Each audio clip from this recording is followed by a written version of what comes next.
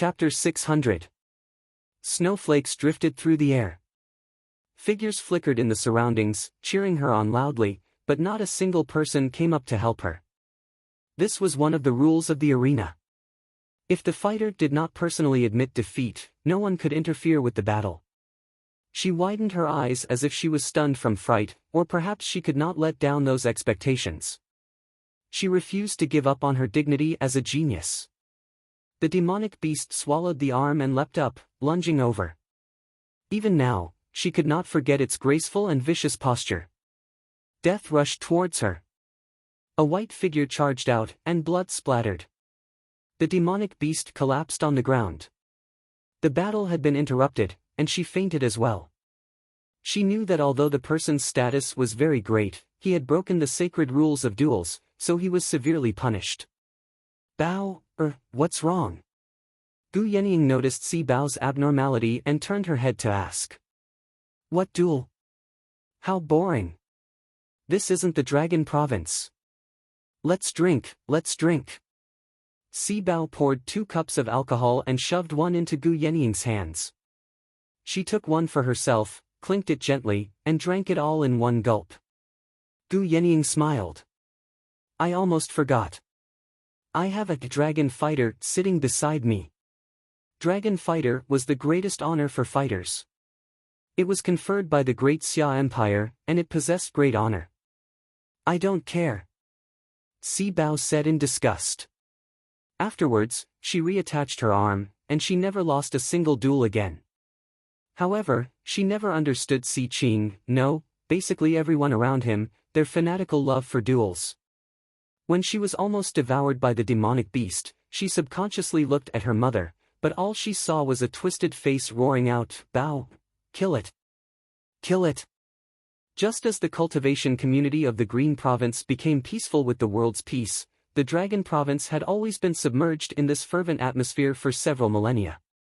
Bloodthirst and warmongering flowed through the veins of every single citizen of the Dragon Province.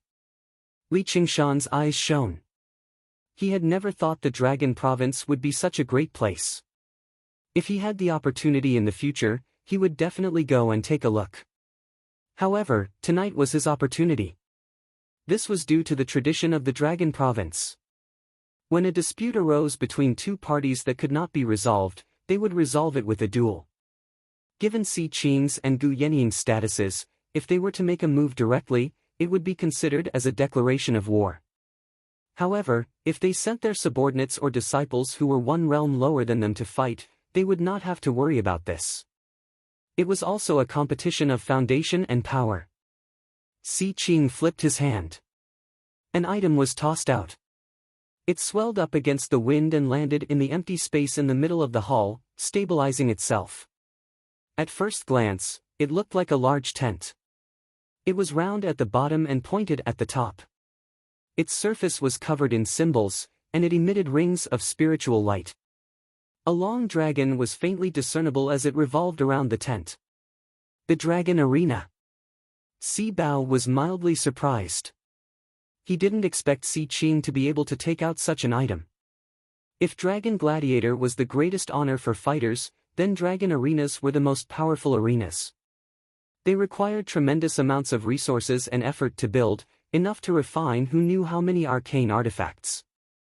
However, they did not have any offensive or defensive abilities after they were built. If it were not for the extravagance of the imperial family of the Dragon Province and their passion for duels, he would not have been able to do so. There were probably no cultivators or sects that would build dragon arenas. Same as before, take turns to fight. A total of 3 people will fight. Those who die in battle or surrender will be replaced by someone else. Pills, talismans, puppets, and so on are forbidden. You're only allowed to use the arcane artifacts on you. Si Qing waved his hand. The old man in long robes walked over and entered the dragon arena first. Originally, he had to hide the order of who would fight beforehand, just in case his opponents targeted him. Si Qing's actions demonstrated his ample confidence. Gu Yenying said, "All right. Rongji, you're first. If you win, the 3 arcane artifacts on you will be your reward." The Hawkwolf guards were all amazed and envious. They never thought the reward for this battle would be so generous. That was 3 arcane artifacts. Just how many dangerous missions did they complete normally? They would only be able to exchange their contribution for a single arcane artifact. They could not help but think, the 3 people on the other side are powerful, but if I have a few arcane artifacts on me, I might still have a chance at victory. Yes, Commander, Qian Rongji lowered her head. There was neither joy nor fear on her face. Putting on an act before this woman was completely useless, or she would not have been chosen to fight in the first place. She had already made up her mind that as soon as the situation turned sour, she would immediately forfeit. The 3 arcane artifacts were not that tempting to her. Commander, this subordinate requests to fight. Before Qian Rongji had even finished speaking, Li Qingshan heard a voice filled with dissatisfaction ring out from behind him. Looking back, he saw a late Foundation establishment White Wolf Guard. His face was cold and proud, and he seemed to be in his 30s or 40s. He must have been a genius, having a great chance at breaking through the second heavenly tribulation. He was also equipped with a few arcane artifacts. Clearly, Gu Yenying had not expected Li Qingshan to make it back just in time. As a result, she had arranged for 3 people to fight. This man happened to be one of them. He was already displeased about being swapped out, and now that he heard there was such a great reward, he could not sit still anymore. Gu Yenying said, Wei Ku, you're not suited for this kind of battle. This subordinate insists. Wei Ku refused to accept this. Commander, you're underestimating me far too much. With my strength, am I supposed to be weaker than a woman who has just established a foundation? Hua Sengzan had once possessed the glorious title of Greatest Genius in the Clear River Prefecture, while Wei Ku also possessed the same title in the Leping Prefecture. However, unlike Hua Sengzan, who had suffered so many setbacks and sunk into depravity, Wei Ku had maintained this title until now. Having reached his current realm of cultivation smoothly, he had always been highly trusted by Gu Yenying, so he obviously had some self-confidence. Qian Rongji said, I'm willing to give up on this opportunity and give it to Senior Wei Ku. Gu Yenying originally frowned, but when she heard Qian Rongji's words, she could not help but smile. Don't worry, you won't be able to escape. If you don't do your best later, I won't spare you. Qian Rongji said nothing more. She only lowered her head even further. The hell snake slithered rapidly on her body, as if it wanted to eat her. Si Bao berated, Wei Ku, the commander has already chosen a candidate. Why don't you back down quickly? Hee, that's simple. We just need to add one more person. Your Highness, didn't you get a pretty good fighter recently? The pale-faced scholar waved his black feather fan and said with a chuckle. Si Qing said, but Brother Jia, that bastard's wild nature has yet to be tamed. He's tried to run away several times. Only wild beasts can fend off wild beasts. I think if we don't send him out, it'll probably be very difficult to kill this little brother surnamed Li here. Jia Zhen glanced at Li Qingshan from the corner of his eye. His eyes were deep and sunken. Li Qingshan smiled resplendently, revealing his teeth. Gu Yenying nodded at Wei Ku and said, be careful. Thank you, Commander. Wei Ku was overjoyed. He strode into the dragon arena with his head held high, and the scenery before him changed. An extremely vast, empty space constantly extended into the distance. In the extreme distance, there was a tiny, black speck. It was the old man in long robes who had entered first. As Li Qingshan walked, the tent gradually became transparent. From above, he could see Wei Ku and the old man in long robes facing each other on a vast expanse of land that spanned several dozen kilometers. This feeling was like he was watching a cricket fight, while the dragon arena was the cricket jar, and the two of them were the tiny crickets. Si Qing said, Yenying, you can choose the location first. Wei Ku was about to rush up and fight the old man in long robes when the surrounding scenery suddenly twisted. Returning to his senses, he discovered that the ground beneath his feet had already turned into fine, yellow sand. The flat ground had also turned into undulating sand dunes, blocking the old man in long robes. In the beginning, he even doubted it to be an illusion, but when he grabbed a handful of sand in his hand, he discovered that it was real. The surroundings were even permeated with dense earth spiritual chi. He beamed inside. With this, his chances of victory had increased slightly. He cultivated the earth element, so in an environment like this, he could obviously unleash 120% of his power. Li Qingshan was surprised too. As it turned out, this was the so-called choice of location. The Dragon Arena was not as simple as expanding a space for duels. There were also many layers of space layered on top of each other. Each layer had a different environment, such as deserts, swamps, mountains, and rivers, to increase the interest and variety of the duel. By choosing a suitable environment and gaining the geographical advantage, one could seize the initiative and change the outcome of the duel. When Gu Yenying chose this desert as the location of the duel, she had considered many things. In such an open desert, no matter how experienced the old man in long robes was in battle, it would be difficult for him to make use of the environment. All he could do was clash head-on and even out the difference between them a little. In the desert, Wei Ku used a technique. Rumble. The ground beneath his feet trembled, and the sand gathered into 8 tall towers. 8 large, earthen puppets emerged, shaking off the sand on their bodies. Wei Ku glanced at the earthen ring on his finger and became even more confident. This earthen puppet ring really is an arcane artifact after all. Its power is startling. Combined with my own techniques, it's even more powerful. Every single one of these 8 earthen puppets can defeat that Qian Rongji. Victory is mine for sure. A streak of golden light whistled over from afar, dragging a golden streak of light behind it as it flew past the sand dunes. Wei Ku controlled the puppets in a hurry, standing guard in front of him. The golden light approached him, and only then did he see that it was a golden awl. It was covered in strange inscriptions and spun rapidly, easily stabbing a puppet towards Wei Ku's chest. Wei Ku summoned a green flying dagger, which collided with the golden awl. There was a sharp clang, and the golden awl was sent flying. Fortunately, his flying dagger was a high-grade arcane artifact, while his opponent's golden awl was only an inferior arcane artifact. Wei Ku let out a sigh of relief. Right when he was about to launch a large-scale counterattack, he suddenly heard the sound of whistling through the air. It was densely packed and shrill. Wei Ku's eyes widened, reflecting specks of golden light. Several dozen streaks of golden light formed a formation, passing over the sand dunes and rushing over. A complete set of arcane artifacts. The number of spiritual artifacts and arcane artifacts that cultivators could wield was limited, but if it was a complete set, this limit could be broken. However, even spiritual artifacts like that were extremely rare, let alone arcane artifacts. Gu Yenying furrowed her brows, and Si Qing smiled.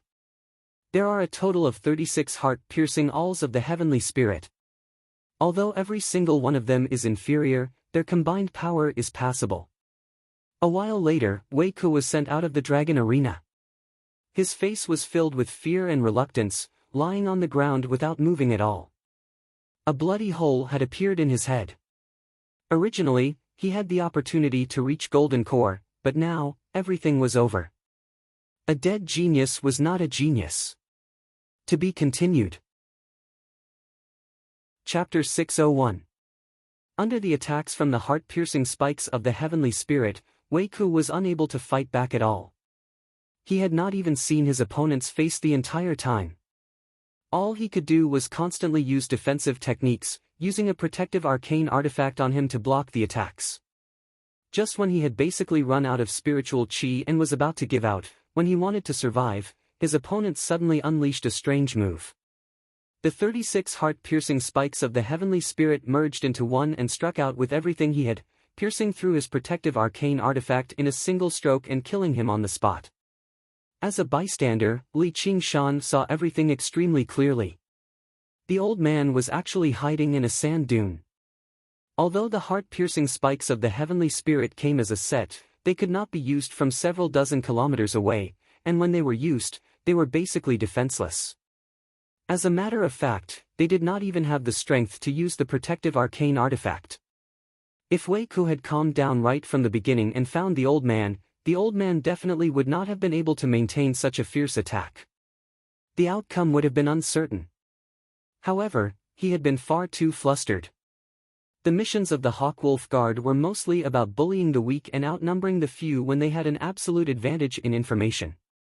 It was only slightly more dangerous when they faced the White Lotus sect back then, but they probably had Gu Yenying and Sibao commanding them, so they would not be at an absolute disadvantage. Faced with such a crushing disadvantage, he immediately lost his composure. Wang Pushi, who had gone through several years of bloody war between humans and demons in the Clear River Prefecture, definitely would not be so useless. As he thought, Li Qingshan refined another arcane artifact on him, leaving only one behind. Gu Yenying sighed gently and went up to close Wei Ku's eyes.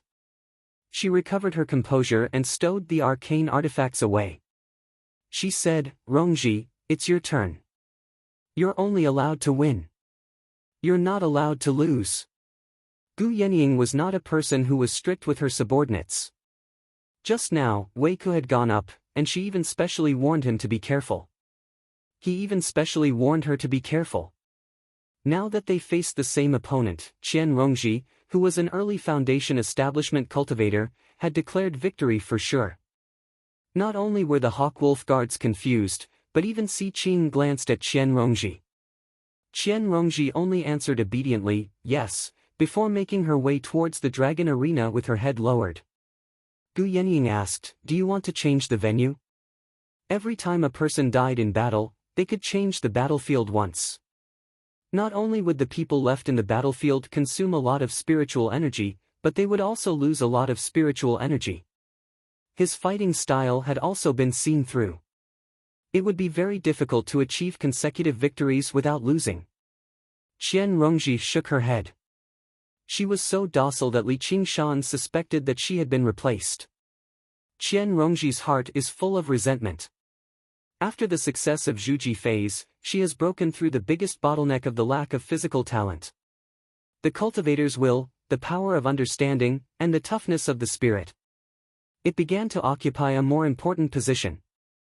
Her comprehension ability was not bad in the first place, and her willpower was inhumanly strong. After being tempered by the hell snake time and time again, her divine soul was pure and powerful. He far surpassed ordinary cultivators, and he had the heaven-climbing vine to absorb the spiritual energy of the other world.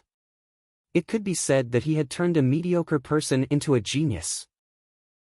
He thought he could finally breathe a sigh of relief and slowly develop himself, but he was promoted to a White Wolf Guard, constantly under Gu Yenying's gaze. He basically felt like there was a blade on his back, as if she could see through all of his thoughts. Everything he possessed, including his life, could be snatched away at any time. It was even more painful than living in the 100 schools of thought as a measly qi practitioner. Gu Yenying did not show any hostility at all. As a matter of fact, it could even be said that she treated her rather differently. However, her existence itself was a form of torture to her. She was a prodigy, beautiful and powerful, loved by everyone. Her graceful bearing was probably because she had never experienced the feeling of being disheveled before. Her proud heart must have never been torn to shreds or trampled on. Everything she didn't have was like dung to her. Even the cold and merciless Li Qingshan, who was as brutal as a tiger, treated her differently. "Gu Yenying, I'll pluck out your eyes one day and rip off your wings. I'll make you taste what it feels like to crawl on the ground." With that in mind, Qian Rongji stepped into the dragon arena. In order to prevent any unfairness from being ambushed, the battle would only begin after a while. This was also an advantage for those who entered later. They could use it to search for enemies, prepare their techniques, and power their arcane artifacts. Logically speaking, after witnessing the battle just now, Qian Rongji should be searching for an opponent and launching a fierce attack. Sure enough, she immediately powered up her arcane artifacts. A layer of light rose up around her, followed by another layer. The 3 arcane artifacts on her were actually all protective arcane artifacts. Afterwards, she used the last bit of time before the battle began to cast a defensive technique on herself before sitting down with her legs crossed. Just how afraid of death is she? Everyone could not help but think like that. They had no idea how to react. The old man in long robes was taken aback too. Originally, he thought she would launch a fierce attack. As someone who had gone through hundreds of battles, he obviously had a way to deal with it, but he never expected her to be so passive, without any intention of attacking at all. Li Qingshan was in thought. That's not a bad step. The power of the arcane artifacts is also related to the cultivator's cultivation. Her cultivation is nowhere near Wei Ke's. If she only uses a single protective arcane artifact, it's extremely likely for her to be destroyed in a single move, and she'll die on the spot. Moreover, with his early foundation establishment cultivation, activating 2 magic tools at the same time is already his limit. Only by concentrating on defense without moving can he activate 3 magic tools. But doesn't this mean that he will lose without a doubt? As the saying goes, a prolonged defense is bound to lead to a loss. Among the 5 elements, the attack of the metal element was the most powerful, and her spiritual aura was far inferior to her opponent's. Although this move was a helpless move, it also ruined her chance of winning. Li Qingshan believed that he was good at fighting, but he also could not understand what Qian Rongji was trying to do. Could it be a protest against Gu Yenying? But she was not such a senseless person. Looking at Gu Yenying standing with her arms crossed with a smile, as if she had already expected this situation. Thinking about it, it made sense. Those 3 arcane artifacts were originally given to Qian Rongji by her. Similarly, he could not imagine how Qian Rongji would be able to defeat such a powerful opponent if she stood in her position. She knows that she will definitely lose this battle, yet she wants to use this kind of method to exhaust my spiritual qi. How foolish. I can use this chance to recover my spiritual qi. You're not in a hurry, and I'm not in a hurry either. Thinking like this, the old man in long robes simply continued to hide in the sand dune, adjusting his breathing to recover. As long as his spiritual qi was fully recovered and he defeated Qian Rongji in 1 move, he would be able to enter the 3rd battle in near peak condition. After a short while, he felt a movement in the surrounding yin qi. Many long black snakes, unbeknownst to him, had silently burrowed through the sand. They swarmed up, coiled around him, and bit him. I see. Li Qingshan said in his heart. At the same time that Qian Rongji was activating her arcane artifact, she secretly executed the methods of the school of legalism, launching a sneak attack on the old man in long robes from underground. But how can such inferior methods be used against such an opponent? Li Qingshan secretly shook his head. Instead of being shocked, the old man in long robes was overjoyed. He let out a long laugh. This is the moment I've been waiting for. The black snakes coiled up, but were blocked by a layer of golden light, unable to advance an inch. It turned out that the old man in long robes was already prepared. It would be fine if she did not come out, but once she tried to attack, she would definitely be distracted and exhaust her spiritual qi. This was the best opportunity to kill her in 1 move. These were not the real hell snakes. At best, they could only be considered as shadows that had obtained a hint of their aura, and were formed by borrowing Qian Rongji's own spiritual qi. Otherwise, if she could use the true power of hell, regardless of whether it was a big or small hell, it would be extremely terrifying. On the sand dune where Qian Rongji was, 36 rays of golden light pierced through the sand dune, tearing through the air and forming a shining golden Tiangang heart piercing all in midair. It had the momentum to pierce through everything. Wei Ku had died to this move. It was already extremely difficult for Qian Rongji to activate the 3 arcane artifacts. Now that she was distracted, it was even more difficult. With a clang, the outermost diamond-shaped shield was sent flying, and the golden light pierced through. Another layer of light was pierced through. Qian Rongji had more than 3 layers of defense. Now, there was only 1 layer left, and it was obvious that it was unable to withstand the all-out attack of the Tiangang heart-piercing all. In the face of a life-and-death crisis, Qian Rongji finally frowned, revealing a pained and tormented expression. Are you afraid? It's already too late. The long-gowned old man displayed an excitement that did not match his age. Killing an enemy on the battlefield and seeing the enemy's regretful and fearful expression was one of life's greatest pleasures. Just as he was thinking this, a sense of danger suddenly rose in his heart. Among the densely packed black snakes, an extremely beautiful little snake suddenly leaped out and collided with the spiritual light protecting his body. He did not know how it had fused and penetrated through, but it ruthlessly bit his neck. He had already placed all his attention on that all-out attack and was actually unable to dodge in time. In an instant, an extremely painful feeling filled his entire body. He was a veteran of hundreds of battles and had suffered innumerable injuries and pain. Even if his arm was chopped off, he would not even frown. However, this kind of pain was something that no one could endure. Otherwise, what was the use of hell? Even if Li Qingshan's heart was as firm as iron, he would rather endure the pain of having his bones scraped by 1,000 cuts again than let this little snake stick to his body again. He thought to himself, I didn't expect that she could already control this snake to leave her body. Looking at Qian Rongji again, although her expression was very painful, there was not the slightest hint of remorse or fear. Instead, there was a hint of faint mockery. Having lost the control of its master, the heavenly spirit piercing all clearly could not destroy an artifact by relying on its own inertia. It transformed into 36 alls again and fell from the sky. Qian Rongji leaped up, already holding a spiritual sword in her hand. Aiming at the sand dune where the long-gowned old man was, she swung the sword from left to right.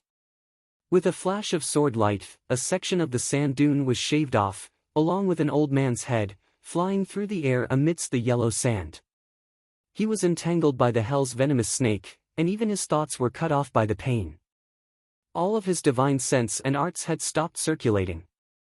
When his head was severed from his body, his mind instead regained some clarity, and he praised loudly, "Good snake."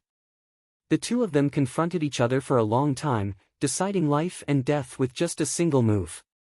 It seemed simple, but it was unknown how much scheming had been going on in secret. This turn of events caused everyone to be dumbstruck. Ha ha ha.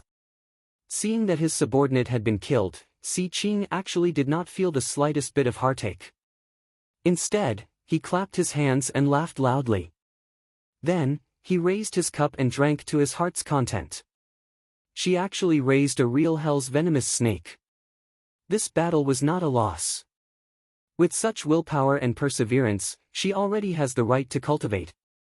Qian Rongji killed her opponent and won 3 artifacts, but there was not a hint of joy on her face. She silently squatted down, and the little snake slithered back to her wrist along a black trail, seeping into her skin once again. This hell's snake was her greatest secret, and it could bring about a miraculous effect of turning defeat into victory at crucial moments. Now that she had been forced by Gu Yenying, she had to expose it in public. Using his brute force and spiritual sense, he could wield the earth-shattering hammer of the 8 directions with both of them, which allowed him to unleash startling power. In the tornado, the scarred man's figure blurred and vanished. The earth-shattering hammer of the 8 directions suddenly stopped spinning, but the tornado continued to whistle. A huge, octagonal hammer extended out, smashing towards Qian Rongji. It seemed like the world was collapsing. It was terrifying. Taking advantage of Qian Rongji's immobility, he pushed the power of the move to the limit. If he wanted to break through her 3 layers of defense in one go, he would definitely smash her into minced meat. Qian Rongji's expression did not change. She was not surprised or afraid, and she said 3 words indifferently. Boom! With a loud boom, the earth shook violently. A shock wave raised 100 feet of smoke and dust, spreading into the distance. At the same time, cracks spread in all directions.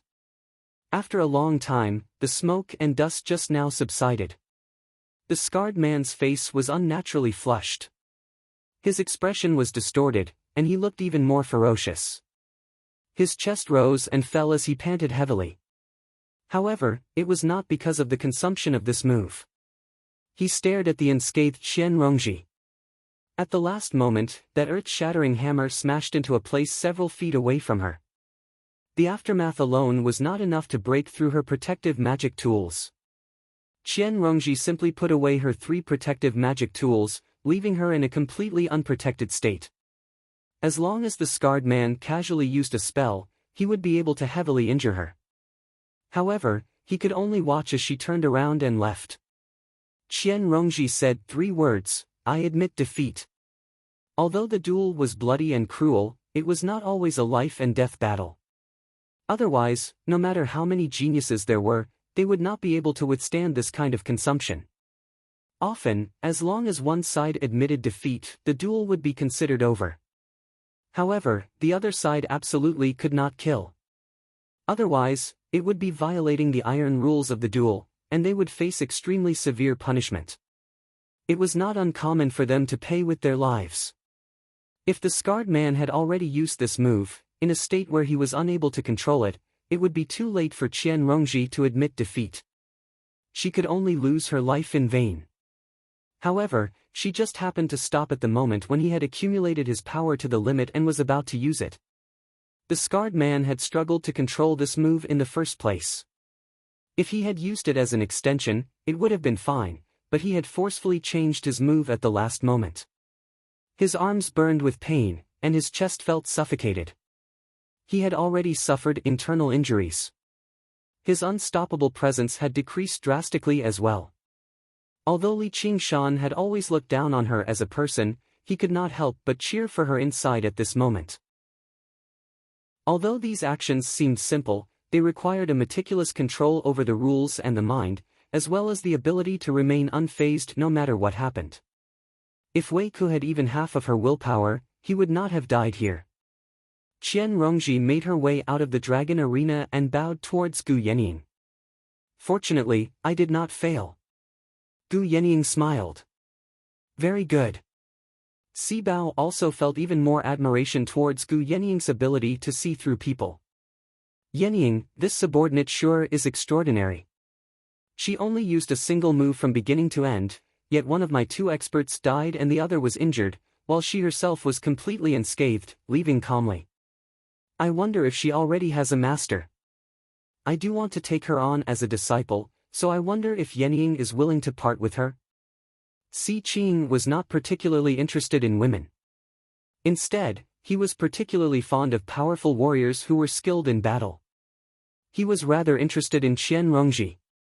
Although Qian Rongji had exposed her great secret, she had also demonstrated willpower that far exceeded ordinary people, gaining everyone's recognition.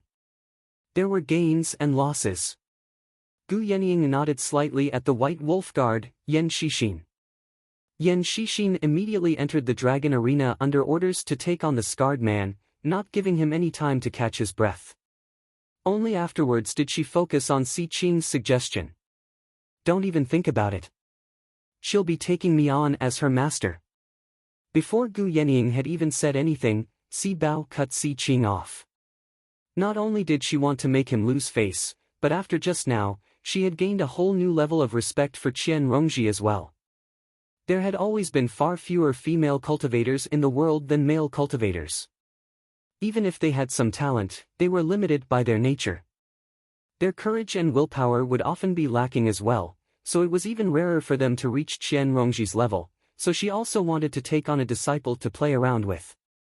Qian Rongji immediately dropped to her knees and kowtowed to Si Bao. "Thank you for your kindness, Commander.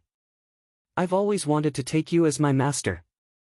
At the same time, she calculated inside, "I was planning on finding a suitable master in the first place, so it'll be much easier for me on the path of cultivation, and I'll be able to make use of even more resources. Right now is a perfect opportunity. As long as I can establish a connection with her, Gu Yenying won't be able to target me too much, and I'll have another layer of protection for my safety.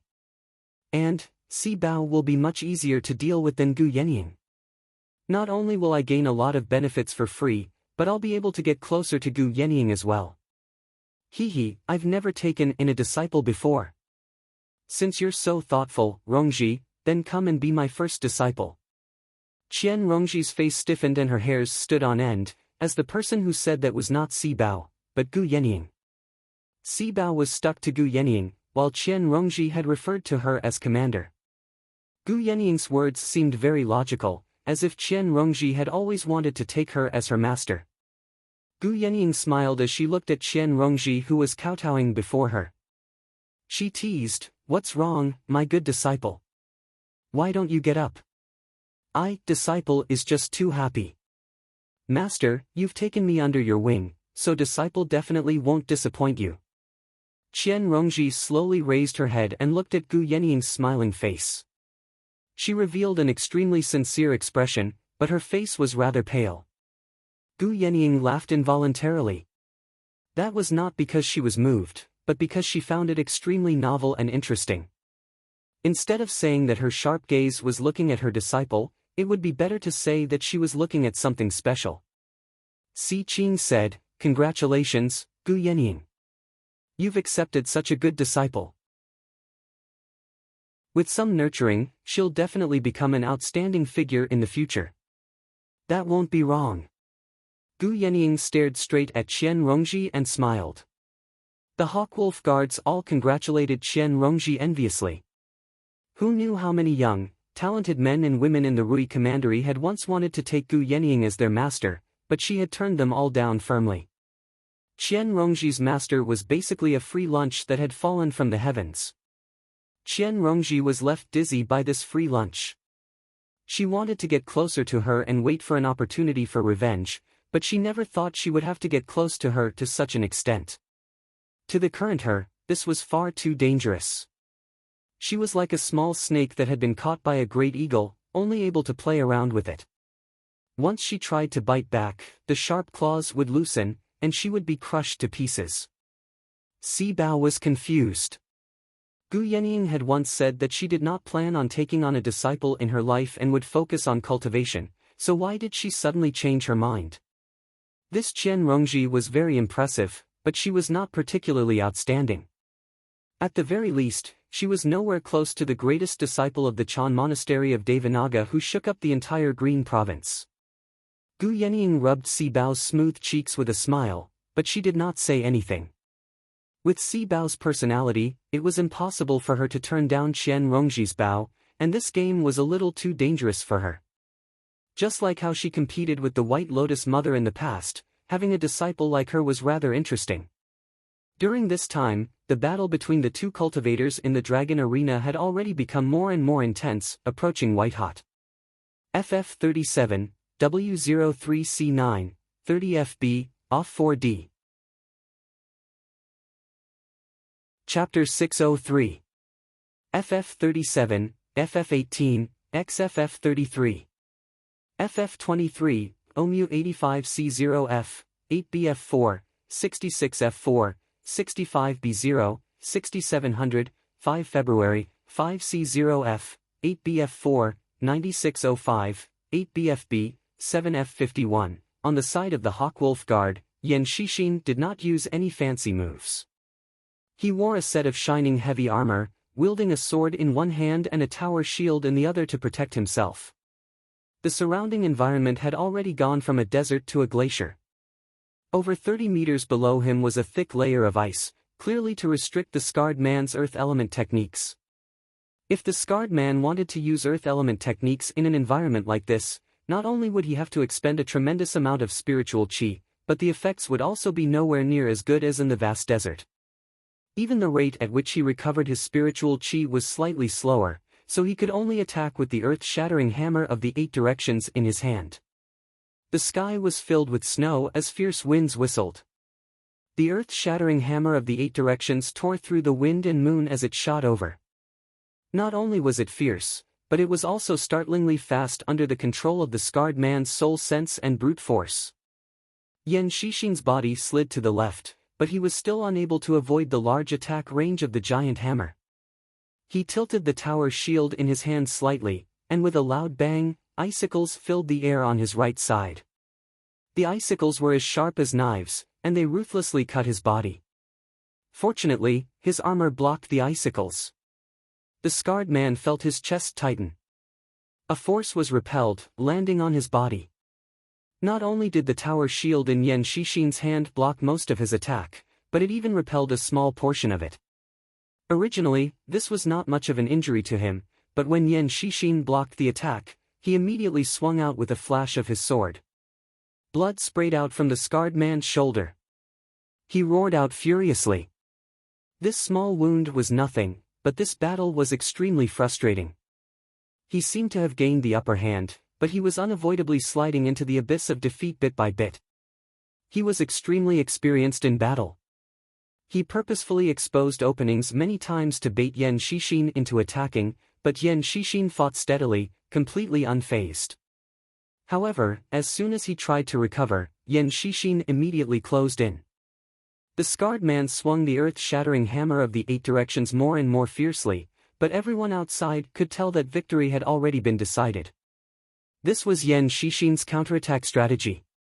Although it was conservative, it was very stable, and it was extremely effective against the opponent's tactics. Its consumption was also much lower than the opponent's. Si Qing said, "Yenying, this is the trump card you've trained, right? I'm not really good at this." Gu Yenying glanced at Si Bao with a smile. She was the true master of dueling. Originally, she did not expect Li Qingshan to return at this time. Of course, she had a good chance of winning by arranging for Qian Rongji and the other two. Only then would he agree to this duel. Wei Ke's crushing defeat had indeed surprised her, but thankfully she had Qian Rongji to make up for it. The real trump card was actually Yan Shixin. And with Li Qingshan as a layer of protection, he could sit back and relax. He believed that even if this guy had to fight 1 against 4, he wouldn't lose. Si Bao mocked, "Si Qing. It's been so many years, but you're still such an amateur when it comes to duels. Knowing when to advance and when to retreat, and being able to attack and defend is the way of the king. A strategy like this that shows off temporarily can only win against weaker opponents. Once your attacks are thwarted, you can only admit defeat obediently." Li Qingshan deeply agreed. In his previous life, there was a saying in the world of football that offense wins the fans, and defense wins the championship. Although fierce attacks seemed intense and exciting, fighting steadily was often the key to victory. He also secretly reflected on the way he had always fought. Had he favored the claws and fangs of the tiger demon too much, and overlooked the profound shell of the spirit turtle? When facing opponents of similar strength, it would often be very difficult to achieve victory with a forceful attack. It would require more defense and patience. Si Qing sneered, "Blindly pursuing victory has already deviated from the true way of duels. I've never taken your title as a dragon gladiator seriously. And, don't boast right now. The true victor hasn't been decided yet." However, before long, Yan Shixin won the battle, but with his method of fighting. It was obviously impossible for him to take the enemy's life. Just this alone made Si Qing dislike it. When Qian Rongji killed one of his capable subordinates, he instead praised her with great joy, but now that the scarred man had emerged alive, he showed no joy at all. He disapproved of Yan Shixin even more. Li Qingshan snickered inside, "I couldn't tell, but this guy is so hot-blooded in this aspect. He even dares to speak about the way of duels." Unbeknownst to him, many people in the Dragon Province were actually like that. Duels had already gained a sense of sacredness. There were actually not a lot of people who were as unscrupulous as Si Bao in seeking victory. The venue for the third battle had already been changed to an extremely gloomy, dense forest. Tall trees rose into the air one by one, like skyscrapers. They were unbelievably tall and thick. Their dark green, broad leaves blotted out the sun. The ground was completely covered by roots. Aerial roots drooped down from above. Long, emerald-green vines coiled around the trees, moving through the milk-like, white mist like dragons and snakes. And, if one paid close attention, they would discover that they were actually wriggling. Li Qingshan had witnessed the luxuriance of tropical rainforests in his past life, but compared to this dense forest, it was basically the difference between a child and a giant. Under the cover of the mist and shadows, the skinny dwarf cultivator moved through the forest like the wind. Not only did he conceal his aura, but he had also completely merged with his surroundings. If it were not for the fact that he was watching from the sidelines and had his gaze locked onto the fighter the entire time, he probably would have lost sight of him from a moment of carelessness. Perhaps it was the effects of the arcane artifacts on him, the wonders of his cultivation method, or perhaps it was a combination of both. Without a doubt, an environment like this was heaven right now, and this dwarf was the strongest assassin. I specially gathered this rainforest from the Mist Province. It contains a portion of the Banyan Tree King's roots, Si Qing said proudly. The value of the dragon arena did not lie in itself. Instead, it lay in the collection of special battlegrounds. It was like a stamp collector, collecting precious stamps one by one. It was endless fun. The Banyan Tree King. Li Qingshan was shocked. He had heard of the name of the greatest demon king of the Mist Province, one of the 10 demon kings, for a very long time now. Si Qing had actually gathered its roots with just him. Si Bao said, "You're just taking advantage of the Tree King's peaceful nature. Since you've come to the Green Province now, are you bold enough to touch a single scale of the Dragon King?" Gu Yenying took a sip of wine and smiled as well. The roots of the Tree King stretch for thousands of kilometers. Who knows how many creatures reside in them, so it's nothing strange for them to be able to collect 1 or 2 roots. However, since there's a spiritual item like that, this arena won't be a normal arena. That's right. If you can find the Banyan Tree King's roots and absorb its sap, you'll be able to rapidly recover your spiritual chi, and you'll be in high spirits as if you've just stepped into the battleground. Conversations outside could not be transmitted into the dragon arena, but Si Qing's words echoed clearly through the rainforest, letting the 2 fighters know and ensuring the fairness of the battle. Li Qingshan was even more shocked. Although banyan trees had the beautiful reputation of a single tree that formed a forest, just how large was this Banyan Tree King that stretched for thousands of kilometers? He frowned. Isn't that unfair? The forest is so dense, so your people will obviously be extremely familiar with the Banyan Tree King's roots, but how are we supposed to distinguish them? As long as you have eyes, you won't be able to miss them. Si Qing laughed aloud. With a wave of his hand, the scene broke away from the 2 fighters and rose into the air, overlooking the entire rainforest of the Mist Province. A colossal tree leapt out from the boundless sea of trees. It was actually much taller than those huge trees that resembled skyscrapers. Its crown was like a cloud, blotting out the sun.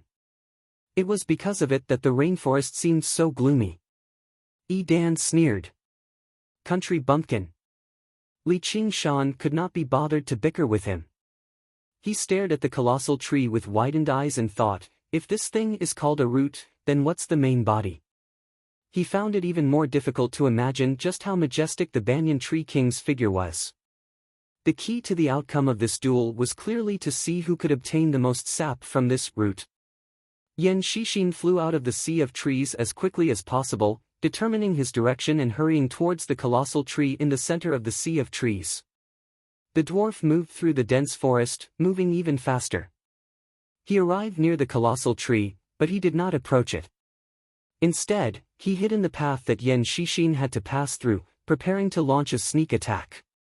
Si Qing continued, although the Banyan Tree King's roots are peaceful, unable to retaliate even if they're damaged, the sun vines on him aren't that easy to deal with. Yan Shixin shivered inside. Sure enough, he saw withered, yellow vines coiling around the colossal tree. Apart from being extremely thick, they were not particularly eye-catching. However, in the rainforest of the Mist Province that stretched for hundreds of thousands of kilometers, there was no lack of vicious carnivorous plants, but the sun vines were the most notorious. If a cultivator was entangled by one, their entire body would be paralyzed. In the blink of an eye, all of their cultivation would be gone, followed by all of their essence blood.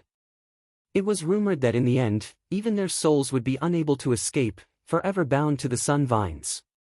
These sun vines only grew on the roots of the Banyan Tree King, and only the Banyan Tree King could be parasitized by them for extended periods of time. Any other tree that was entangled by them would wither and die very quickly. Just as Yan Shixin pondered, a black figure shot out from the sea of trees, moving as quickly as lightning. He had been secretly vigilant the entire time, so he immediately blocked with his huge shield. With a clang, the two of them brushed past each other, and a mark appeared on the tower's shield. Alarmed, he thought, this dwarf is too fast. I actually can't predict his attack in time, so I can't redirect his attack and repel it. The two of them clashed in the air. The dwarf's attacks were sharp, but Yan Shixin maintained a stable defense, so he would not be defeated so easily. He thought, he'll always be a little more draining than me to maintain this kind of speed and attack. However, after a moment, the dwarf suddenly turned around and shot towards the towering tree. The withered yellow vines suddenly came to life and crazily extended towards the dwarf. In an instant, it was as if dragons and snakes were dancing chaotically. The dwarf used his startling speed to weave through the crazed sun vines. He was almost caught many times, so he would suddenly shrink back. Just now, he dodged. His body had always been different from normal people, so when he shrank back like that, he was like a ball, catapulting onto the colossal tree. There was a flash in his hand, and the thick bark was ripped open. A stream of green sap splashed out, landing in his mouth. He immediately roused with vigor, and his spiritual chi recovered. He catapulted out again, distancing himself from the colossal tree to fight with Yan Shixin. From beginning to end, he did not stop for a single moment. FF37, W03C9, 30FB, off 4D. Chapter 604. FF37, FF18, XFF33. FF23, OMU 85C0F, 8BF4, 66F4, 65B0, 6700, 5 February, 5C0F, 8BF4, 9605, 8BFB, 7F51. Yan Shixin did not possess the speed to dodge the sun vines, nor did he possess such a powerful attack that could pierce through the tree bark in a single strike. He could only rely on his own recovery, but he would run out of energy before long, while his opponent could replenish him endlessly. Under these circumstances, even 10 Yan Shixins would be exhausted to death. The situation was extremely disadvantageous. Si Bao thought, this is bad. Originally, I still had a 60% chance of winning this round, but now that it's been reduced, I'm afraid I won't even have a 30% chance. Gu Yenying indicated for her to not worry and glanced backwards. Li Qingshan had already refined 5 arcane artifacts. As he drank, he stared at the battle in the dragon arena. His expression was rather similar to Si Qing's. Now, he agreed with what Si Qing had said very much. This battle really was much more interesting than dancing. Of course, if Sect Master Qiu did not wear any clothes, then it would be a different story. Si Bao directly glanced at Li Qingshan. If he loses this round, then they still have 2 fighters, and they're both in perfect condition. Sister trusts him so much. Is this guy really that powerful? Li Qingshan grinned back at her. Si Bao was displeased to see him like that. What are you smiling for? You've drunk so much, yet you've already come up with an idea? Not right now, but once we go in, burp, I'll obviously have one, said Li Qingshan. There was no need for him to decipher the environment of the rainforest. If Yan Shixin lost, they would obviously move to another location. Si Bao saw that Li Qingshan's eyes were not drunk at all. Instead, they blazed with fighting spirit, becoming brighter and brighter. A while later, only 40% of Yan Shixin's spiritual qi remained. The dwarf was completely unscathed, shooting towards the huge tree again. Not only did he have to win this round, but he also had to maintain his strength and win the next round. In order to prevent Yan Shixin from surrendering when his spiritual qi was mostly depleted, he would no longer be able to use the advantage of the environment. Yan Shixin's eyes suddenly lit up. Now! He put away the tower's shield and cast a spell. A large cloud of yellow sand rose from the sea of trees. It roared as it swallowed the gnome. That was not a real sandstorm, but an earth element spell called Yellow Sand Sky, which was specially used to obscure the enemy's 6 senses and isolate the probing of divine senses. If an earth element cultivator encountered a powerful enemy that he could not match, he could easily escape by using this spell. The dwarf was making his way through the sun vines. If his line of sight was blocked, he would crash into the sun vines. Immediately, his life was in danger. It could be said that he was playing with fire and burning himself. The dwarf smiled coldly. There was no fear on his face at all.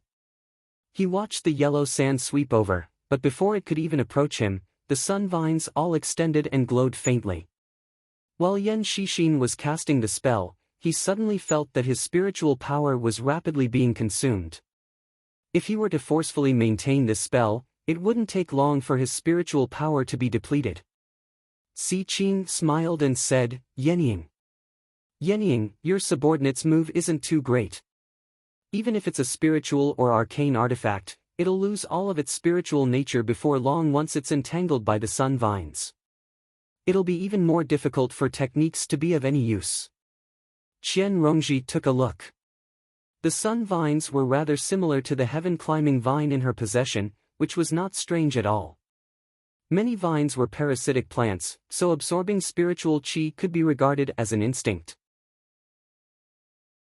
Wondrous plants like the sun vines and the heaven-climbing vine only amplified this instinct countless times over, while the heaven-climbing vine had the ability to pierce through dimensions. It was much more powerful than the sun vines, but it was just far too difficult to nurture. After reaching foundation establishment, she had basically spent all the resources she had accumulated over the years to buy spiritual water to nourish the heaven-climbing vine, but it had only grown by less than a foot. Although the rate at which it absorbed spiritual qi had become slightly faster, she did not take any from it at all. She let the heaven-climbing vine nourish itself. This required extremely great willpower. The spiritual qi that the heaven-climbing vine absorbed was so pure that it was extremely tempting to cultivators. It was basically like a drug in her past life, where they would become addicted after just a single try. Chu Tian understood the principle of accumulating spiritual qi, but he was unable to resist the temptation of the pure spiritual qi. Coupled with the fact that he wanted to maintain his title as a genius, he was even more eager for instant success. Every bit of restraint and accumulation he had now would mean more benefits in the future. If the heaven-climbing vine could grow to the level of the sun vines one day, who in the world would be her opponent? This thought flashed through her mind. The dwarf swung his sword again and drank a mouthful of tree sap. The yellow sand, which had been drained of spiritual power, rushed towards him.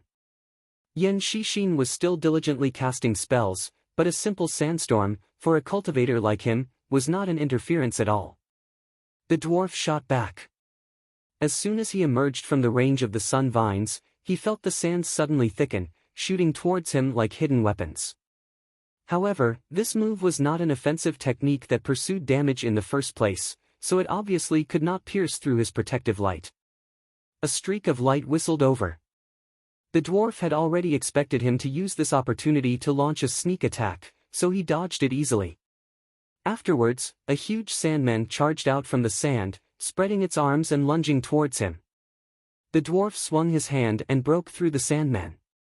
A figure suddenly charged out from the sandman's chest.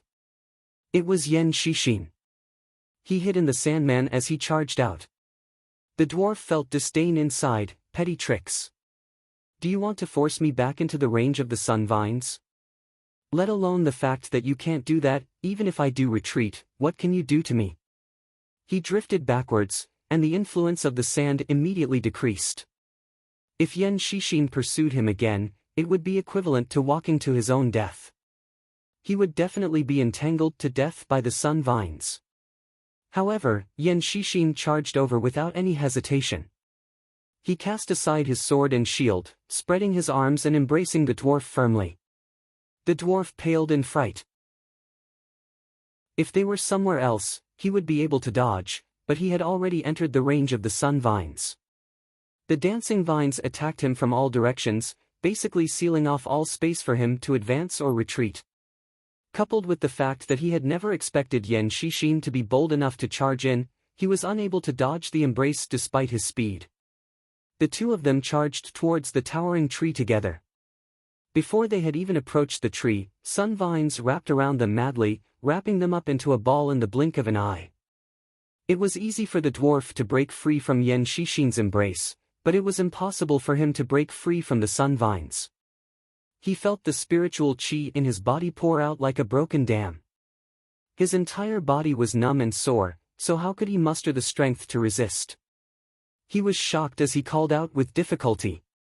The spiritual chi in my body far surpasses yours. If you don't admit defeat quickly, not only will you not be able to defeat me, but you'll even lose your life for nothing.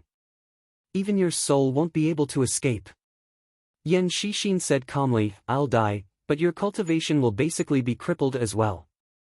Moreover, my body is tough, and I'm full of vitality. I might not be the one to die first. The dwarf's expression changed drastically. If he really dragged things out until Yan Shixin died, not only would his cultivation be crippled, but he would also be heavily injured. His path of cultivation for the rest of his life would basically be destroyed.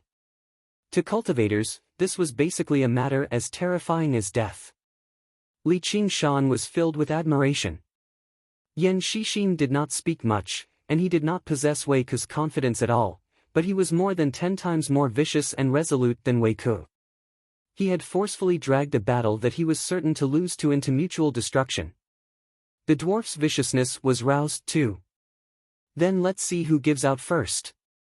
However, in an instant, the spiritual chi that the dwarf had recovered from the banyan tree sap was drained clean. Tiny vines directly stabbed into his body, sucking away. However, Yan Shixin's face was in pain, but there was no fear or hesitation at all. Seeing how his cultivation was about to go down the drain, the dwarf finally ran out of patience. He called out, I admit defeat. The way of assassins was to flee thousands of kilometers away if their attack failed. Although there was no lack of bravery and decisiveness, it was not something that could last for long. They could not help but want to protect themselves. They were unwilling to do something as foolish as destroying themselves together. Si Qing's face sank. With a wave of his hand, the towering tree and the vicious sun vines in the dragon arena all vanished. It returned to the empty space in the beginning. Yan Shixin and the dwarf fell out of the sky together. For a moment, neither of them could move. In an instant, Yan Shixin's cultivation had fallen to the middle stage of foundation establishment. For this victory, he had paid a heavy price. Fortunately, his foundation was not damaged. As long as he had enough pills, he could slowly nurse himself back to health. He took off his helmet, revealing his square and ordinary face. He also looked like he was still in shock, but he had a victorious smile on his face. The dwarf emerged from the dragon arena and knelt down before Si Qing in a hurry, begging for forgiveness. He knew that Si Qing hated weaklings the most.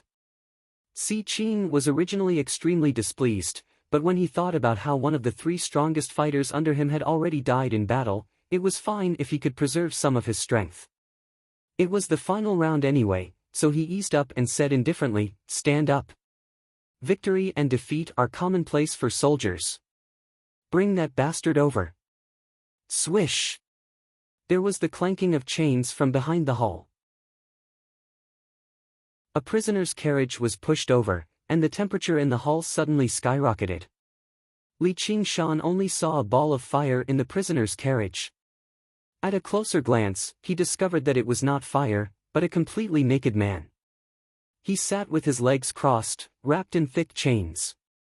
The chains were covered in inscriptions, clearly made for subduing cultivators. The man did not move at all, but he gave off the feeling of a volcano that was about to erupt, accumulating explosive power. His skin was well-defined and extremely healthy. His skin was extraordinarily large, reddish-yellow, like roaring flames. His hair stood on end, flying upwards. It was even more scorching like fire. A scarlet-red horn protruded from his forehead, and a small, scarlet-red tail trailed behind him.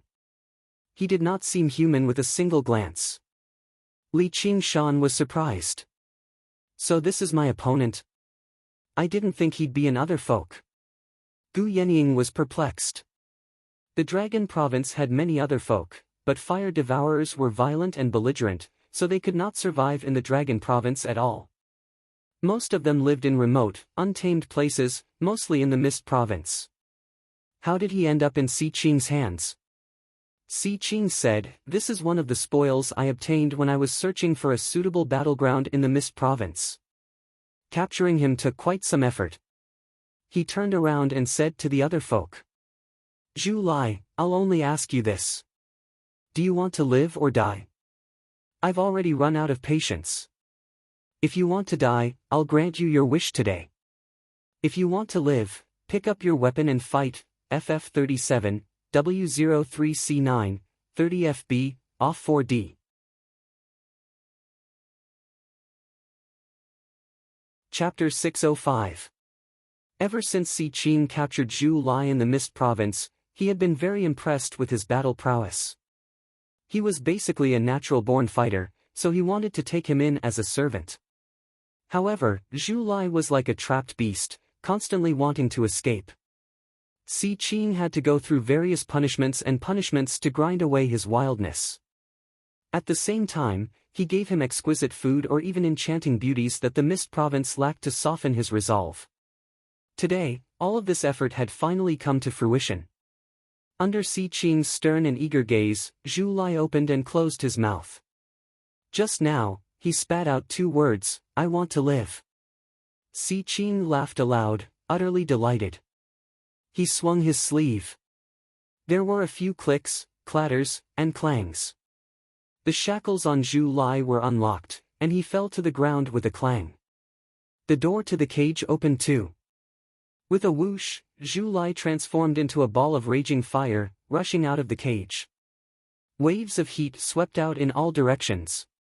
The flames rushed straight toward Si Qing, and the hot wind caused his robes to flutter loudly. Si Qing did not move at all. He met Zhu Lai's scorching eyes and revealed unshakable determination. "If you try to escape again this time or suffer a backlash, then only death awaits you." Faced with this determination, Zhu Lai finally lowered his head. "Where are my weapons and armor? This person sure is a tough opponent. If I didn't have the demon suppression statuary and only had the arts of the boundless ocean to defeat him," Li Qingshan thought. Other folks' talent had always surpassed that of regular people, and fire devourers were renowned for their belligerence among other folk too. It was almost impossible for someone in the middle stage of the Foundation Establishment realm to defeat a mutant who was equivalent to the peak of the Foundation Establishment realm. Gu Yenying said without even looking back, "Li Qingshan, if you lose this round, I'll never spare you." The corner of Li Qingshan's lips curled. Victory and defeat are commonplace for soldiers. "Commander, may I ask if there's any reward for winning this final round?" Gu Yenying smiled. "Kid, you sure have quite the appetite. You're still not satisfied with these arcane artifacts?" I'm very satisfied."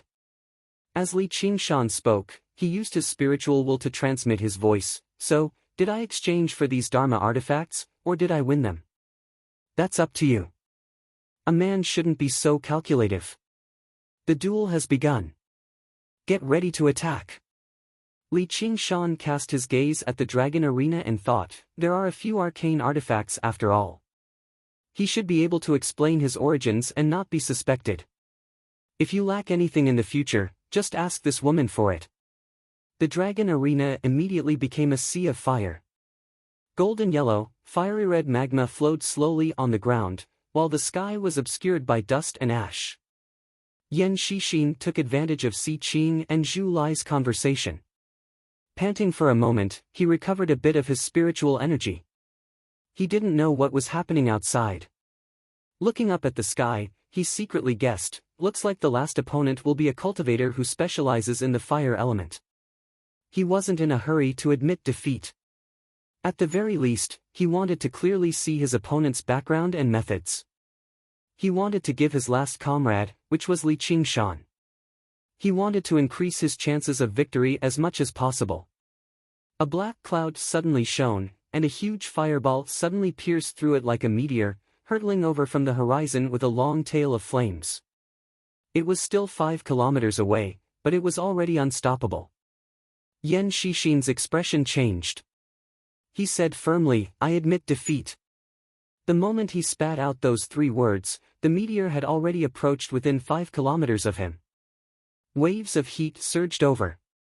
It illuminated Yan Shixin's face bright red, but he had no intentions of stopping.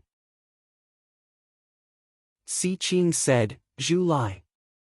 Don't forget the iron rules of the arena." With a great boom, the meteor exploded loudly, scattering with countless sparks.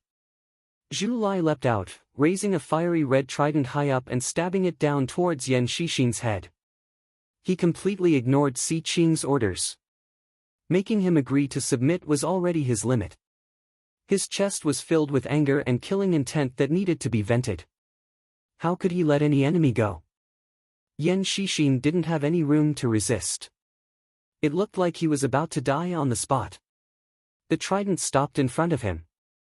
The tip of the trident was only an inch away from his eyes. It contained a strong aura of fire. If it exploded even slightly, it would be able to turn Yan Shixin's head into ashes. A slender white hand reached out and grabbed the scorching handle of the trident. Si Qing looked in shock and anger at the beautiful white-clothed woman in front of him. He put all of his strength into the trident in his hand, but he couldn't move an inch forward. Gu Yenying gently waved her left hand, and Zhu Lai's body, which was covered in flames, flew backwards at a speed even faster than when he had come. He tumbled out of the arena and fell into a river of lava. She brought Yan Shixin back out of the arena. Let's continue with the next match. Although Zhu Lai had ignored the iron rules of the duel and wanted to kill him, it had not become a reality. If she allowed Zhu Lai to kill Yan Shixin, not only would Zhu Lai have to pay with his life, but she would also be able to directly win the duel. However, she did not want to sacrifice Yan Shixin. Yenying's bearing is still extraordinary. I admire you. Si Qing squeezed out a smile. He was in the wrong here. He secretly made up his mind to properly deal with Zhu Lai once he won the duel. Zhu Lai leapt out of the lava. His face was twisted, and he became more and more furious inside. His killing intent burned like fire. At this moment, Li Qingshan stood up and stepped into the dragon arena. Immediately, the sound of waves rose up, and the entire arena turned from a boundless sea of fire to a vast, jade-blue lake. Li Qingshan could not help but smile, but he also seemed rather disappointed. He understood what Gu Yenying was trying to say. Indeed, he could only win this duel. If he could not win even with such an advantage, then he might as well hang himself. The first 3 victories had basically fulfilled Gu Yenying's original plan. The final match was basically a free win, but it was exactly because it was far too easy that Li Qingshan felt rather disappointed. However, Zhu Lai was not worried at all. Instead, it was like he had grown accustomed to it. His trident lit up with roaring flames, and he swung it backwards. Damned water! Evaporate it all! Si Qing said, "Don't tell me Yenying thinks she can defeat Zhu Lai just because she has some geographical advantage. Using water to subdue fire is just common sense, but in the southern Mist Province, the fire devourers have been waging war against the merfolk of the South Sea for many years, so they also understand the principle of using fire to subdue water. Don't tell me your subordinate's talent for controlling water is even greater than the merfolk's." Gu Yenying said, "You'll only know if you try." Li Qingshan parted his hands, and the almost transparent gentle wave hands shone with azure light. The surface of the lake immediately surged, and a water dragon whistled out, followed by a second, a third. In the blink of an eye, 9 water dragons rushed into the air, coiling around each other as they lunged towards Zhu Lai. Si Qing was mildly surprised. He's only at mid-foundation establishment, yet he can use something like that. Li Qingshan sucked in a deep breath. This was already the limit for him right now, and it was all thanks to the gentle wave hands. Of course, this was only the limit for human cultivation. He thought, I've already gained such an advantage. If I use the demon suppression statuary and the traitorous demon sword as well, even if I win, it'll be meaningless. I'll even have to expose my trump card for nothing. I refuse to believe I can't defeat these puny fire devourers with my arcane artifacts and the arts of the boundless ocean. Zhu Lai opened his mouth and spat out roaring fire. Before the 9 water dragons could even approach him, they were reduced to clouds of white mist, permeating the surface of the lake. That's a little interesting. Li Qingshan rejoiced instead of being surprised. He formed a seal with his hand and used a technique. The mist immediately became as thick as milk, so thick that he could not even see his own fingers. His aura was hidden in the mist, but he could clearly see Zhu Lai's location. However, Zhu Lai was completely unaffected. He charged towards Li Qingshan. Even though he was not as elusive as Gu Yenying, he was still startling. He swung down his scarlet trident. Do you think this can disguise your stench? Die for me. Li Qingshan gripped the tip of the trident with his left hand and pulled it to his side. He threw a punch at Zhu Lai's chest with his right hand. Water spiritual qi revolved around him like a whirlpool. Zhu Lai punched back, and the vicious flames smashed through the whirlpool, blocking Li Qingshan's fist. The two of them wrestled. Water and fire collided violently, evenly matched. However, fire was far more destructive than water. Li Qingshan felt his hands heat up. Even his breathing became scorching. Zhu Lai's chest heaved. Li Qingshan thought, oh no, he's going to spit fire again. The 9 water dragons he had unleashed with his full strength had been dispersed by Zhu Lai's single breath, which demonstrated the power of this move.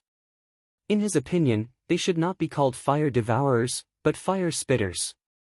Li Qingshan only felt his body go cold before heating up. The coldness came from his soft armor, which immediately lit up with inscriptions, forming a thick layer of ice armor. That heat was actually a flame that sprayed onto his body. Zhu Lai was surprised at first before snickering viciously. He never thought Li Qingshan would actually be bold enough to face him head-on. It was a perfect opportunity for him to vent his anger. The flames he spat became even more intense, becoming scarlet red. Under the heat of the flames, the ice armor began to melt very quickly. Li Qingshan used the arts of the boundless ocean and channeled his spiritual qi to keep it at bay, but his spiritual qi was rapidly depleting. Zhu Lai suddenly shut his mouth, lowered his head, and rammed it over. With a clang, a large area of the ice armor cracked, and the scarlet horn pierced in bit by bit. It would only take a while for it to breach his defense. With a thought, Li Qingshan released a ring of water from his belt. As soon as it came into contact with Zhu Lai, it all surged towards him, forming a ball of water. The ball of water was no ordinary water. It was extremely heavy and sticky, like glue. Zhu Lai immediately became immobilized, like an insect trapped in rosin, turning into amber. Even the flames around him were suppressed. These arcane artifacts really are of great help in battle. If I swing over with the traitorous demon sword right now, I'll definitely behead him. Li Qingshan thought about it and launched a palm strike, which also contained ocean wielding. Although it also contained the vast power of the cloud-parting form, it was far inferior to the power of the traitorous demon sword in subduing an enemy. With a bang, the ball of water shattered. Zhu Lai was sent flying, and the ice armor on Li Qingshan's body also shattered. The moment Zhu Lai had been sent flying, Zhu Lai's trident had pierced through the ball of water and landed on the crack in the ice armor. The power of Li Qingshan's palm strike had mostly been blocked by the fiery red armor on his body, causing his fighting spirit to grow even stronger. Come and fight me another 300 rounds. All right. Li Qingshan turned around to face him. His entire body began to spin, transforming into a waterspout that fiercely collided with the ball of fire. White mist rose, obscuring the figures of the two. All that could be seen was the clash of water and fire, their figures flashing, and the sounds of collisions incessantly. In that instant, who knew how many times they had exchanged blows?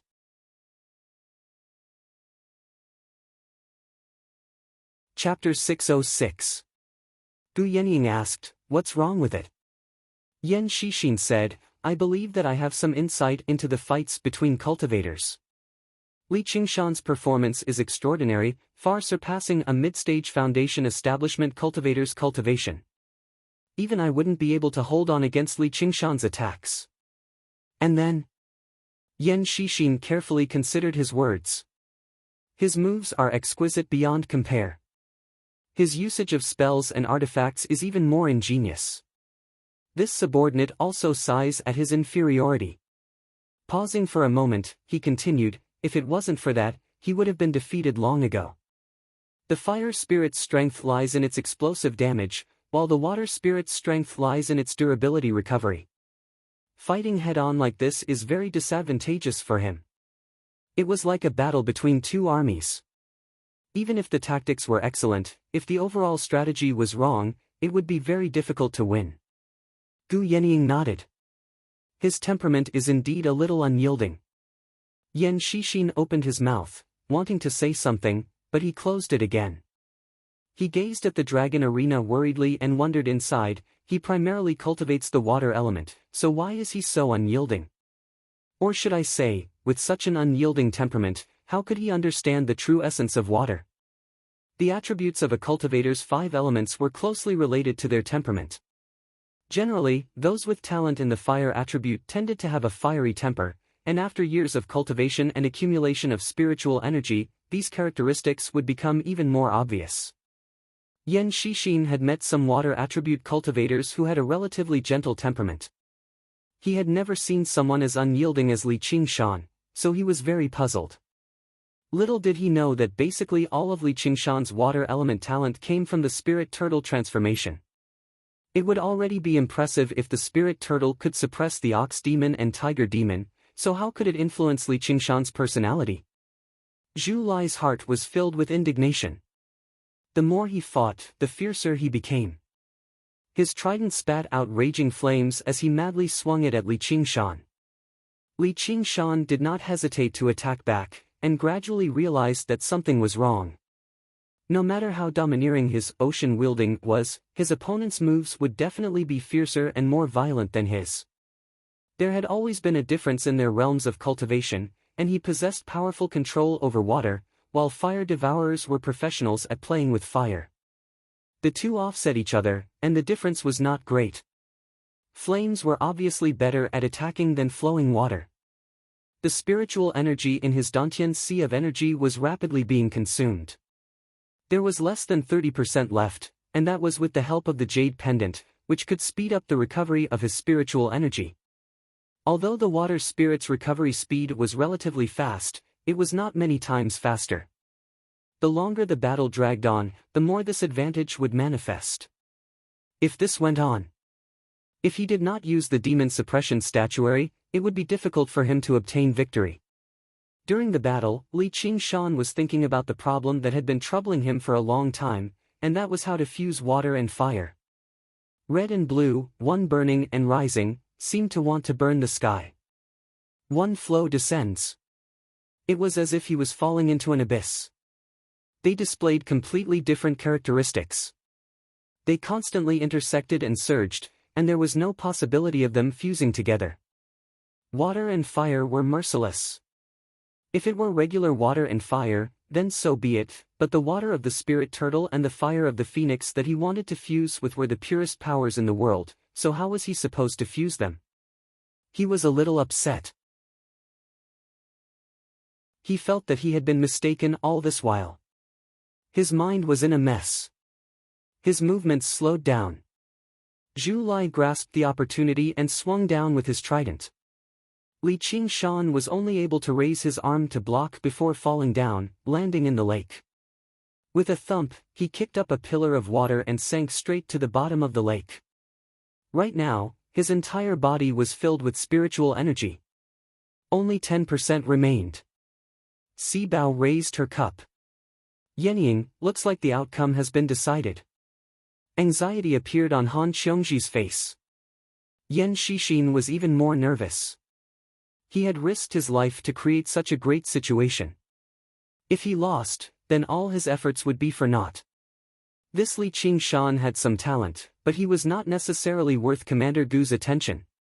Si Bao looked at Gu Yenying as if she was saying, "Look at the person you've chosen. He's not as powerful as you say he is." However, she also understood extremely well that any Foundation establishment cultivator from the Rui Commandery would probably lose if they faced the violent and vicious Zhu Lai. Gu Yenying lowered her head and fiddled around with her cup. If he wants to win, how can he lose? It was just a simple sentence, but it showed his absolute trust. Han Xiongji's body trembled as she thought to herself, can I trust him this much? Her trust towards Li Qingshan stemmed from feelings, but true trust came from understanding. Gu Yenying's understanding of Li Qingshan completely surpassed Han Xiongji's. The strongest water demon of the Rui Commandery, the North Moon, would lose to an other folk who had not even undergone the second heavenly tribulation. What a joke! Even if he could not win with his human cultivation, he only needed to use his demon abilities slightly, and he could immediately turn the tables. Zhu Lai followed closely behind Li Qingshan, diving straight down. The firelight illuminated the surface of the lake, and waves of heat rushed over rapidly. The trident parted the lake water, directly striking towards Li Qingshan's chest. Li Qingshan shook his head and tossed all the distracting thoughts out of his head. No matter what, let's win this battle first. If I lose to a minor figure like him, that'll be far too embarrassing. He exhaled gently and held back his urge to strike. Suddenly, 2 streams of water shot out from his shoes, and he charged forwards. Don't you even think about escaping. Zhu Lai bellowed out furiously and sprayed out. A streak of fire pierced the lake water, burning towards Li Qingshan. Waves surged beneath Li Qingshan's feet as he used the wave-treading form. He suddenly accelerated and leapt to one side. The fire brushed past him, but it was not enough to burn through his protective spiritual qi. And, in the water, its power would still be slightly affected at the end of the day. Huge waves rose up on the surface of the lake. The 2 of them chased and fled at the bottom of the lake. Li Qingshan used the wave-treading form to constantly change directions. Zhu Lai was vicious, but he was unable to do anything to him immediately.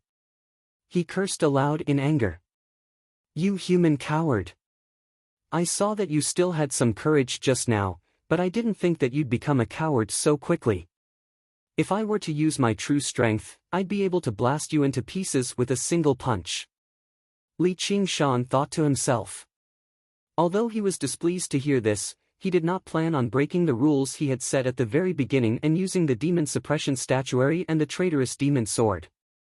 If he wanted to win, he could only use the terrain to stall for time and recover his spiritual qi.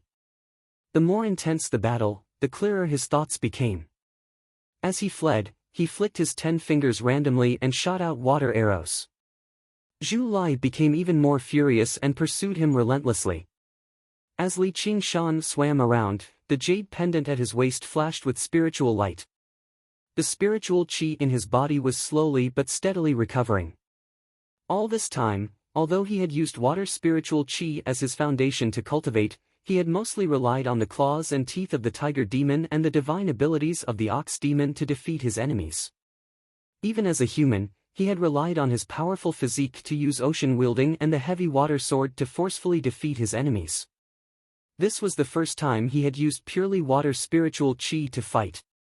At first, he felt extremely aggrieved. This was not his preferred style of battle. He still preferred to fight fiercely and attack with his fists, but for the sake of victory, he could only endure. Although Zhu Lai's flames were fierce and violent, they could not last for long and gradually dimmed. Meanwhile, Li Qingshan's spiritual qi had already recovered to 50%. The scales of victory were beginning to tilt in his favor. If he took the initiative to attack now and fought attack with attack like just now, it would definitely be Zhu Lai who would be the first to collapse. However, Li Qingshan was not in a hurry to attack. Instead, he had a thoughtful expression, vaguely understanding the root of the problem. Suddenly, he thought of a saying. The highest virtue is like water. Water benefits all things but does not fight. It deals with the evils of others and is similar to the way. The highest virtue is like water, but I am vicious and domineering. Water wants to not fight, but I am filled with fighting spirit. The way of the water element is about conquering strength with softness, keeping a low profile and enduring patiently, letting fate take its course. However, I advance valiantly, wanting to do whatever I want. Even if I temporarily endure and retreat, it's only because I'm forced by the situation. As soon as I have the opportunity, I have to do everything I can. The entire time, my temperament and water's temperament have been the complete opposite. I have an unyielding temperament. Even when I practice a water element cultivation method, I pursue the destructive arts of the boundless ocean. Although I possess the godlike talent of the spirit turtle, and I control large swathes of water in the Rui Commandery, I've never truly mastered the way of the utmost softness of water. It's no wonder that I've reached a bottleneck after reaching the 4th layer of the spirit turtle transformation. I've always wanted to merge water and fire, but I haven't even mastered the single word of water. Li Qingshan sighed inside, but his spirits were roused. He had finally found an answer to the question that had been plaguing him all this time. His expression suddenly became calm and serene, and the movements of his body also became gentle, like a fish swimming in a lake. He no longer purposefully used any techniques either. As he retreated, he swung his hands freely, drawing circles freely. The water wrapped around Zhu Lai like ribbons. Zhu Lai swung his trident, easily ripping it apart, but the ribbons of water wrapped around him endlessly. Zhu Lai wanted to catch up to Li Qingshan in a battle to the death, but under the entanglement of the ribbons of water, he was unable to approach Li Qingshan any further. The flames on him grew even weaker, and even his roars became rather hoarse. Gu Yenying struck her palm gently with her jade folding fan and smiled. The outcome has been determined. Si Qing frowned. Losing this battle had completely exceeded his expectations. He stared at Li Qingshan. Such control over water was not something a mere foundation establishment cultivator could possess. A while later, Li Qingshan had already gained the upper hand. Zhu Lai struggled to hold on, but even his fighting spirit was mostly worn away. He would not abide by the iron rules of the arena, nor did he have any thoughts of admitting defeat. All he wanted was to die in battle here so that he would not be humiliated by Si Qing again. At this moment, Li Qingshan only needed a few punches and kicks to emerge victorious. However, he resisted the urge. Since he already understood where the problem lay, he had to think of a way to resolve it. Since their personalities were incompatible, he would start from their personalities and change his way of doing things. He swore to himself, from today onwards, I'll be like a tortoise. Oh no, I'll be like a spirit turtle. Sigh, it's about the same anyway. Based on his usual personality, he would have rushed up a long time ago and cut Zhu Lai into pieces, digging out his heart and lungs to vent his anger. But now, he took deep breaths continuously and murmured to himself. Li Qingshan, take it slow. There's no rush. There's still plenty of time. Even though this mutant's mouth isn't too clean, he's still a pitiful person who was oppressed by that bastard Si Qing. Why must I kill him? Take a closer look. Isn't he rather handsome as well? Zhu Lai's face was ferocious. If you want to kill me, then kill me. Don't you dare humiliate me.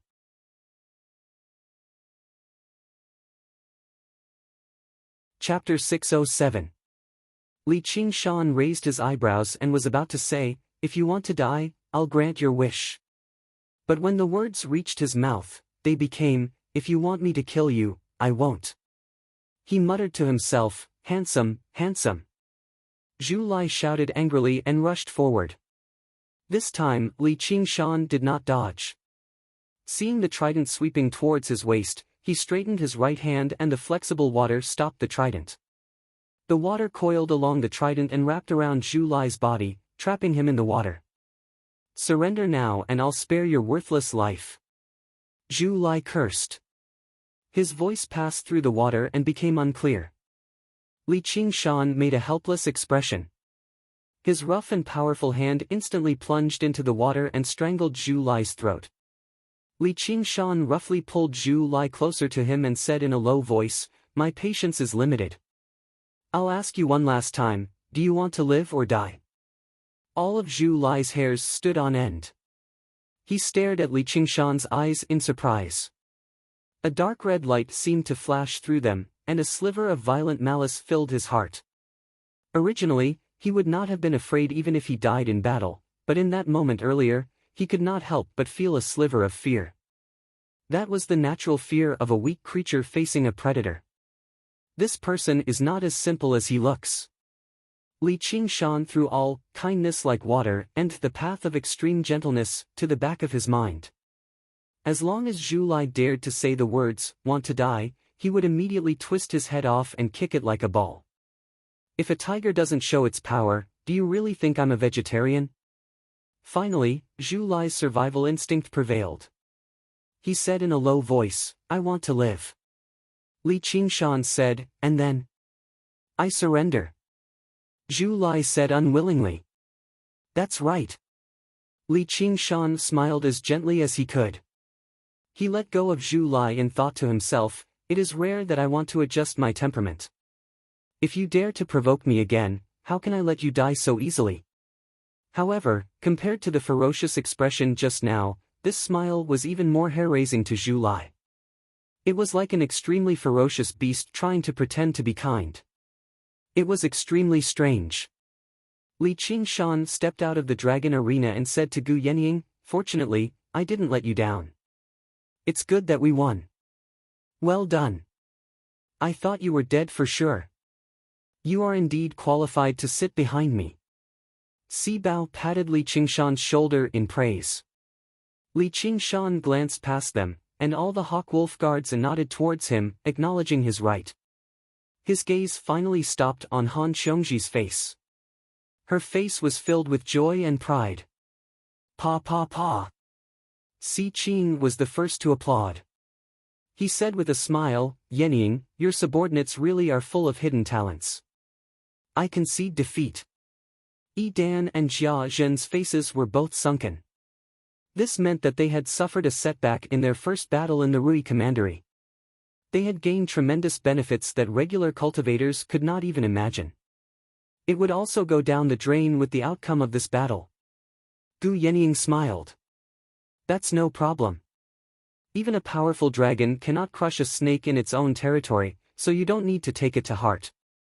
Si Qing, when do you plan on holding the enthronement ceremony? Let me do my part as the host and help you with it. Si Qing stowed the dragon arena away and purposely said in a magnanimous manner, "The outcome is nothing. What matters is that I've witnessed the heroes of the Rui Commandery and witnessed a few fascinating battles. However, I'm still rather unsatisfied." "Oh. Why's that?" "The Rui Commandery stretches across tens of thousands of kilometers. Who knows how many geniuses there are? You probably won't even be able to witness 100th of them through this battle alone. I've heard that the Rui Commandery has always had the tradition of the exhibition matches of the 9 prefectures, but because of the invasion of the Clear River Prefecture demons, it had to be stopped. Since I've inherited the position of Marquis of Rui, I'll reconvene the exhibition matches of the 9 prefectures. Summon the heroes of the 9 prefectures and demonstrate the strength of the Rui Commandery to deter the demons." As Si Qing said that, he exchanged glances with Yi Dan and Jia Zhen. The three of them smiled slightly. Clearly, they had planned this speech for a very long time. This was the Marquis of Rui's authority. There was no reason for Gu Yenying to stop him. However, she understood that the exhibition matches of the 9 prefectures this time would probably not be as simple as before. She sighed inside. Si Qing is vicious and bloodthirsty. Him becoming the Marquis of Rui probably isn't a blessing for the Rui Commandery. After the banquet ended and bidding farewell to Si Qing, Li Qingshan made his way towards Han Xiongji. Yi Dan suddenly said sternly, "Little bastard, you better be careful when you walk at night in the future." Li Qingshan frowned. Right when he was about to curse back, he was stopped by Han Xiongji, who shook her head gently at him. Her face was filled with worry. As a Foundation Establishment cultivator, he had no idea when a vicious Golden Core cultivator would descend upon him if he was targeted by such a vicious Golden Core cultivator.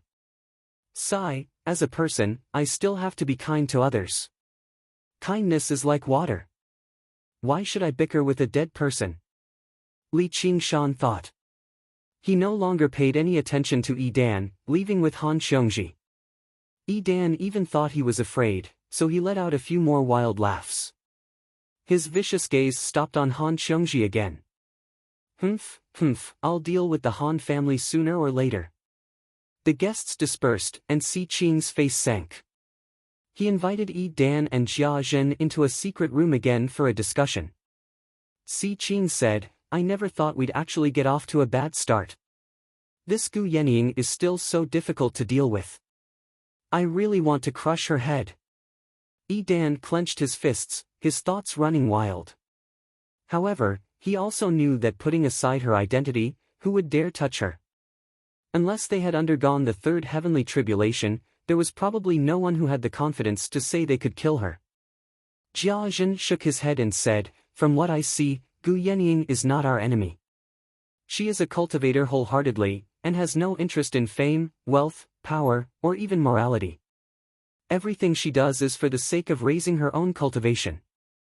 As long as we don't go overboard, she probably won't take the initiative to make trouble for us. Si Qing nodded.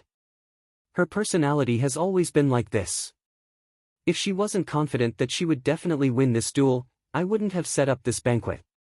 What do you think of that subordinate of hers, Li Qingshan?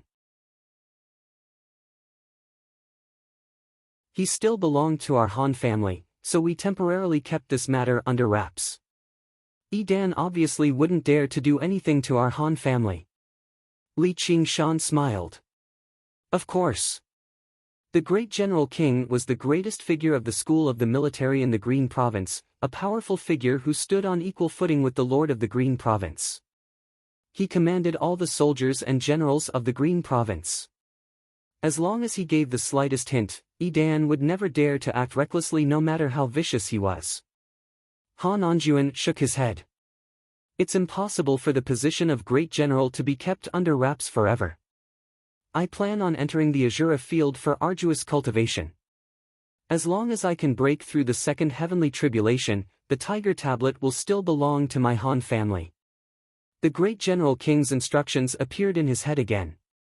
Ngua is my beloved general, while the Han family is a clan of generals. Although you've encountered a disaster, you shouldn't give up on hope. I can see that you're quite like your elder brother.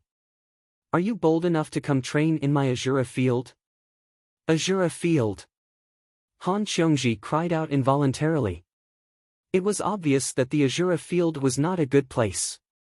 She wanted to say something, but instead straightened her body and said boldly, I wish you success, father. You may pass the heavenly tribulation soon and restore the prestige of our Han family.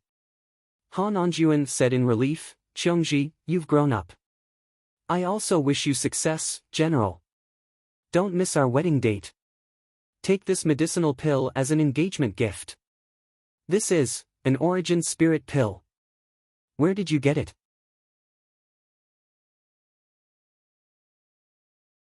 Chapter 608. Even if you are abandoned, you cannot feel resentment. Li Qingshan said, this is a gift from Commander Gu. Commander Gu really does value you extraordinarily. She must have specially given this to you for your second heavenly tribulation. Keep it. I can't accept such an expensive gift. Han Anjuan's expression calmed down very quickly. He shifted his gaze away from the origin spirit pill and looked at Li Qingshan deeply. He was not completely convinced by his explanation. Then you don't approve of my marriage with Qiongji? As Li Qingshan said that, he shot a glance at Han Qiongji. The origin spirit pill was not essential to him, but it was relatively important to the Han family. Han Qiongji hesitated. Father, just accept it. Just treat it as doing it for the sake of the Han family. Han Anjuan closed his eyes for quite a while before letting out a long sigh. He accepted the origin spirit pill before bowing deeply to express his gratitude. How could Li Qingshan accept such a great bow? He turned to the side and avoided the bow. However, after Han Anjuan straightened himself, what he said completely exceeded Li Qingshan and Han Qiongji's expectations. In the beginning, I didn't think the two of you were a good match. I still think that way now. The Han family is a great clan, while I'm just a kid from the mountains. Indeed, I'm not a good match. Li Qingshan frowned, but when he recalled the spirit turtle's way of forbearance and tranquility, his frown eased up again. He smiled, but he could not help but sound rather indignant. Han Xiongji was even more displeased. "Father, it's already so late, yet you're still saying something like that. You want to train me, but have I ever disappointed you?" Han Anjuan raised his hand to stop Han Xiongji from continuing. He looked at Li Qingshan and said, "Qingshan, don't think that I'm prejudiced against you. Actually, from the very beginning, I felt that you were a talent. What you did afterwards exceeded my expectations. As a matter of fact, you can be described as a startling genius, about to make a breakthrough. It's not that I'm belittling myself, but my daughter isn't worthy of you. I'm not looking for companions to go into battle with. Do I really have to find a girl with a similar cultivation?" Li Qingshan said disapprovingly. He held Han Xiongji's hand to show his sincerity. "Let me finish. With your personality, offending Yi Dan today was definitely not a coincidence, and the great General King's exceptional favor was very much a coincidence. The opponents you meet in the future may not be able to do anything to you, but you can't take care of your entire family behind you. If you constantly challenge the strong and have to constantly have worries in your heart, would you feel happy?" Li Qingshan said nothing. He could not help but admit that Han Anjuan's words were very insightful. It could be described as a thorough analysis of his personality. Even he had no idea just how many more powerful enemies he would encounter on his path to the 9 heavens. He was confident that he could protect Han Xiongji, but what about her family? He felt Han Xiongji's hand tighten slightly. She said, "General, I also feel that my personality has been too intense recently. I've been purposefully restraining myself a little and comprehending the way of water's gentleness. That way, I might not necessarily offend a lot of people." Even he found it rather hard to believe when he said that. Even if he had another century to comprehend, he would still take action when he encountered what happened at the banquet today. No matter how profound his cultivation of the spirit turtle transformation was, it was impossible for him to completely change his personality. Han Xiongji also straightened her back and said, "No matter what risks we encounter, we'll just bear them together. Xiongji, you're no longer a child. I respect your decision today, but if you're abandoned in the future, you can't resent me." Han Anjuan let out a long sigh, turned around, and left. He left behind Li Qingshan and Han Xiongji to look at one another. Just what kind of father would curse his own daughter like that? And he spoke with such certainty, as if Li Qingshan had already become a heartless and ungrateful person. Han Anjuan did not mention that he had once asked Ma Bai to read Li Qingshan's fortune. Ma Bai said, "This child has great ambitions. He'll definitely be something extraordinary in the future, but it's exactly because of his great ambitions that he's the exact opposite. As the saying goes, the spirit of a hero is short for love." That night, Li Qingshan did not stay the night in the great general's estate. Instead, he went with Han Xiongji to the outskirts of the commandery city of Rui, to a small mountain with abundant spiritual qi and beautiful scenery. This was the cultivation dwelling Han Xiongji had specially carved out after reaching foundation establishment. The two of them leaned against each other, gazing at the small lake under the moonlight in the distance, reflecting the tranquil, silver light. Neither of them spoke for a very long time. Originally, it should have been a joyous reunion, but Han Anjuan's words had cast a shadow over it. "Thank you for the origin spirit pill." Han Xiongji had always been a straightforward person, but after going through so many changes, and now that her clan was in danger, the man she could rely on the most just happened to be determined by her father to leave her in the end. She was gloomy, no longer as decisive as before. Indeed, he could not stay here for too long either. He would return to the Clear River Prefecture very soon and continue his duties as the Scarlet Hawk commander. "There's no need for thanks between us. If you really want to thank me, you shouldn't be thanking me like this." Li Qingshan pulled her into his arms with a smile, lowering his head and kissing her red lips. His hand climbed up her waist in a naughty manner, purposefully using this method to break the silent atmosphere. However, as the exquisite figure entered his arms, the lust that had been suppressed for so long could not help but rise again. Han Xiongji's reaction was unexpectedly intense. She wrapped her arms around his waist firmly and said softly, "Love me." Li Qingshan picked her up and cast aside the moonlight on the mountain peak, turning towards the dwelling. The warmth of the red silk tent was unavoidable, until Han Xiongji ran out of strength and begged for mercy from exhaustion. Just now, they let it go and fell asleep in each other's arms. Just now, the tiny unhappiness seemed to have been washed away completely, but Han Xiongji repeated that sentence in a complicated manner inside. Even when she fell asleep, it still lingered around her.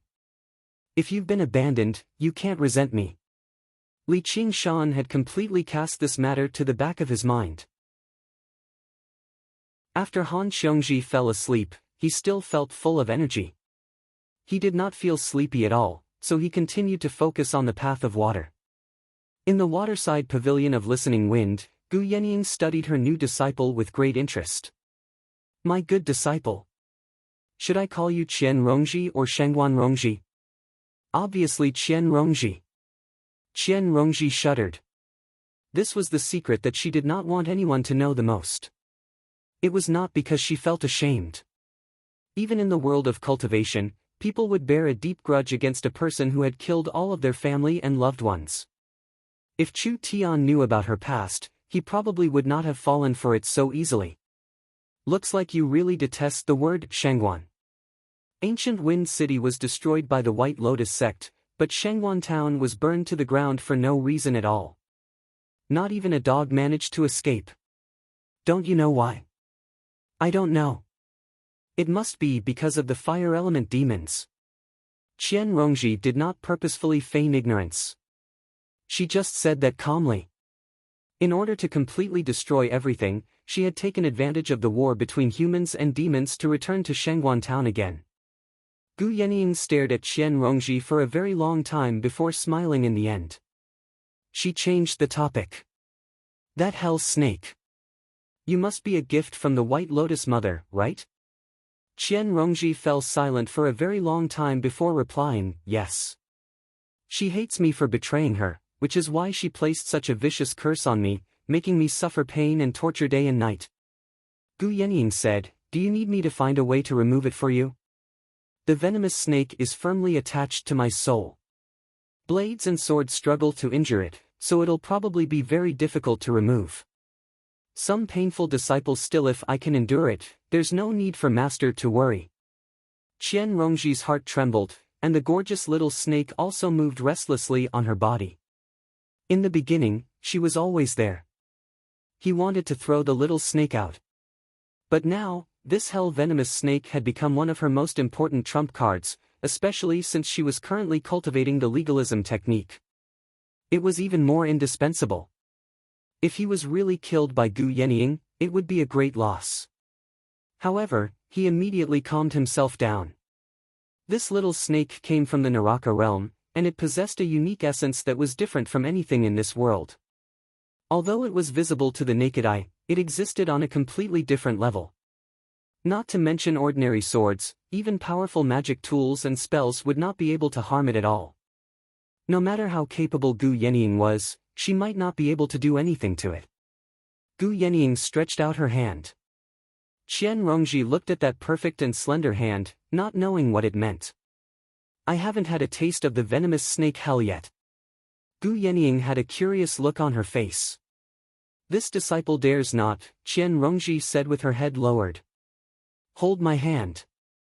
I know you want to do this. Yes, master. Qian Rongji said inwardly. You're asking for it, so don't blame me. As pampered as you are, have a taste of my pain. She gently held Gu Yenying's hand. It was warm and exquisite, as if her bones were made of cold jade and her flesh was made of warm jade. It was indescribably comfortable. Murderous intent blazed in her heart. Can I kill her while she's in intense pain and unable to control herself? In this waterside pavilion of Listening Wind, no one will notice for a while. The benefits I can gain from her are even more unimaginable. As she thought about it, she heard Gu Yenying say with a smile, it doesn't seem as unbearable as I imagined. Is it because my sense of shame is too strong, and I don't have much resentment? That can't be right. Qian Rongji's eyes widened as she looked at Gu Yenying in disbelief. That was definitely not a forced smile. This was a pain that would make one wish they were dead. How could she possibly endure it? Gu Yenying smiled and said, "Hurry up and send out that little snake of yours." Qian Rongji felt an indescribable fury. She felt that Gu Yenying was mocking her for everything she had endured. She steeled her heart, and the gorgeous little snake slithered up her arm, coiling around Gu Yenying's thumb and index finger. Gu Yenying's expression changed slightly, and the smile finally disappeared from her face. She slowly said, "You've taken good care of it." Qian Rongji was incredulous. She can actually speak. She then heard Gu Yenying say, "I'll help you get rid of it right now." Qian Rongji immediately felt a breeze rise from Gu Yenying's body. This breeze was invisible and untouchable, unable to even blow up a withered leaf. It was completely unrelated to the airflow of this world, but she could clearly feel it. Gu Yenying frowned, a pained expression appearing on her beautiful face. She seemed to be enduring something. Meanwhile, the gorgeous little snake seemed to have seen a ghost. It loosened its mouth and wanted to retreat, but it was sucked in by an invisible force. It twisted its body but was unable to break free, and was slowly sucked toward Gu Yenying's hand.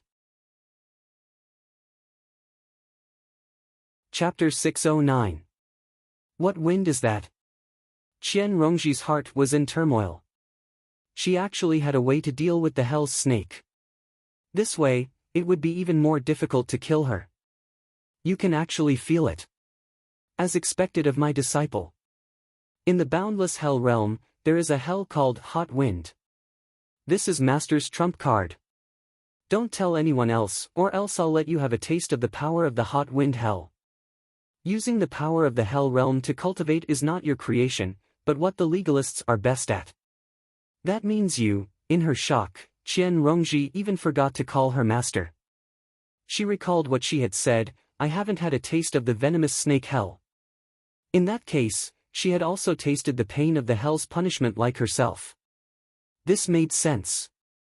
That was why she could remain unmoved under the bite of the venomous snake.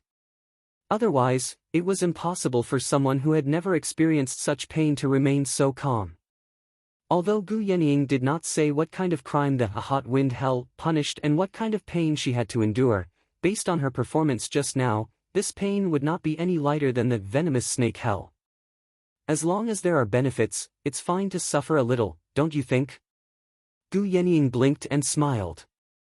However, Qian Rongji knew very well that this was not suffering. It was simply the greatest pain in the world. You think that you're very special and unfortunate. That's normal. Young people tend to have such misconceptions, but in reality, it's not just you and me. The school of legalism has a supreme divine power cultivation art known as the illustrations of the infernal scripture. The theurgy that you are currently cultivating is an extension of it, but you only have the form, not the reality. When Qian Rongji heard that there was such a theurgy that was extremely suitable for her, although her expression did not change, her mind was working quickly. Do you know what the prerequisites for cultivating the illustrations of Naraka are? That's right. It's to draw the power of hell into your body, just like how you drew the venomous snake into your body. You have to endure extreme pain and torture to cross realms and find the true power of hell. It wasn't a simple matter either. Although it was unfortunate that you were able to obtain a hell viper, it was also an opportunity. Right now, your soul and divine will are far superior to that of ordinary foundation establishment cultivators. You've experienced it before, so of course you know it's not easy. However, you're not the only one with such determination. Since ancient times, there have been countless people with such great willpower. I am one of them. I don't understand. Why do you want to cultivate this technique?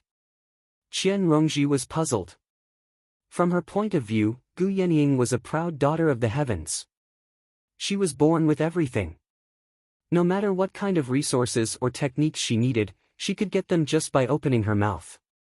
He had inherited half of the eagle god's bloodline, and his talent was astonishing. As long as he cultivated step by step, it would not be too difficult for him to overcome the third heavenly tribulation. Why did he have to cultivate such a self-harming technique? Once the power of hell entered her body, even if she could endure it, she would be tormented to the point where all the pleasures of life would disappear. Yet, she could still smile normally. It's because this technique is strong enough. Gu Yenying looked up at the sky. Her sharp eyes seemed to look into an extremely high place. If an eagle wants to fly high, other than its own strength, how can I give up on such a strong wind? Commander Gu, how can I give up on such a strong wind? Qian Rongji looked at her beautiful face. She finally had a trace of respect for this strange master of hers. She said calmly, Commander Gu, you clearly know that I'm not a good person. You clearly know that I'm not a good person, so why did you still take me as your disciple? Are you purely making fun of me? To the woman in front of him, any kind of acting or disguise was useless. Since she already knew about his past, he might as well cut through the layer of paper and make things clear. Gu Yenying lowered her head and lightly knocked on Qian Rongji's head with her jade fan. Why aren't you calling me master anymore? This made Qian Rongji feel extremely uncomfortable. Those who knew her true colors were either afraid of her or despised her. Why would they act so intimately? For a moment, she didn't know how to face her. She could only obediently call out, Master. Gu Yenying said seriously, I don't hate you. As a cultivator, you're more qualified than most of the people I've met. Just based on this, you're qualified to be my disciple. And you can indeed bring me a lot of fun. This disciple can only let Master make fun of me. Qian Rongji silently said in his heart. Those who dared to make fun of me are all dead. From a human's point of view, you've already committed all the major crimes by killing your parents and brothers. But there's still one more, which is to kill your master. If there's a chance in the future, you might as well try it. Gu Yenying smiled and patted Qian Rongji's shoulder. In her big and round eyes, it seemed like she was already imagining how Qian Rongji would look like when her wings were fully grown and she bared her fangs at her. At that time, would she be swallowed by her, or would she tear her into pieces? When others accepted a disciple, they were eager to make their disciple swear an oath of eternal loyalty to them, but she did the exact opposite. To her, danger was an integral part of the game. The White Lotus Mother had been expelled from the world a long time ago, while the North Moon that should have posed the greatest threat had instead become an important ally. Qian Rongji smiled gently. If Master has any orders, this disciple will do everything she can.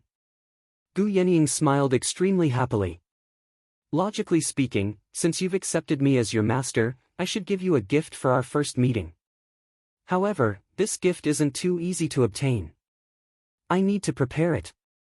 As a result, a few days later, still in the waterside pavilion of Listening Wind, Gu Yenying took out the gift she had prepared. Disciple, what do you think this is? Qian Rongji shuddered, and all of her hairs stood on end. What Gu Yenying had taken out were several dozen sealed hell snakes. Even though she believed she could already endure the pain of being bitten by venomous snakes, the consequences of being entangled by them were still unimaginable. All she could do was grit her teeth and say reluctantly, Thank you for your kindness, Master. It really hasn't been easy for Master to find so many hell snakes for you. Come and try it. Gu Yenying's gaze was earnest. Her smile was as innocent as a child's, which made Qian Rongji shiver even more. She actually wanted Qian Rongji to draw out several dozen hell snakes all at once, instead of drawing them out one by one in an orderly manner. Qian Rongji was unable to turn her down. In the moment before her consciousness was completely ruled by pain, she heard Gu Yenying say, If you can survive, I'll pass on the illustrations of Naraka to you. Han Qiongji woke up from her dream and discovered that Li Qingshan was no longer by her side.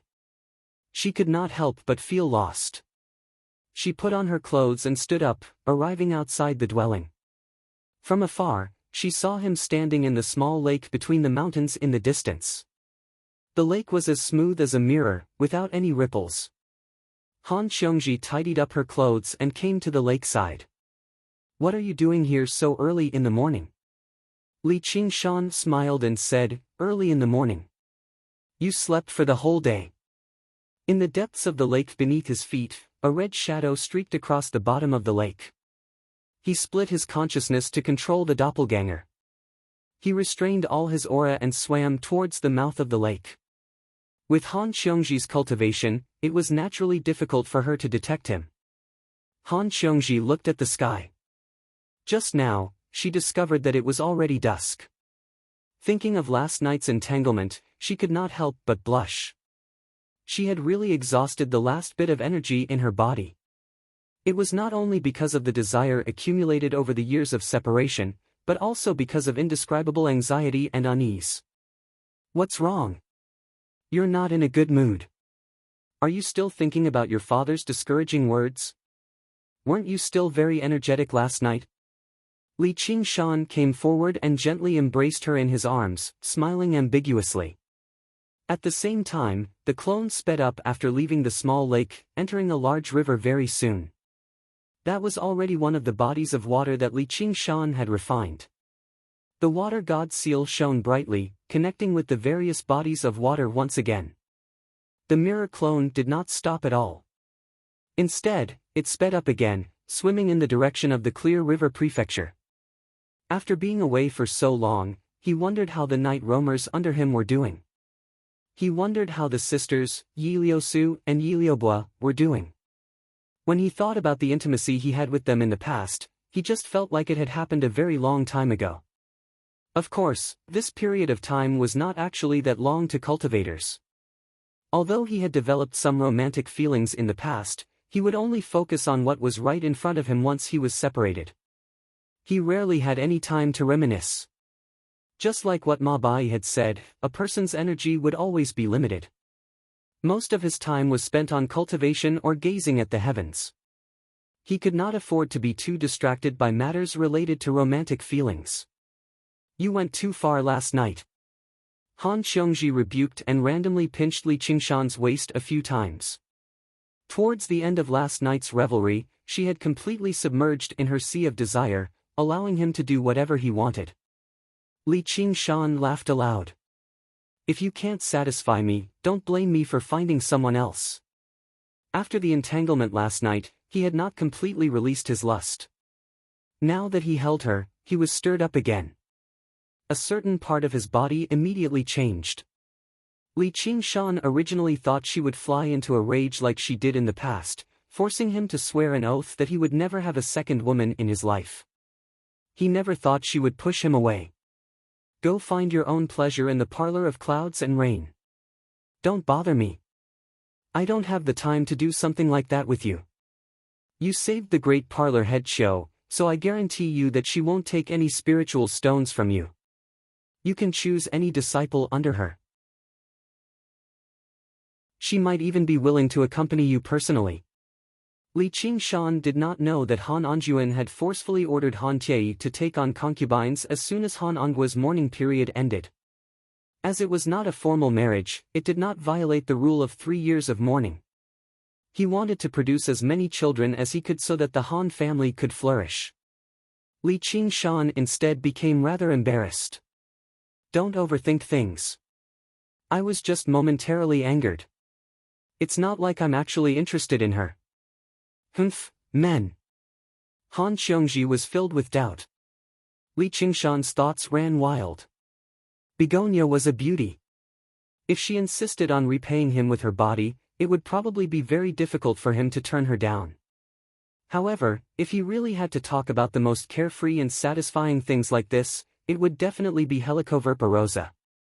Just as he thought about it, he took a punch to his stomach from Han Xiongji. Li Qingshan also acted like he was in pain sensibly. He spent a few more days in Han Xiongji's dwelling, deciding on a time to meet again before returning to Clear River City in search of a person. This person was talented as well. He was skilled in the water, and he had probably grown up in it. Chapter 610. Li Qingshan arrived in the Chain Mountains first. He called out a few times in front of Ru Xian's dwelling, but he received no response. He thought, she's probably in the 100 schools of thought. He turned around and returned to his dwelling. Gazing at the two words, Qing Shao, he could not help but sigh. I wonder how Little End is doing in the Chan Monastery of Devanaga. He had already returned to the Clear River Prefecture, but a part of his heart remained in the Chan monastery of Devanaga. Thinking about the past and thinking about the future, he actually became rather overwhelmed with thoughts for a moment, unable to control himself. He let out a long breath and suppressed his emotions. Right now, she was definitely working hard to break through to the second heavenly tribulation, and he believed that it wouldn't be long before they met again.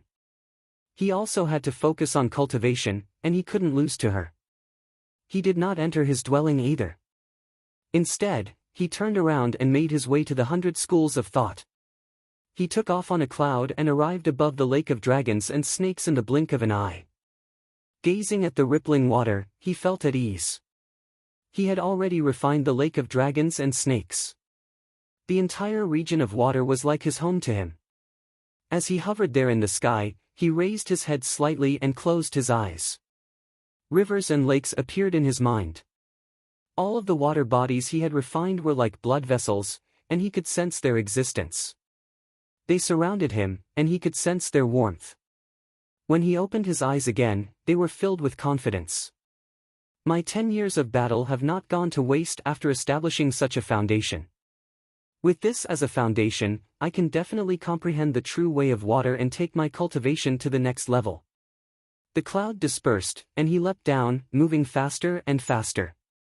The lake rushed towards his face, the wind whistled past his ears, and the light before him twisted. In the blink of an eye, he had already passed through the formation of dragons and snakes, choosing the direction of Benevolence Island. He repeatedly used the wave-treading form and took a few steps, landing gently in the center of Benevolence Island, on the tallest structure. The disciples of the School of Medicine all raised their heads. Their eyes were filled with admiration and envy. Most of them had joined the 100 schools of thought even longer than Li Qingshan. It could be said that they had personally witnessed this unlucky disciple of the School of Novels rise up like a comet, ascending to the position of Scarlet Hawk Commander. Commander Li, have you come for senior sister Ru Xian? A young disciple of the School of Medicine asked. Not bad. Is she here? Li Qingshan flew down and landed in front of the medical disciple. Senior apprentice sister Ru Xian is currently studying medical manuals with Master Hua Ci in preparation for the exhibition matches of the 9 prefectures. No one is to disturb them. Commander, I'm afraid you'll have to wait for a while. I'll go bring some tea over. The medical disciple hurriedly bowed. No need, I'll go take a look. Li Qingshan couldn't sense Ru Xian's aura. She must be in the middle of a formation, but he sniffed. Immediately, he smelled the trace of her aura and strode over. What did the medical disciple want to say? But in the blink of an eye, Li Qingshan had vanished from sight. He had circled around a rockery, passed through a garden, and arrived at the back of the hall, in front of a stone door. Feeling the obstruction of the formation, Li Qingshan shouted, Ru Xian, are you inside? I have something important to discuss with you. In his mind, studying medical manuals isn't anything important. I'm going to gift you a mid-grade magic cauldron. Hurry up and come out to greet me. After a while, there was no reply. Just as Li Qingshan was getting impatient, the stone door suddenly opened.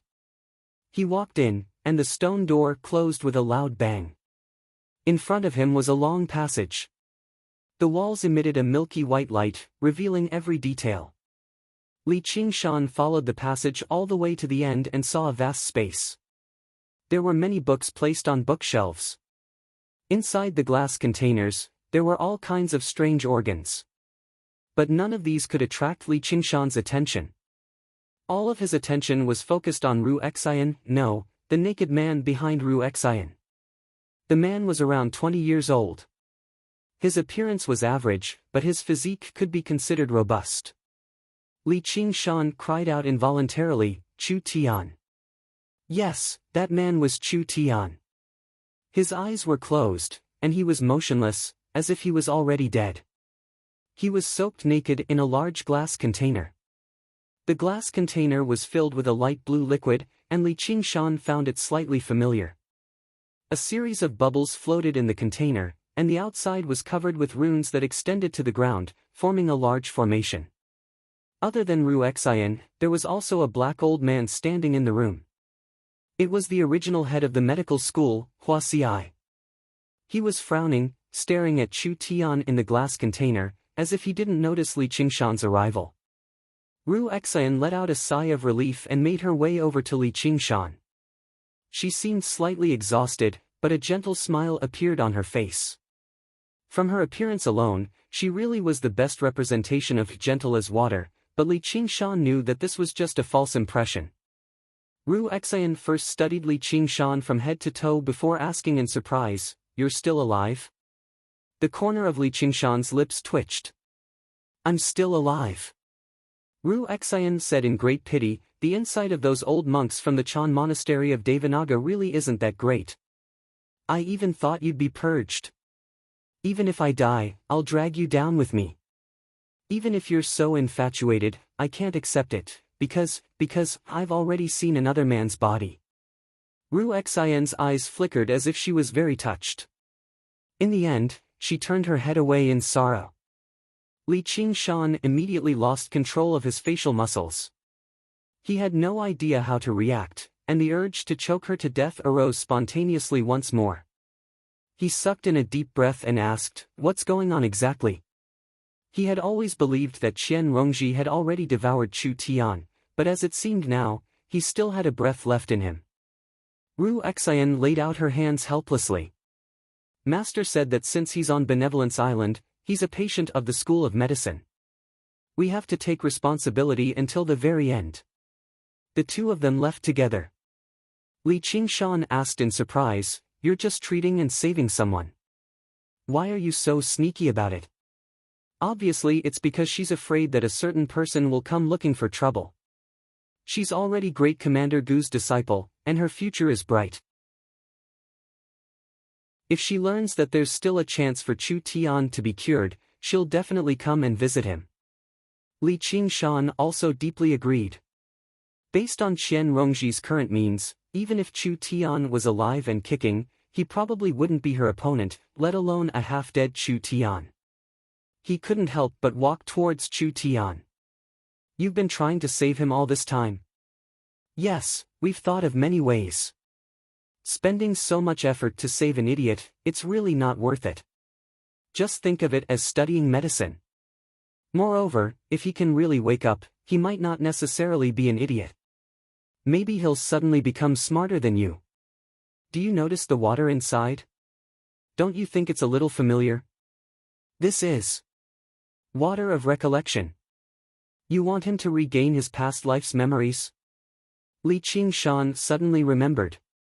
He had a deep impression of the effects of water of recollection. But does this thing have such a great effect? "Yes, we've increased the dosage, but I don't think it'll be of much use. I've looked up a lot of books, and there are many cases of celestials regaining their past life's memories, but that's only when their own cultivation has reached a certain level. It's like trying a dead horse as if it's alive. In any case, his consciousness has completely collapsed. If he can't find his past life's memories, even if he wakes up again, as you said, he'll become a real idiot, the kind that can't even eat, drink, and poop." Li Qingshan turned around and asked, "Can it succeed?" Ruexian shook her head. "Who knows? Let's go, let's talk outside." Ignoring Hua Xiai, she called out to Li Qingshan and walked out. Li Qingshan looked at Chu Tian for a while, waved goodbye, and was about to turn around and leave. Chu Tian's eyes suddenly opened, and he stared straight at Li Qingshan. His eyes were so persistent that they didn't blink even for a moment. Li Qingshan said loudly, Hey, he's awake." Ruexian had already walked into the passage, and without turning her head, she said, "It's just an intermittent muscle reaction. Let's go, don't dawdle." Li Qingshan looked carefully. Chu Tian's eyes were lifeless, and after a while, they slowly closed again. He couldn't help but curl his lips and use his divine sense to say, "Although you've offended me quite a bit, and you deserve to end up like this, I still wish you can come back from the dead. I'm really a good person. It seems like I've already understood some of the true meaning of kindness is like water." Li Qingshan turned around and chased after Ru Xian, but he didn't know that this voice spread out in the depths of Chu Tian's sea of consciousness, stirring up a round of ripples in a pool of stagnant water. Hua Xiai and Ru Xian had also tried to use this method to wake Chu Tian up, but it had never worked. The strength of Li Qingshan's divine sense was so strong that even Golden Core adepts might not be able to match it, and Ru Xian and Hua Xiai were far inferior. Hua Xiai looked at Chu Tian for a while and shook his head.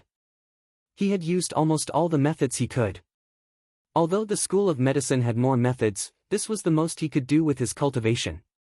He was not a stubborn old man who was determined to save Chu Tian. As the saying goes, you can't cure an illness that can't be cured. He just had to do his best. The hall darkened, and Hua Xiai also walked towards the exit. The milky white light on both sides of the path also gradually extinguished with his footsteps. In the end, only the water of recollection in the glassware was left, emitting a faint blue light. Chu Tian floated in it, still motionless. Of course, Hua Xiai still didn't know that the treatment they had endured for so long wasn't completely useless.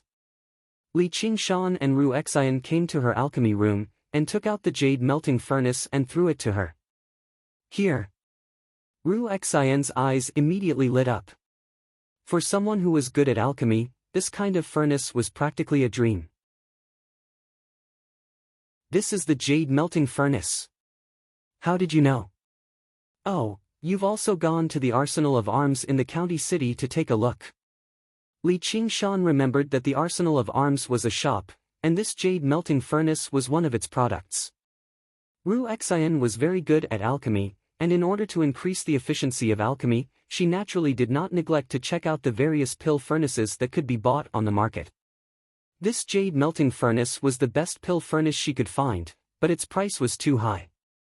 Although she had helped Li Qingshan with alchemy and had accumulated a sum of resources over the years, those expensive pills weren't that easy to sell, especially since their raw materials were mostly spiritual herbs from underground. She didn't dare to sell them on a large scale. She played with the jade melting furnace in surprise. This is for me. Li Qingshan said, of course not, I'm just letting you see it, then I'll take it back. That's great. Ru Xian ignored his words, and revealed a happy smile like a child. Li Qingshan felt that it was worth it, and said with a smile, as long as you like it. Ru Xian stared at Li Qingshan and suppressed her excitement, seriously organizing her words.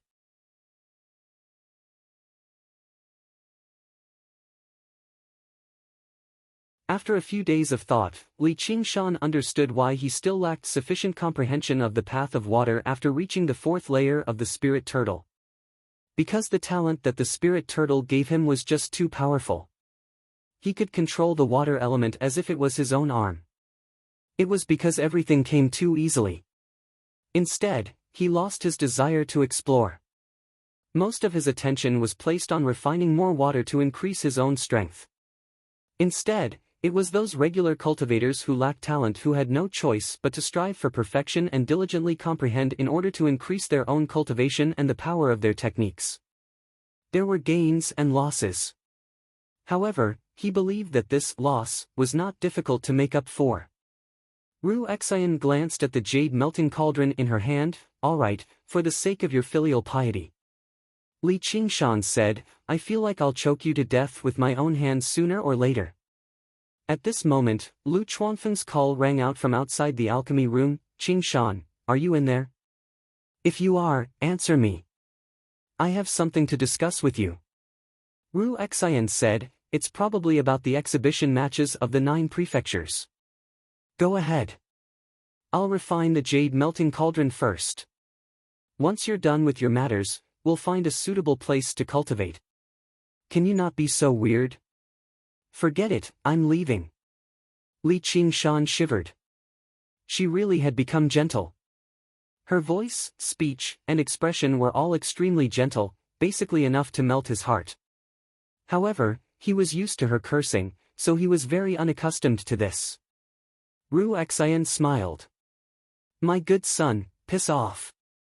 Li Qingshan shook his head with a bitter smile. He really had asked for it. After watching Li Qingshan leave, Ru Xian sat down cross-legged and began to refine the jade melting cauldron. However, her mind was unable to calm down as she muttered to herself, "Is this all right?" When Li Qingshan arrived outside the door, he discovered that Lu Chuanfeng was not the only one waiting outside. Sun Fubai's face was flushed as he stood at the side, chuckling. "Uncle Fu, you've successfully built your foundation. Congratulations." Li Qingshan quickly walked up to him and congratulated him. "It's all thanks to your help, Qingshan. Fellow Taoists, why have you all come to find me?" Li Qingshan then turned to look at Lu Chongqing, Hua Sengzan, Chu Danqing, Han Tie, and the others, smiling as he asked. Li Qingshan had descended from above. The entire 100 schools of thought knew that he had returned. He was no longer the insignificant figure of the past anymore. Many matters required him. Hua Sengzan had come to find him to handle the matters of the Hawk-Wolf Guard. As a vice commander, he could handle matters for him, but there were still many matters that required him to make decisions as the commander. Lu Chongqing had come to find him to discuss how to deal with the exhibition matches of the 9 prefectures. Something as important as the Clear River Prefecture's honor directly involved him, the Scarlet Hawk commander. A large group of Foundation establishment cultivators surrounded him, wanting to pull him away to discuss the important matters first. There was also Han Tie, who remained silent, while Chu Danqing hesitated to speak. There were also a few familiar faces who stood to one side in the distance. Among them were Hao Pingyang, Li Long, and so on. Clearly, their cultivations were insufficient, so they were afraid to approach them and stand beside these school leaders. Li Qingshan shook his head inside. Sure enough, there were many matters he had to deal with after returning this time. After a moment of thought, he said, "How about this? Fellow Taoists, I'll return to Cloudwisp Island first, and then I'll visit each of you." He nodded at Hao Pingyang and the others in the distance. Lu Chuanfeng felt like he had gained a lot of face. He felt like Li Qingshan really did have a conscience and was loyal to his friends. Returning to Cloudwisp Island, the bamboo forest was still as gloomy as before, but the path had been swept clean. As he approached the bamboo building, he heard the voices of people. Quite a few disciples had joined them again, making it much livelier. It was no longer as cold and cheerless as before. Sun Fubai recalled the past and could not help but sigh in amazement. He had gone from the miserable situation where he could not accept any disciples, where even the school leaders were chi practitioners, to the current situation where he had 3 Foundation establishment cultivators and disciples had begun to gather. It was basically a world of difference. "It's all because of you, Qingshan." Li Qingshan smiled. "I've only come up with a few ideas. Why, you're the one who's managed things well." Lu Chuanfeng said, "The entrance examination is right around the corner. When the time comes, we'll have a few more disciples online. It'll probably be even livelier." Li Qingshan said, "Really? I feel like it's already been quite some time since the last entrance examination." Due to the Marquis of Rui's death in battle, Lu Chongqing still ended up continuing his position as prefect. Under his command, the schools worked together to tidy up the 1,500 kilometers of Clear River Prefecture. The School of Moism repaired the destroyed cities and rebuilt the homes of the people. The School of Confucianism sent out disciples to serve as district prefects and restore governance. The School of Legalism worked together with the School of the Military to strengthen their attacks on the bandits and bandits. The School of Agriculture distributed the seeds of various crops.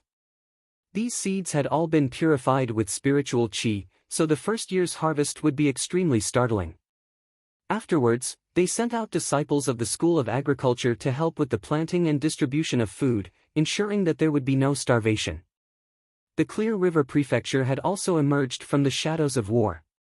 The people could live in peace and contentment again, so Lu Chongqing wanted to reopen the entrance examination and recruit disciples from all over the place to recover the strength he had lost in the war. Lu Chuanfeng said, "Yeah. We definitely have to make a name for ourselves in the exhibition matches of the 9 prefectures this time. Only then can we recruit even more disciples in the upcoming entrance examination." May I ask how the exhibition matches of the 9 prefectures will be conducted? Sun Fubai said, first, the schools will compete with their own methods. The school of the military will demonstrate military formations, the school of music will compete with instruments, and so on. As for us schools of novels, we'll obviously compete with our methods of turning fiction into reality. Afterwards, we'll compete in martial arts. Li Qingshan said, may I ask how strong the schools of novels from the other prefectures are? Lu Chuanfeng let out a heavy sigh.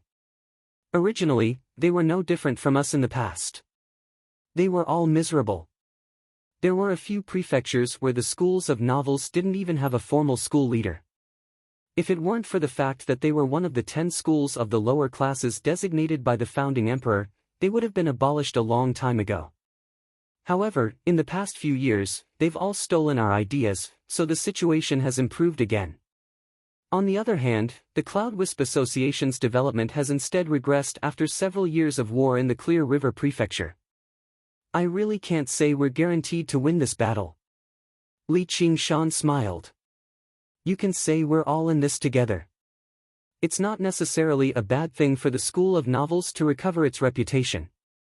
Sun Fubai said, yes. I've already contacted the various prefectures. I want to establish an association that covers the entire Rui Commandery. The wider the audience, the more we can unleash the power of the School of Novels to the limit. They're rather interested too. As a result, this battle is even more important. It's no longer just for the entrance examination. It'll also determine which prefecture can maintain a dominant position. If the books Li Qingshan had copied out right now could be published across the entire Rui Commandery, the rate at which they gathered the power of belief would definitely multiply. Due to the war, the population of the Clear River Prefecture had been drastically reduced, but the other 8 prefectures had not been affected too much. It would be an extremely vast market. But on the other hand, the schools of novels from the other prefectures would definitely want to expand their influence too. By then, the first book to be published would be a problem. If it was not handled properly, it could lead to a conflict, so the dominant position would be relatively important. As they spoke, the 3 of them arrived before the bamboo building. Li Qingshan said, then let's go in and properly plan.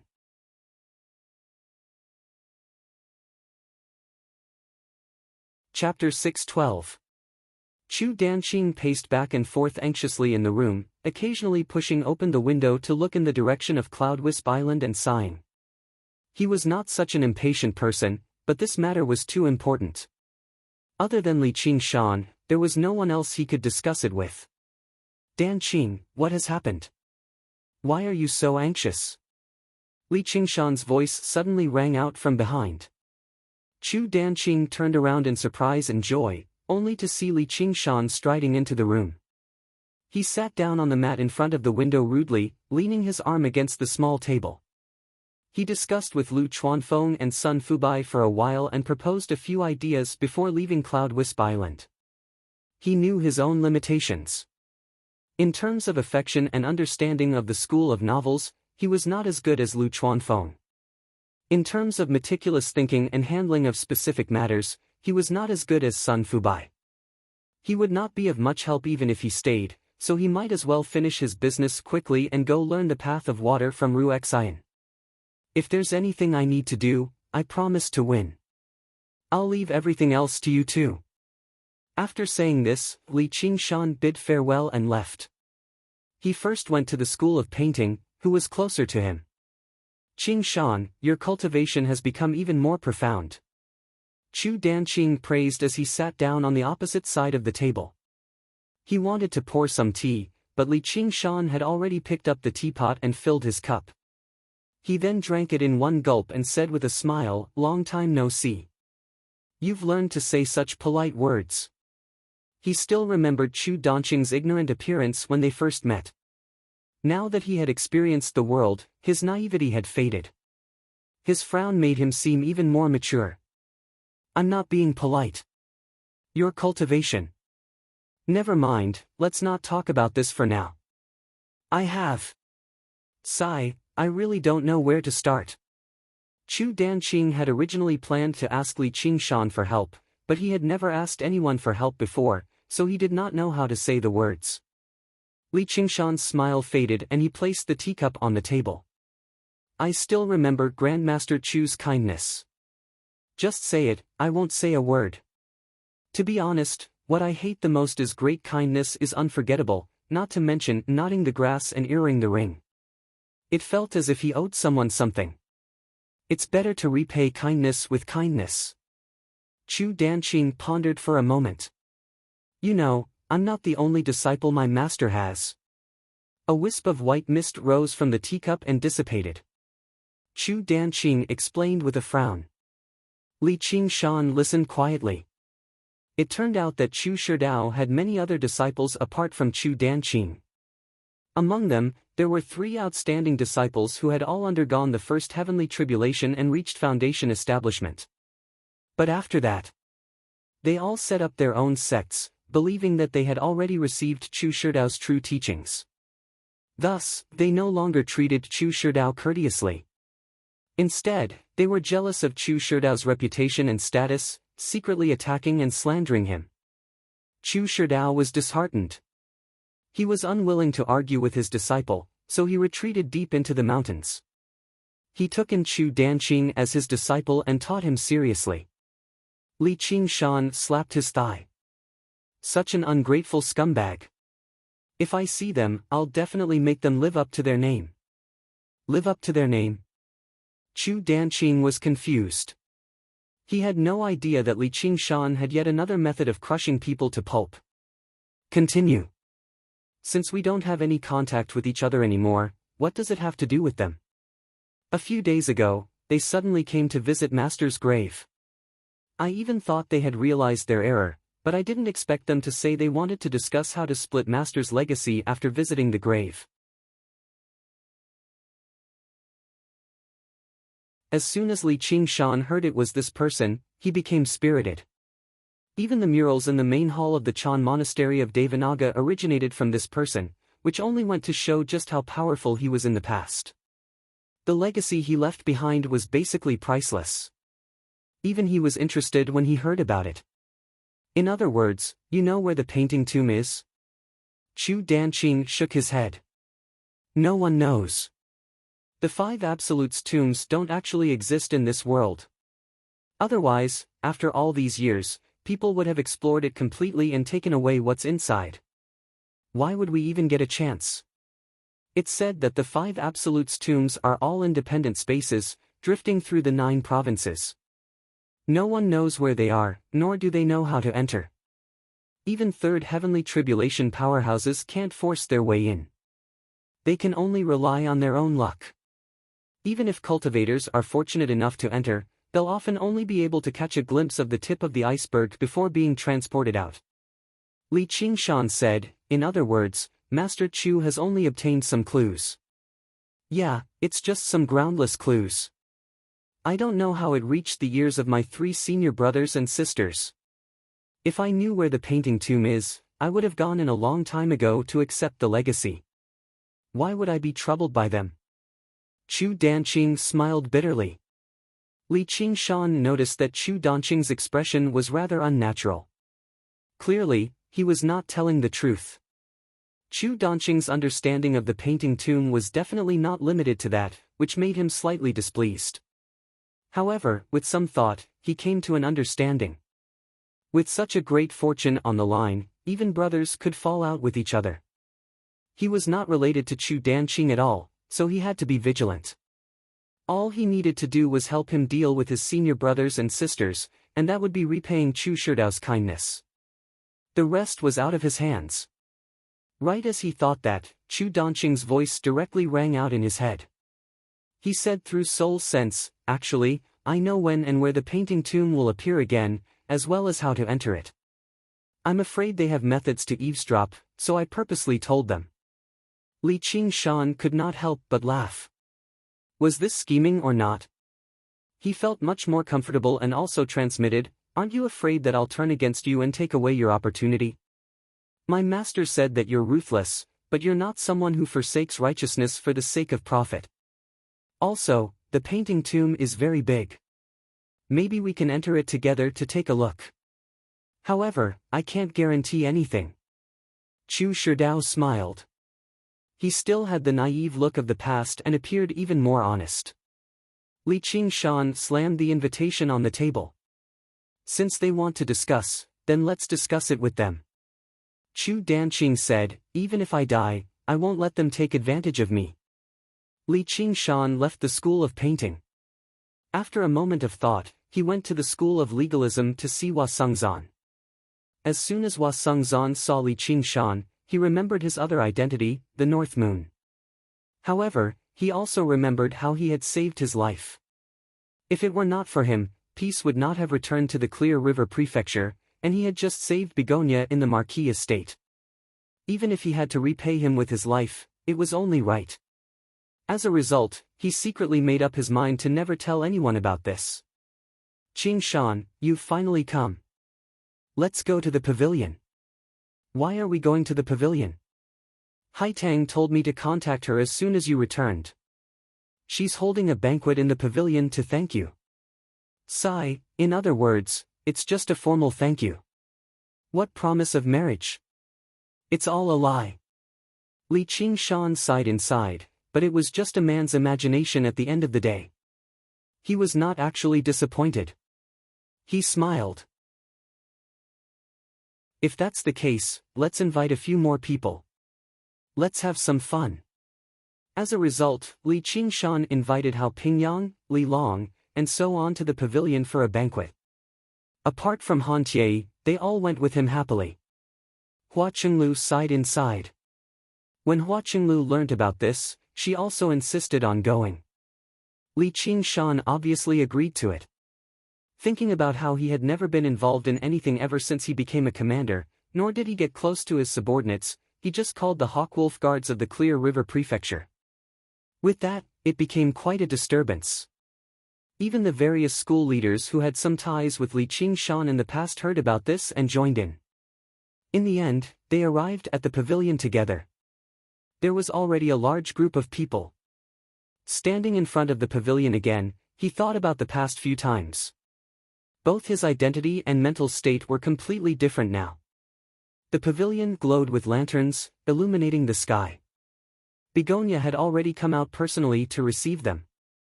Begonia was surprised to see so many people. All she saw was Li Qingshan standing in front of everyone. Beside him were the reputable foundation establishment cultivators of the 100 schools of thought. They all seemed to treat him as their leader. Even Prefect Lu stood to one side. She sighed inside. After a few days, I'll naturally look at you in a different light. Chapter 613. Begonia was also dressed splendidly. She bowed gracefully. I thank the commander for risking your life to save me. Your kindness is as vast as the ocean. I will never forget it. If you ever need me in the future, I will repay you. Li Qingshan and Chu Danqing exchanged glances. They could not help but laugh aloud. Begonia asked in confusion, why are you laughing, Commander? You've said the words I hate the most in a single breath. Li Qingshan waved his hand and laughed loudly. There's no need to mention the word thank you anymore. There's a saying that great kindness cannot be thanked with words. Since you're not willing to repay me with your body, it's useless even if I thank you 1,000 times more. The surroundings fell silent. Since when would a benefactor say things like great kindness cannot be thanked with words, or repay me with my body? Begonia was even more taken aback. Her face reddened slightly as she gazed at Li Qingshan with mixed emotions. She thought, don't tell me he's interested in me. Could it be that he's interested in me? That's right, I thought myself to be smart, but I never thought that this would happen. If he didn't have feelings for me, why would he be willing to take such a huge risk to help me? Not only did he stop Dan, he even went as far as to form a death grudge with him. Sigh, he offended Dan for me. Who knows when he'll die to schemes and schemes. Even if I repay him with my body, it's only reasonable. However, I heard from Chengzan that he's already engaged to the young lady of the Han family. Begonia thought quickly. Li Qingshan had once risked his life for her sake. She could not let him lose face in front of everyone no matter what. Just as she was considering how to reply, she heard Li Qingshan follow up right away. There's no need to say anything more. Just serve up the fine alcohol and meat so that I can drink to my heart's content with everyone. Then we'll call it even. There's alcohol tonight, and we'll get drunk tonight. Once you really lose your teeth and become an old woman, even if you don't forget, what's the point? Everyone burst into laughter. Everyone knew that he had gone to the Marquis estate for the sake of Begonia and the powerful golden core cultivator from the Dragon province. They had fallen out with him. If it were him, even if he didn't worry about food and drink day and night, he wouldn't be able to talk and laugh so easily. He secretly admired him. Only then did Begonia realize that she was thinking too much. He did not have any intention of repaying her kindness. He was just speaking without restraint, acting boldly, and did not hide his desire. But he was not restrained at all. Such a heroic man, Cheongji's taste is indeed better than mine. With some hidden bitterness, she glanced at Hua Sungzan. Hua Sungzan lowered his head and coughed. She smiled and said, "If Commander, no. Qingshan, if you really have this intention, I dare not be arrogant. However, we need to get married legally and invite friends and relatives to be our witnesses before we can become dual cultivation companions." All the men present were envious. Begonia's name had spread far and wide. Everyone in the cultivation community of the 1500 kilometers of the Clear River Prefecture knew about her. No one had ever been close to her. There were even people who felt that if they could obtain such benefits, even becoming enemies with Yi Dan would not be unacceptable. Li Qingshan shook his head heavily. That won't do. Cheongji will definitely throw her life at me. Everyone laughed aloud again. Begonia smiled too. Then don't blame me for refusing to devote myself to you. When she said that earlier, she regretted it slightly, but when she saw how Li Qingshan declined without the slightest hesitation, she could not help but feel rather disappointed. It was not that she was interested in Li Qingshan. It was purely a woman's instinct. It's not strange, it's not strange. Alcohol and meat are enough. Li Qingshan entered the parlor of clouds and rain with everyone. He glanced upstairs. When Qiu Haitang said that she could agree, he instantly felt a sense of hostility. However, when he rejected her in public, that hostility disappeared. There's a golden core cultivator hidden in the parlor of clouds and rain. I wonder what his origins are. Don't tell me Yi Dan has come for revenge. As a result, he became a little more cautious. He immediately sent his mirror clone over, ready to provide support at a crucial moment. Yi Dan probably would not take action in public. He would definitely take advantage of him being alone. No, there was no need for him to be alone at all. All he had to do was kill all the witnesses. He definitely possessed the strength and viciousness to do that. Once it really reached that point, he would no longer be able to disguise himself. All he could do was reveal himself and work with his clone to see if he could kill Yi Dan on the spot. The banquet was still held on the top floor of the parlor of clouds and rain. Not only could they admire the flowers and the moon from there, but they could also see the lights of the entire prefectural city in the distance.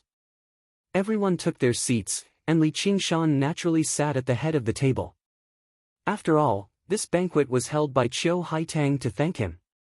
If it was in the past, Qiu Haitang would have done her duty as the host and toasted to the various patriarchs so that the guests and the host could enjoy themselves.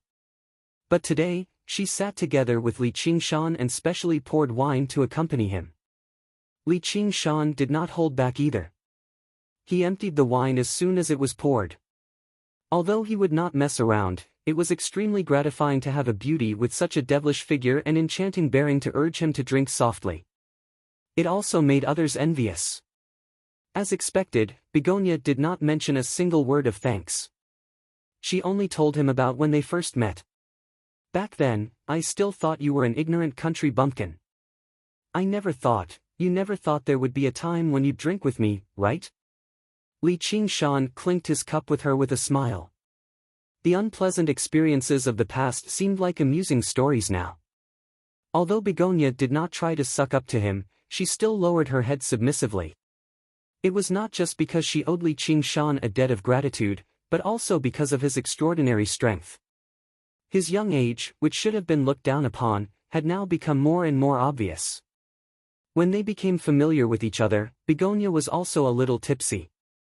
Her plump cheeks were a little flushed, which made her even more beautiful. She said softly, "Tell me honestly, did you kill Grandma Shimen and the others?" "Well, that's hard to say." Li Qingshan smiled. Having reached this point, it did not matter even if he admitted it. As the Scarlet Hawk commander, he had defeated the stronger Qi practitioners in the past despite being the weaker party, killing a few Qi practitioners who dared to oppress him. Not only was that not a bad thing, but it was an honor instead. But in an instant, he felt the hostility appear again, but it quickly disappeared. "Forget it, I knew you wouldn't want to say it. Anyway, they won't make much of a difference." Begonia did not care. She had even borrowed Li Qingshan's strength to kill Wei Zhongyuan, who had ulterior motives towards her. The lives of a few small Qi practitioners were really nothing. After a few rounds of toasting and getting drunk, Lu Chongqing took the opportunity to propose a toast and walked forward, saying, "Qingshan, I haven't discussed the exhibition matches of the 9 prefectures with you." Li Qingshan said, "What's there to discuss? Lord Prefectural Magistrate, feel free to arrange it. If there's anything you need me to fight, I promise to win." This was not Li Qingshan boasting. He had some understanding of the exhibition matches of the 9 prefectures. It was mainly for the disciples of the 100 schools to compete with each other. At most, it would be foundation-building cultivators. How could he lose? Lu Chongqing shook his head in his heart. He felt that Li Qingshan was a little arrogant and did not know the immensity of heaven and earth. The 100 schools of thought of the various prefectures were brimming with talents and powerful people. With his cultivation at mid-foundation establishment, how could he say he was certain of victory? He had also heard a rough outline of Li Qingshan's battle against the Fire Devourers. He had a geographical advantage in that battle, and he had almost lost, only managing to salvage the situation after much difficulty. He did not feel like Li Qingshan was particularly powerful. "Qingshan, let me give you a piece of advice as a senior. It's good to be young and spirited, but it's easy to break something when you're too stubborn. You need to learn how to hide your edge." "What do you mean by that, Sir Prefectural Magistrate?" Li Qingshan put down the cup that had just reached his lips. He felt that Lu Chongqing was hinting at something. "You acted bravely for a just cause and saved fellow Qiu. That's great news. I feel proud too. However, there's no need for you to develop such a great grievance with Yi Dan. It's already happened. What else can I do?" Li Qingshan raised an eyebrow. There's a saying that it's better to squash enmity than keep it alive. Considering how he's managed to cultivate to his current realm of cultivation, he's not someone who's completely unreasonable. If you can ask Commander Gu to step in and apologize to him, it might be a little embarrassing for you, but it'll save you from a great disaster.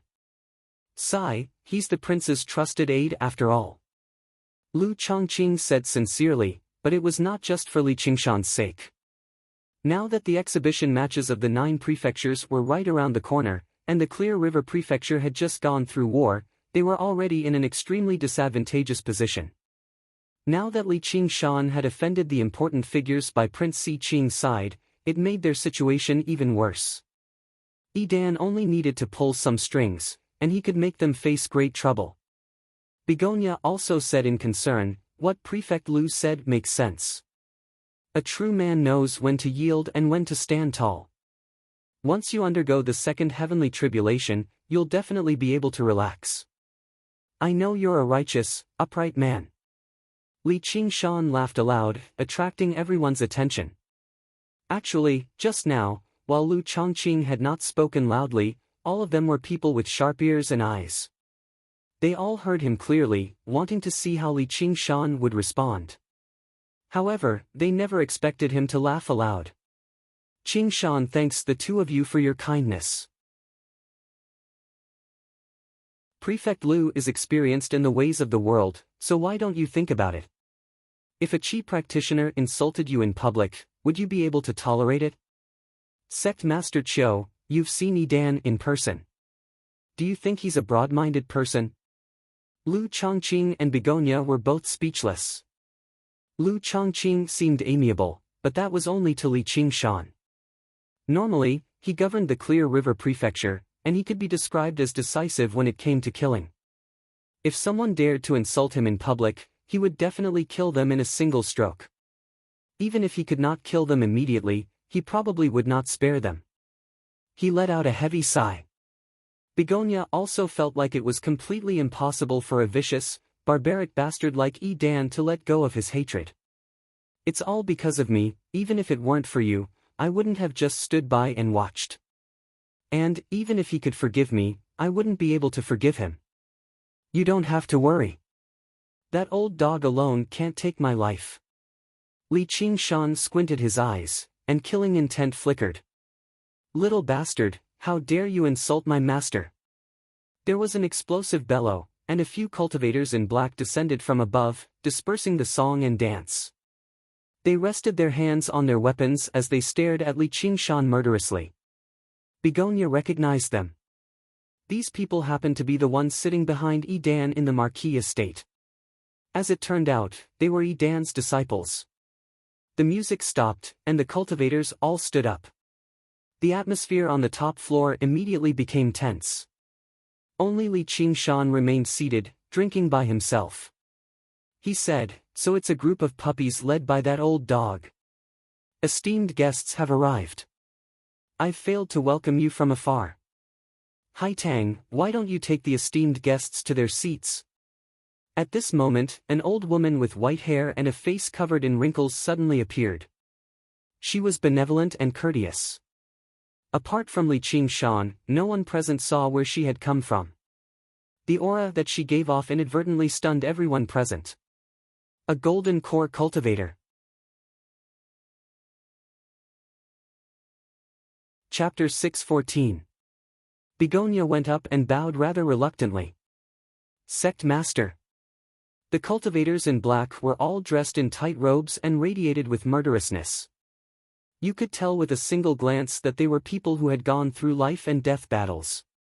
The leader was a fierce man in his 30s. He went up and studied the old woman. "My surname is Yi, and my name is Feng. So you're Sect Master, you of the Sect of Clouds and Rain?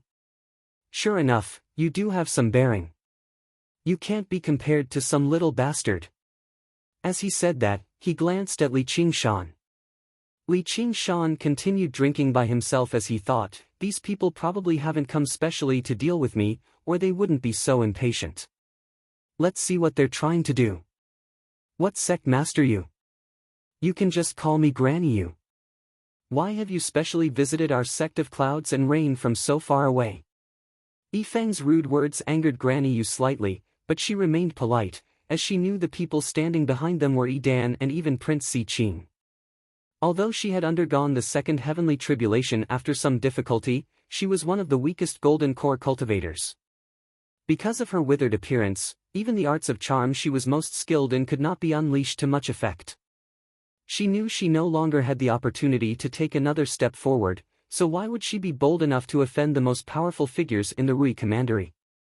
Yifeng saw how Li Qingshan did not retort, so he thought he had become afraid. He thought, this little bastard will die sooner or later anyway, so it's not worth it to waste my breath on him here.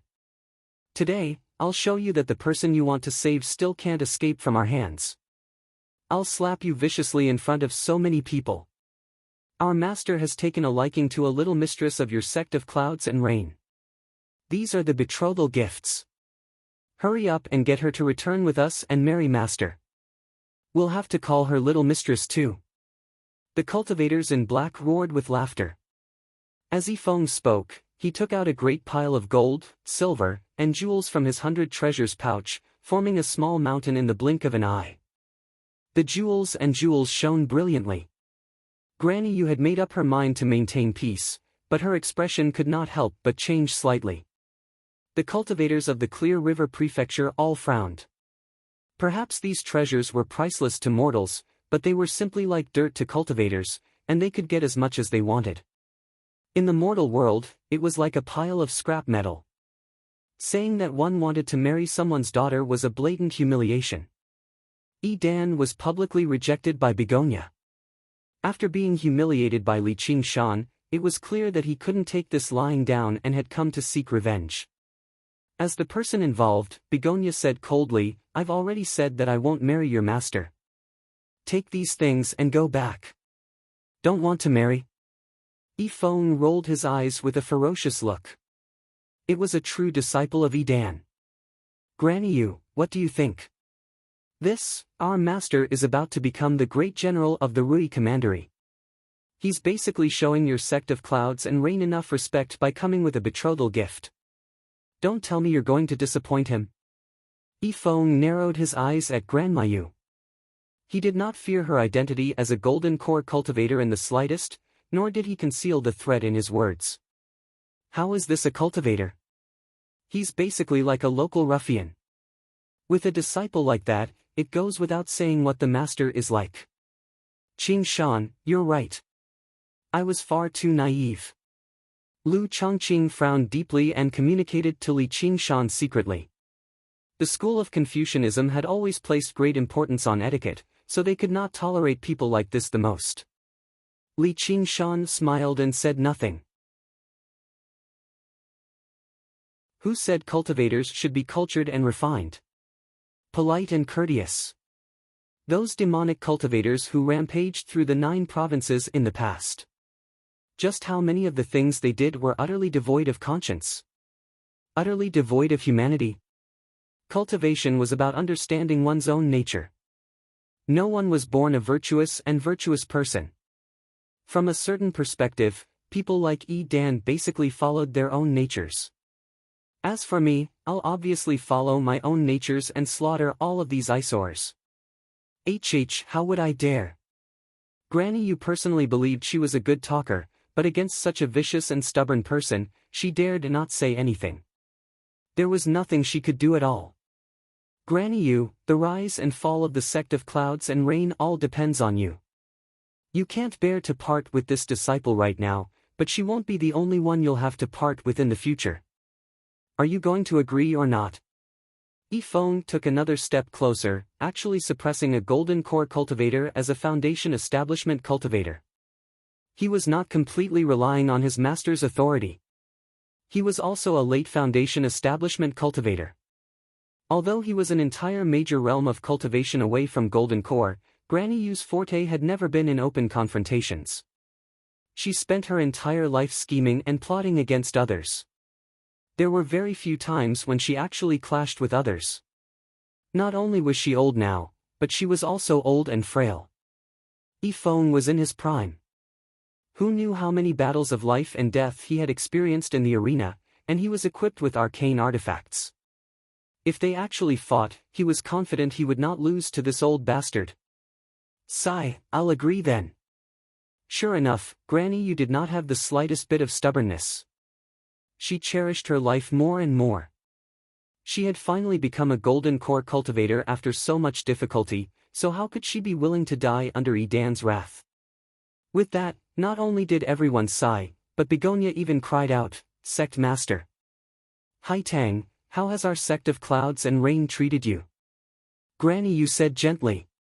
She was as benevolent as an old grandmother, basically radiating with a benevolent glow. Silently, she used her arts of charm. The second heavenly tribulation was not for nothing after all. She basically used it silently. Even Begonia, who was skilled at this, failed to notice it. Only Li Qingshan's eyes turned cold. Begonia lowered her head. The kindness the sect of clouds and rain has shown me is as great as the mountains and as deep as the ocean.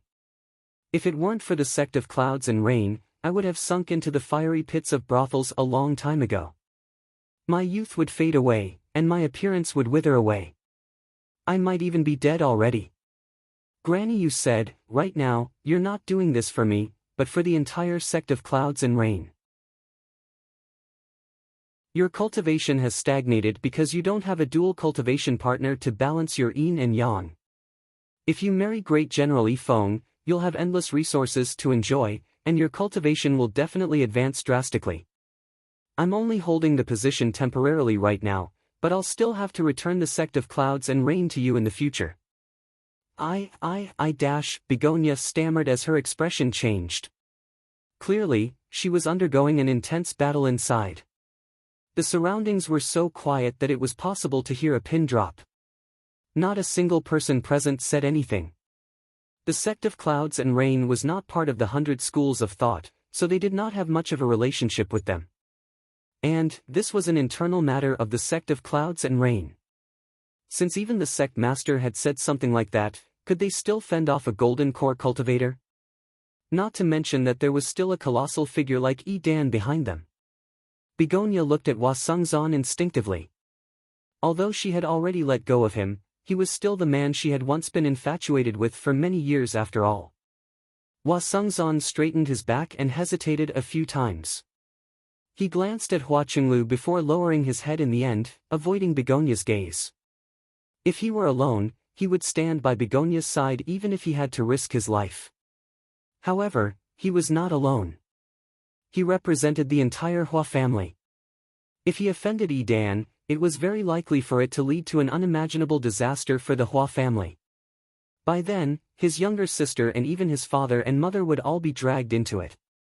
If he did this for a woman, then he would be far too selfish. As he enjoyed the power and resources that came with the clan, he would also have responsibilities and obligations. However, he could not help but ask himself, if Gu Yenying were in the same position, what would he do? There was no other answer. He would definitely stand forward regardless of the consequences. Begonia was gloomy. She was greatly disappointed. She had entrusted her entire life to someone else, yet she was still not a good person in the end. Her master was right.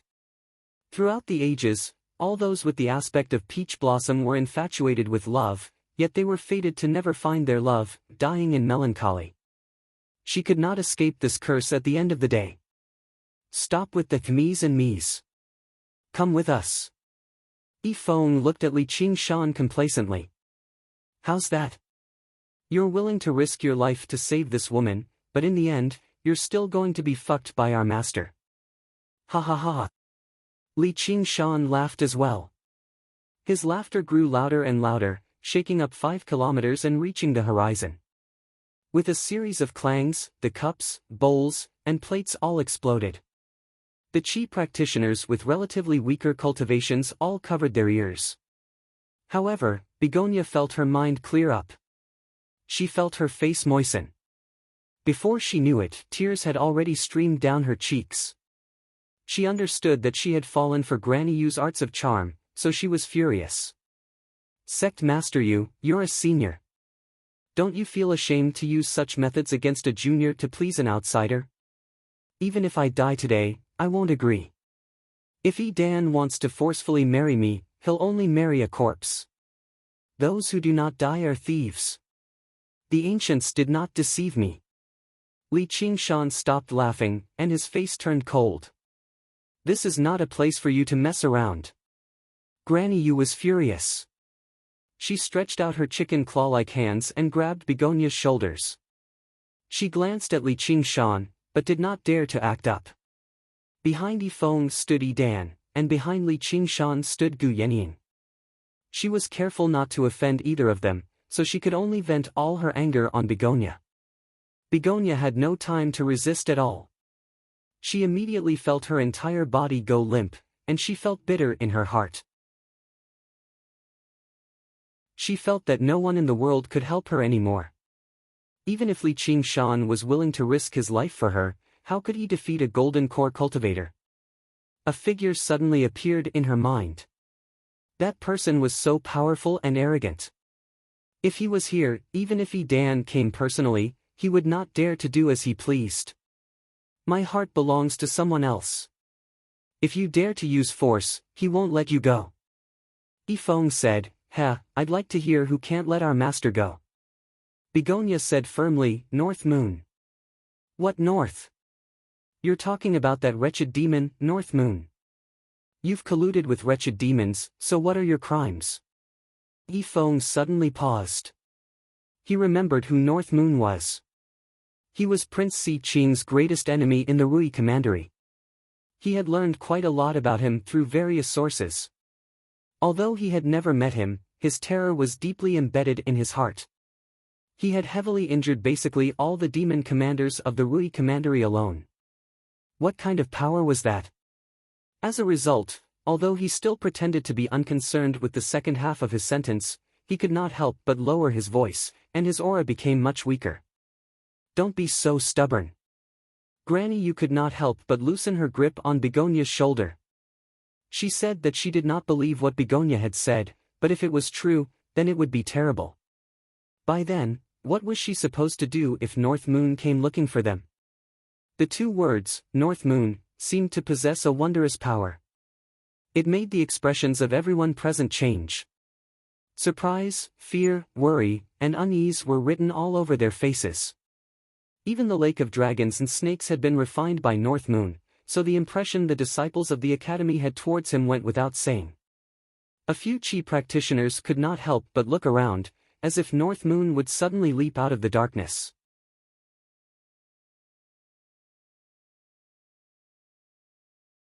Chapter 615. Hua Sengzan could not help but look at Li Qingshan. Li Qingshan lowered his head and rubbed his nose. He sighed inside. So she's secretly in love. How troublesome. However, he could not help but curl his lips into a mysterious smile.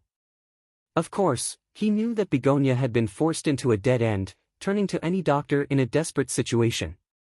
However, there was no harm in secretly feeling pleased about it.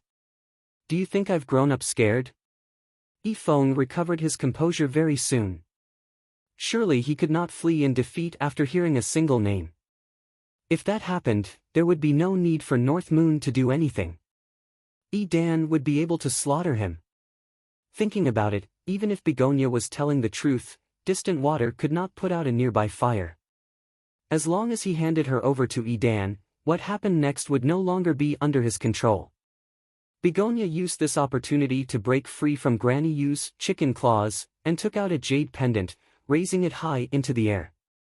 As long as I crush this jade pendant, he'll rush over and save me in a moment. It was a regular, suet jade pendant, but in that moment, it was like a magnet, firmly drawing over everyone's gazes. Yi Feng shivered inside. The jade pendant flickered with light. It was indeed a communication pendant, but he had no idea whether it was for North Moon or not. All he could do was carefully study Begonia's expression. However, women were born with natural abilities when it came to acting, and Begonia was one of the best among them. Having practiced the arts of charm for several decades, her expression and bearing were flawless. Yi Feng could not help but become rather hesitant.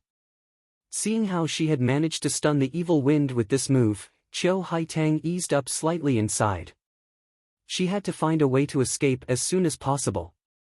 She could no longer stay in the Rui Commandery, but how to escape was a problem. Yi Feng and the others were like a few ravenous wolves. How could they allow their prey to escape? Begonia said to Li Qingshan through soul sense, if I may be so bold as to make a final request. Feel free to tell me. I'll find a way to escape later. If the situation becomes disadvantageous, please block it for me. If it doesn't work, I'll cut my throat on the spot. I'll never be humiliated. If I can escape alive, I will definitely fulfill your wish in the future. Don't worry, I won't let Xiongji know. Begonia was also a little disheartened at this moment. She felt that although Li Qingshan was not the one she loved in her heart, he was still a good person. At the very least, he was millions of times stronger than Yi Dan. For him to risk his life to save her time and again, other than this body, there was nothing else he could repay. Since you are in love with someone else, why would I take advantage of your perilous situation? I just need to drag it out until the North Moon arrives, Li Qingshan said resolutely. But in his heart he thought, just pick one of these two. I don't mind. Begonia couldn't help but smile bitterly in her heart. Do you really believe that I have any connection with the North Moon? Apart from that brief encounter a few years ago, they had only seen each other from afar. Yifeng's body suddenly trembled. With a face full of disbelief, he pointed at Li Qingshan behind Begonia and exclaimed, "North Moon." Everyone's gaze followed the direction that Yifeng was pointing at and looked towards Li Qingshan. Li Qingshan shuddered. How did this guy see through my identity? Begonia's mind was slightly distracted. A strong gust of wind came, and the evil wind went straight for the jade pendant in her hand. Begonia hesitated. If she really crushed the jade pendant, wouldn't her lie be exposed? With this hesitation, the jade pendant fell into Yifeng's hands. Everyone knew that Yifeng was deliberately deceiving Begonia. She secretly scolded him for being shameless, but her heart that had been raised to her throat also returned to her stomach. Apart from Hua Songzan, no one knew that Yifeng had pointed casually. He was actually able to see through the heavenly secrets. Yifeng tossed the jade pendant in his hand and said smugly, "It turns out that I was wrong. However, beasts and evildoers are the same kind. Do you really think that I will believe that this thing can summon North Moon? Do you think that I have not investigated you before? You'd better go back with us obediently. Even if North Moon comes facing my master, you can only flee in defeat." Although he looked like a hooligan, he was actually very meticulous and cautious. But in reality, he was meticulous and cautious. Otherwise, he wouldn't have survived until now. Begonia sneered and said, "Crush it if you have the guts. Do you think I don't dare? I think you just don't dare. Humph, do you think I'm a fool? Cut the crap and come here." Yifeng suddenly launched an attack. He waved a large silver net and covered Begonia's head. With Begonia's cultivation, facing Yifeng was like a chi practitioner facing a foundation establishment cultivator. There was no room for resistance at all. She could only use enchantment to confuse Yifeng's mind. Yifeng's gaze wavered slightly. He found the woman before him to be delicate and pitiful. He actually could not bring himself to lay his hands on her. However, his willpower was far greater than regular foundation establishment cultivators. He bit the tip of his tongue and immediately returned to his senses. A waterspout whistled over. Li Qingshan had finally taken action. Yifeng looked down on him. Two cultivators in black leapt out from behind him and struck the waterspout viciously. Although their cultivations were not as great as Yifeng's, they were still foundation establishment cultivators. However, they shuddered the moment they touched the waterspout. They felt an irrepressible, tremendous power, and it was endless, stacking on top of one another. They could not help but stagger backwards, creating a deep pit with each step. In the blink of an eye, they had retreated to Yifeng. They were all shocked. They did not feel anything when he clashed with the fire devourer, but they never thought he could actually unleash the violent side of gentle water to such a degree. Seeing how their companions could not hold on anymore, two more cultivators in black took action, pressing their hands against their backs again. Their teamwork was flawless. They faced Li Qingshan alone with the strength of the four of them. Li Qingshan suddenly remembered how Ru Xian had destroyed his waterspout. He raised his arms, and the waterspout spun rapidly. However, he used the exact opposite method, making it explode with its greatest power. Boom! The four cultivators in black staggered backwards. Li Qingshan cut right to the chase, throwing a punch at Yifeng. He still managed to gain the upper hand despite fighting five alone. This was no longer just because of his strength and abilities, but also because of his invincible, fierce bearing. Everyone could not help but cheer. The Hawk Wolf guards cheered the loudest. "You little bastard!" Yifeng cursed furiously as he drew his blade to receive him. Li Qingshan's bearings suddenly withdrew, and all of the light gathered towards his right hand, turning into an extremely resplendent droplet of water. With a flick of his finger, the droplet of water shot over, piercing through Yifeng's protective light and landing on the jade tablet with great precision. The jade tablet immediately shattered. Ocean wielding. The water drop stance. He condensed the boundless power of the ocean into a droplet of water, unleashing startling power. Li Qingshan had studied this move a long time ago, but he had always been unable to grasp its main points. Today, he had a flash of inspiration and improvised it on the spot. Originally, there should have been an 80 to 90% chance of failure, but he just happened to succeed. Li Qingshan laughed. Since you're afraid, I'll help you out. Yifeng was alarmed, becoming even more infuriated. The blade in his hand pulsed with a blade aura that was several meters long as he swung it towards Li Qingshan. Li Qingshan swung his hands about wildly, and the space before him immediately became filled with streaks of blue light that flowed like turbulence. With each streak, the blade aura would be drawn over.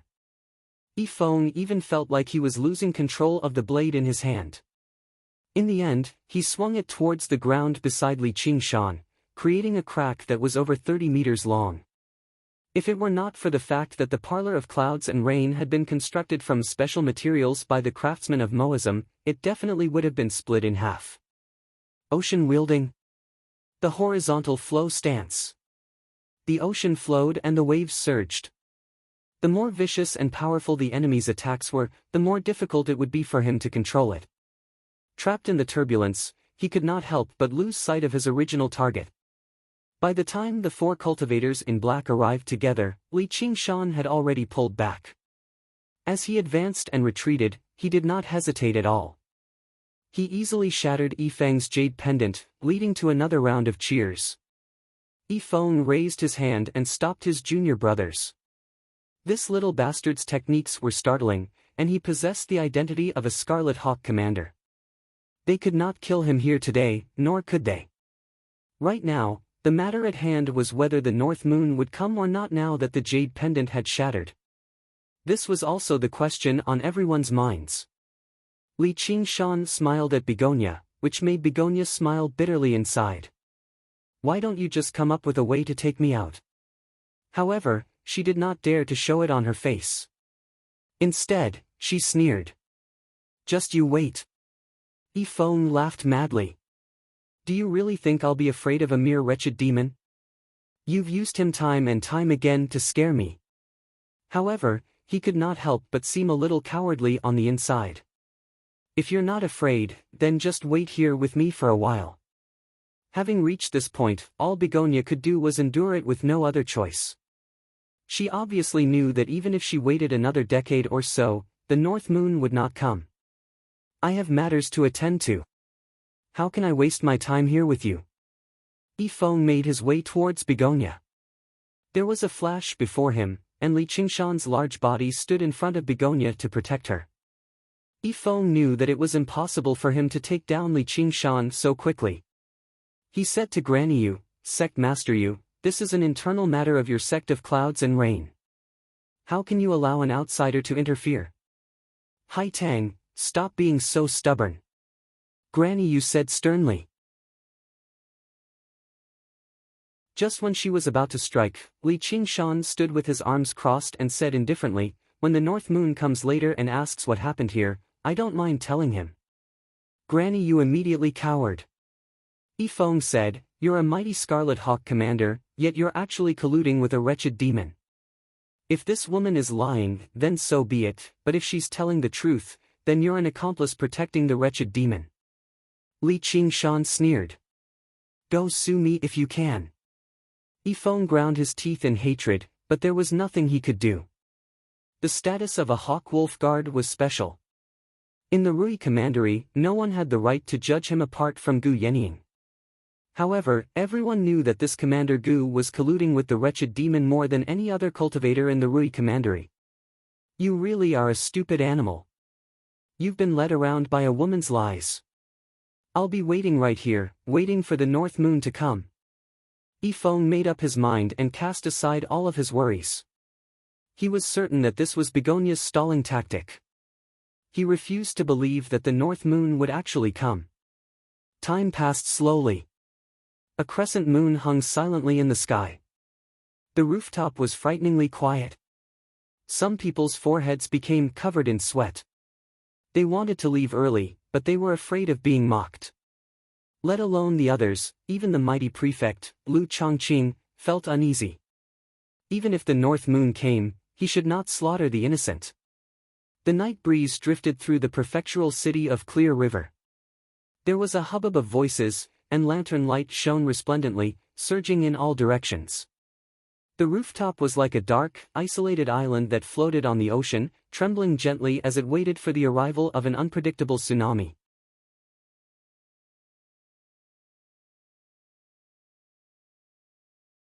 Chapter 6:16. In the beginning, Begonia felt extremely nervous, but as she gazed at the lights in the distance, her mind gradually settled down. Who knew how many times she had seen this sight since she was young, but this was the second time she found it so beautiful. She remembered the first time. She was still a little girl in simple clothes, lying on the edge of the rooftop. Her face was filled with amazement and her eyes shone. She refused to believe that such a bustling and beautiful sight existed in the world. Today was probably the day they parted forever. In that moment, the memories of the past flooded her head before drifting away with the night wind. The little girl rapidly grew up like a willow twig.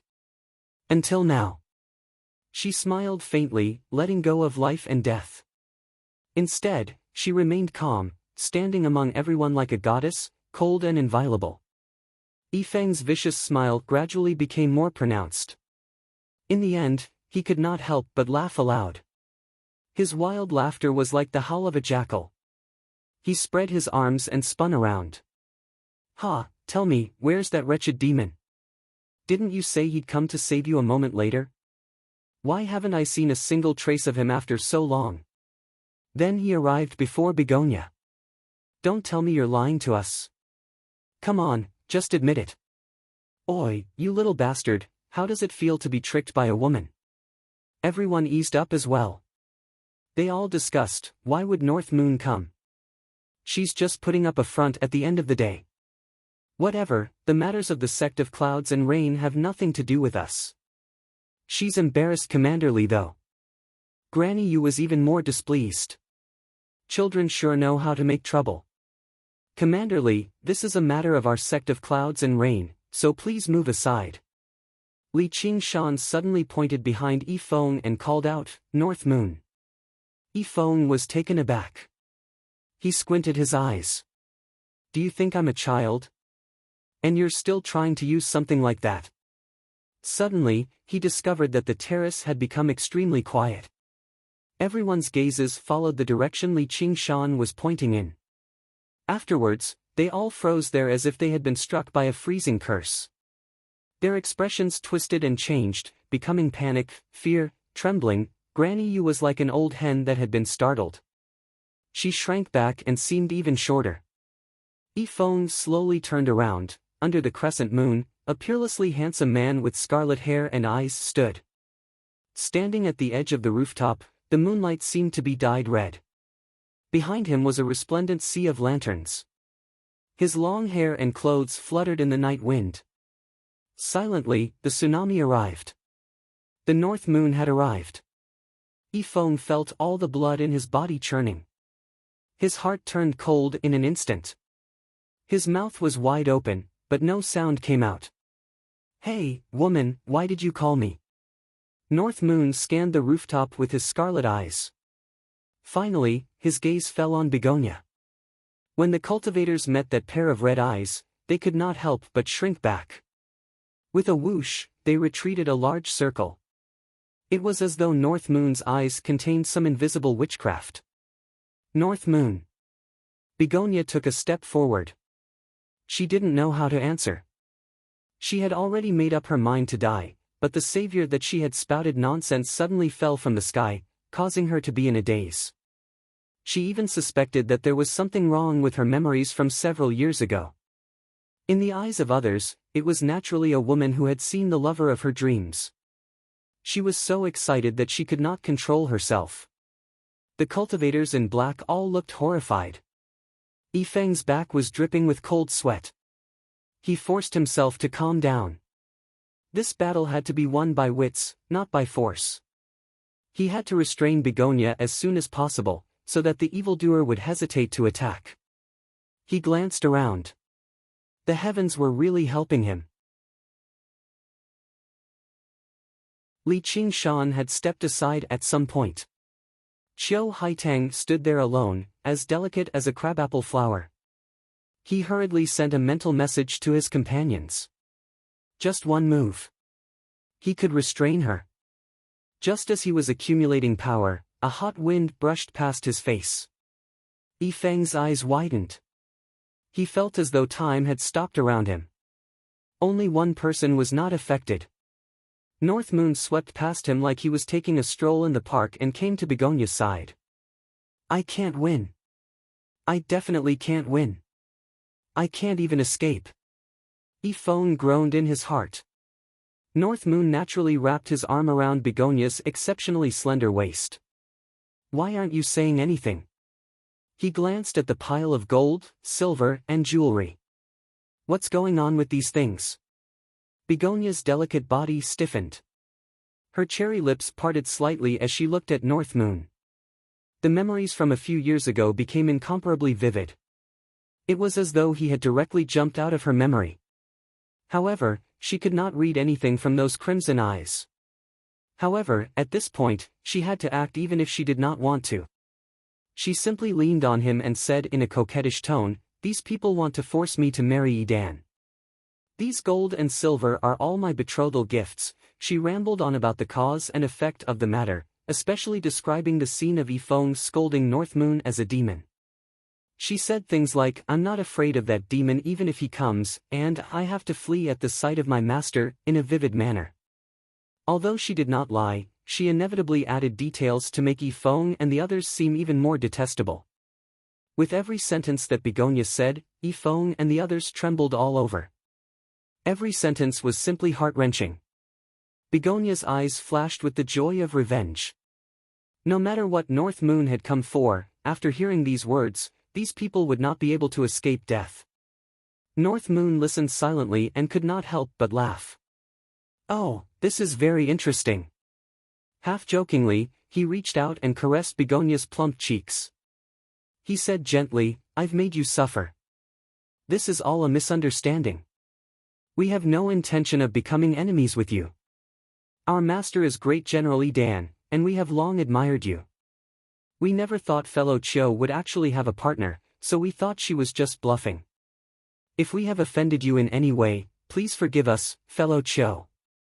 Yi Feng changed from his brash demeanor just now and actually behaved politely. He referred to North Moon as Sir before clasping his hands deeply towards Begonia in the end. He actually seemed extremely sincere, without the slightest hint of a scoundrel who spoke without restraint. Yeah, it's all a misunderstanding. I was just about to pass on the position of sect master to Haitang and return to the depths of the mountains to cultivate in seclusion." Grandma Yu rubbed her hands together and smiled. Qiu Haitang hadn't forgotten to bring her along when she was narrating the story. Grandma Yu didn't dare to show the slightest bit of dissatisfaction. She smiled like a blooming flower, and when she looked at Qiu Haitang, she even had a pitiful expression on her face as she silently used her bewitchment art. Begonia could not help but wonder, Granny Yu is already so old. Just how many more years can she live for? She's still my senior after all. It's all for the good of the sect of clouds and rain. Smack! There was a resounding slap. North Moon casually slapped Granny Yu across the face. Under the tremors of the ox demon, her protective layer of spiritual energy immediately shattered. Her head turned to one side, and her old face was thrown into the air. Over a dozen teeth flew out of her mouth. "Your smile is so hideous. Keep it to yourself," North Moon said impatiently. Granny Yu was surprised, furious, and fearful. She clutched her swollen face and became even more afraid of striking back, nor did she dare to smile anymore. She murmured, "Yes, yes." Smack! There was another resounding slap. North Moon gave Granny Yu another backhand slap and waved his hand. "Forget it. You better just keep smiling. It'll only be uglier if you don't smile." Granny Yu became dizzy from the slap. Not a single tooth remained in her mouth. She stood there awkwardly. She did not know whether to laugh or cry. Begonia returned to her senses as well. She knew she had fallen for the arts of charm again. Originally, she was very annoyed, but when she saw Granny Yu's disheveled state, she could not help but burst out laughing. When she thought about how Granny Yu had swaggered around and forced her time and time again, she felt great pleasure. Smack! There was another slap. Even a person made of clay had a temper. Granny Yu was a mighty golden core cultivator after all. She said in surprise and fury, if you like it, I'll slap you again. North Moon completely ignored Granny Yu and said to Begonia gently. He could not copy King Yu of Zhou and toy with his vassals, but casually slapping them a few times was still very easy. There's no need. Begonia lowered her head and said softly. Her cheeks were slightly red. She knew that he was standing up for her. She could not tell if she was touched or something else, but she felt a little dizzy. Just a moment ago, she was being forced by Granny Yu, humiliated by Yifeng, and treated coldly by everyone. Only Li Qingshan was willing to help her. As she thought of this, she could not help but look back. She saw Li Qingshan retreating far away, smiling and nodding at her. When she looked back again, everyone looked at her with eyes full of panic. They were afraid that if she pointed a finger at them, even if they were lucky enough to survive a few slaps, they would lose all face. Especially Yifeng and the others. Their faces were ashen, and they were panicking like stray dogs. She then saw Hua Sengzhan's extremely complicated expression. She smiled brightly, no longer worrying about him, and found that she was actually a little proud. Go think about your Gu Yenying. It's not like I don't have anyone who wants me. Begonia bit her lip and pulled on North Moon's collar. She pointed at Yifeng and the others. And them. Yifeng and the others cursed her in their hearts for being a bitch, but they smiled dryly. If you won't let us go, our Master Yi Dan and Prince Si Qing will not let you go. Why do you have to go so far for a misunderstanding? North Moon waved his hand. Since it's a misunderstanding, why don't you get lost? When Yifeng and the others heard this, they were overjoyed as if they had been pardoned. They thought, as expected, he still has some reservations. This evildoer will die a horrible death in the future. They wanted to say a few tough words, but they did not dare to. They cupped their hands and turned to leave.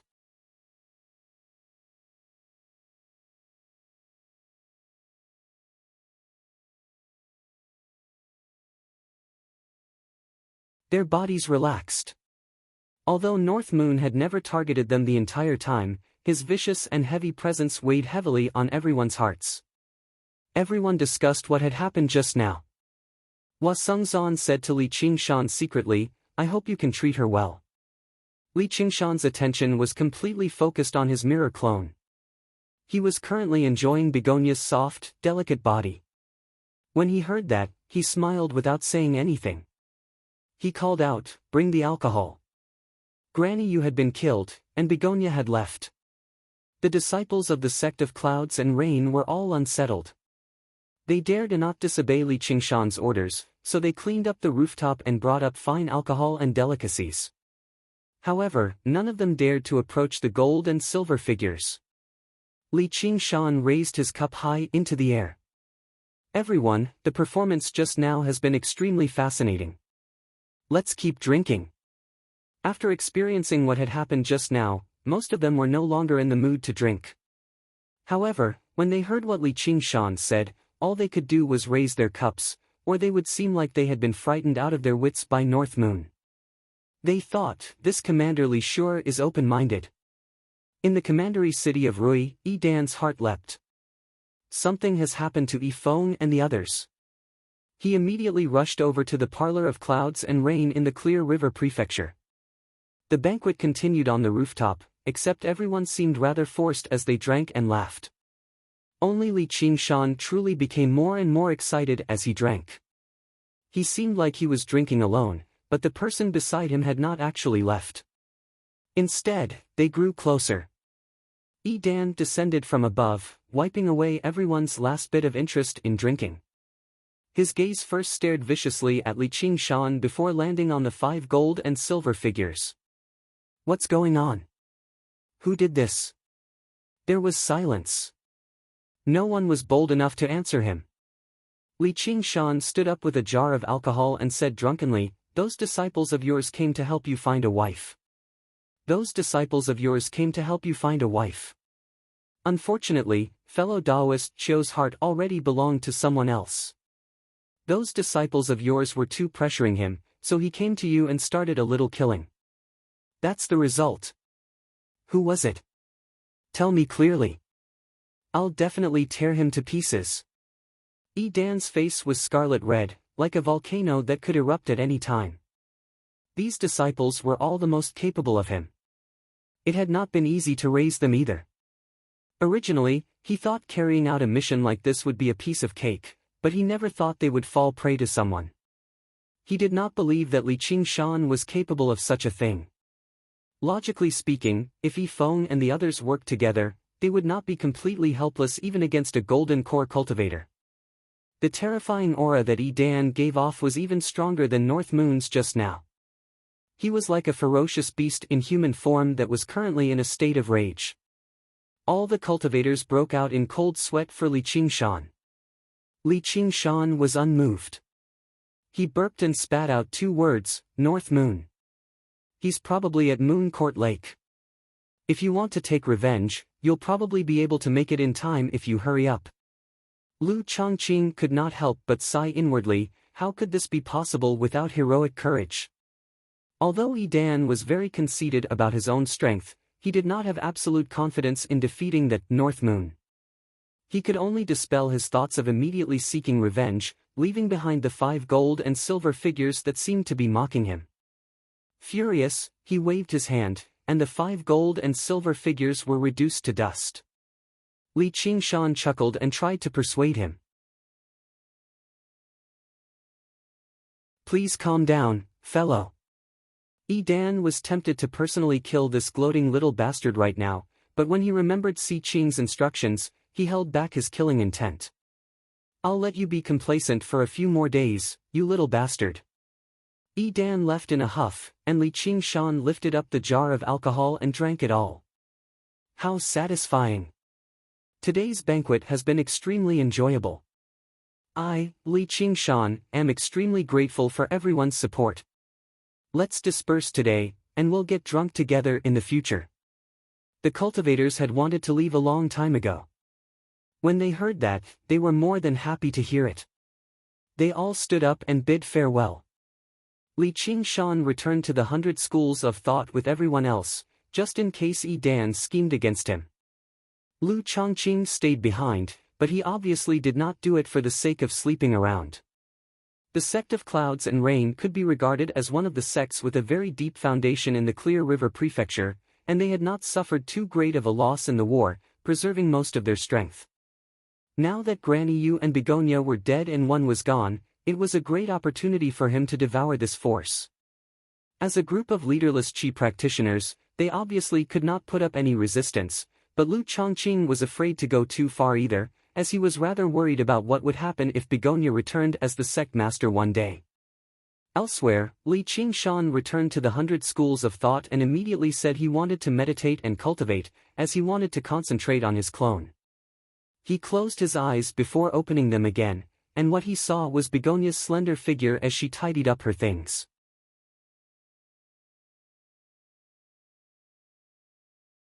Chapter 618. Li Qingshan had visited Ruexian's cave many times. The decorations there were relatively simple, and there were almost no useless decorations. There were still traces of stone carvings on the walls, and the tables and chairs were all made directly from stone. There was only one reason for their existence, and that was to make cultivation convenient. As a woman, Begonia's cave was of a completely different style. Even though she also lived in a cave in the mountains, the stone walls were polished to the point that they could reflect one's reflection. Everywhere was decorated with complex and beautiful patterns, and the faint fragrance of flowers wafted through the air. The ground was covered with a thick carpet, and large and exquisite pieces of solid wood furniture were scattered throughout the large and small rooms of the cave. Li Qingshan ignored Begonia's gaze. As if he was in his own home, he wandered around and casually opened a few. He discovered that most of them were wardrobes, and they were divided into different categories. Some were specially for cloaks, and some were specially for skirts. If he had not seen it with his own eyes, he would not have believed that a woman could have so many types of clothes, and that she had over 100 pieces of each type. Li Qingshan arrived in front of another wardrobe. Right when he was about to open it, Qiu Haitang rushed over and leaned against the wardrobe. "I've already poured you some tea. Can't you just sit there obediently for a while? What's the taste of tea? If you want to drink, drink wine." Li Qingshan raised his eyebrows. Because of Yi Feng and Yi Dan, the banquet had to be interrupted twice, and ended prematurely in the end. However, he had not drunk to his heart's content yet. Rather, it could be said that he had become even more excited. If there was anything more enjoyable than watching an arrogant enemy lose his composure in anger, it would definitely be to kill the enemy with his own hands. Tonight, he had experienced both of them. "All right, I'll get you some wine."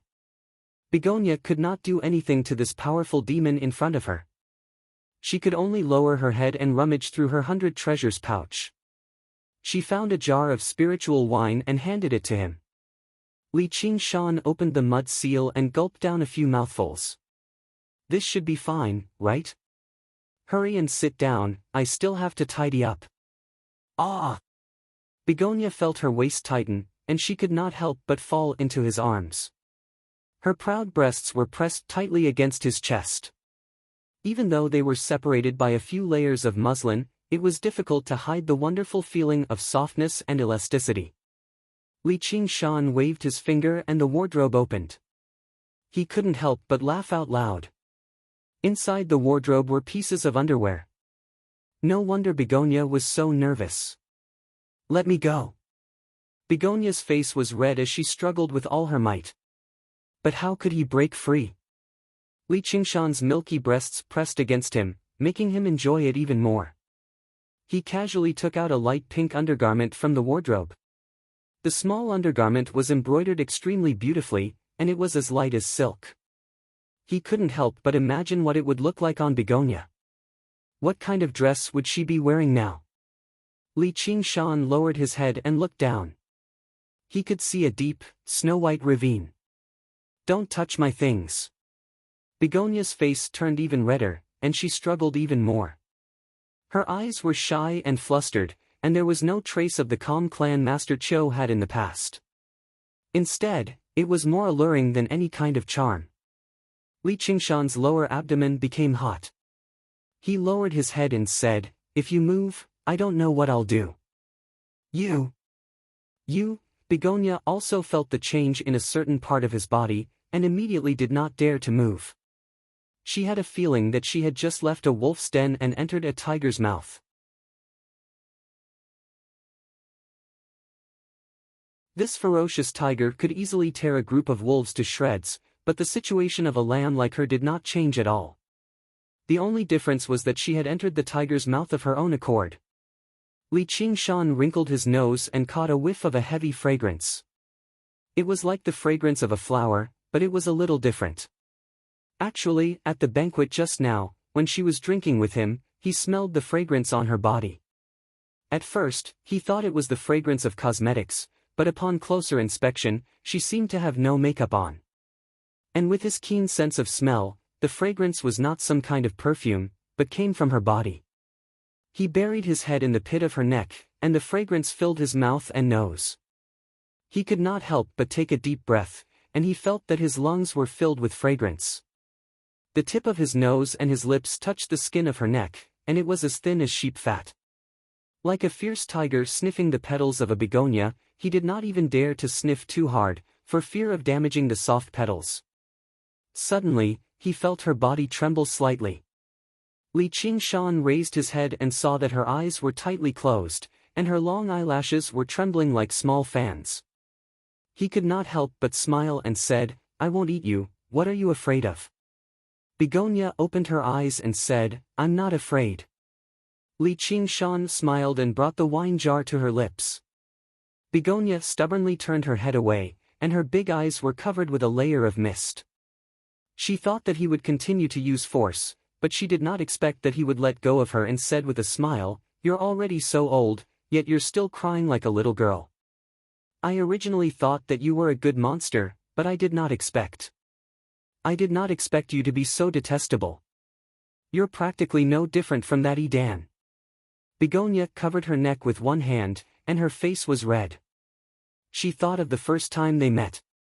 At that time, she was also on the brink of despair, and he had descended from the sky to save her. He was not stingy with his words to ease her emotions, but it was nothing like this. At least it's better than Edan. Hurry up and pack your things. Li Qingshan said with a smile. He casually stuffed the undergarments into his bosom, and carried the wine jar and continued to wander around. The building of this cave was extremely large. He walked up the stairs, passed through the moon gate, and arrived in front of the door of a room at the very top. He pushed open the door, and a silver moonlight filled the entire room. When he raised his head, he could see the stars and moon in the sky. At the top was a large piece of transparent crystal that had been specially refined, so that the sky could be seen, and the situation inside could not be seen from the outside. There was a soft couch in the middle of the room. It was probably a place for both resting and cultivation.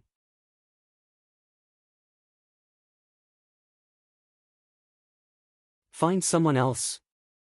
When? Begonia widened her eyes like she had been wronged. When she heard how he said he had been watching over her in the darkness the entire time, she felt slightly sweet inside. Aren't you very attentive to the man beside you? Li Qingshan purposefully acted like he was jealous. You're talking about Li Qingshan. Don't overthink it. He's my savior. He risked his life for me and offended Edan, so I felt bad about it. I set up a banquet to thank him. I didn't have any other thoughts. When I first met him, I really wanted to kill him, didn't I? Then she told him about how she got to know Li Qingshan. She even did not hide how he had helped her kill Wei Zhongyuan. Begonia had no idea why she had to explain so seriously, but when she saw how displeased he was, she could not help but curl her lips slightly. She was no longer angry at his frivolous behavior just now. In other words, I do have to properly thank him. Li Qingshan was originally joking, but when he heard that, he felt rather strange. He could tell that Begonia really did not have any other thoughts towards Li Qingshan. Instead, she felt some affection for him, the North Moon, who she had only met a few times. Logically speaking, saving her was a piece of cake for North Moon, but Li Qingshan had truly risked his life.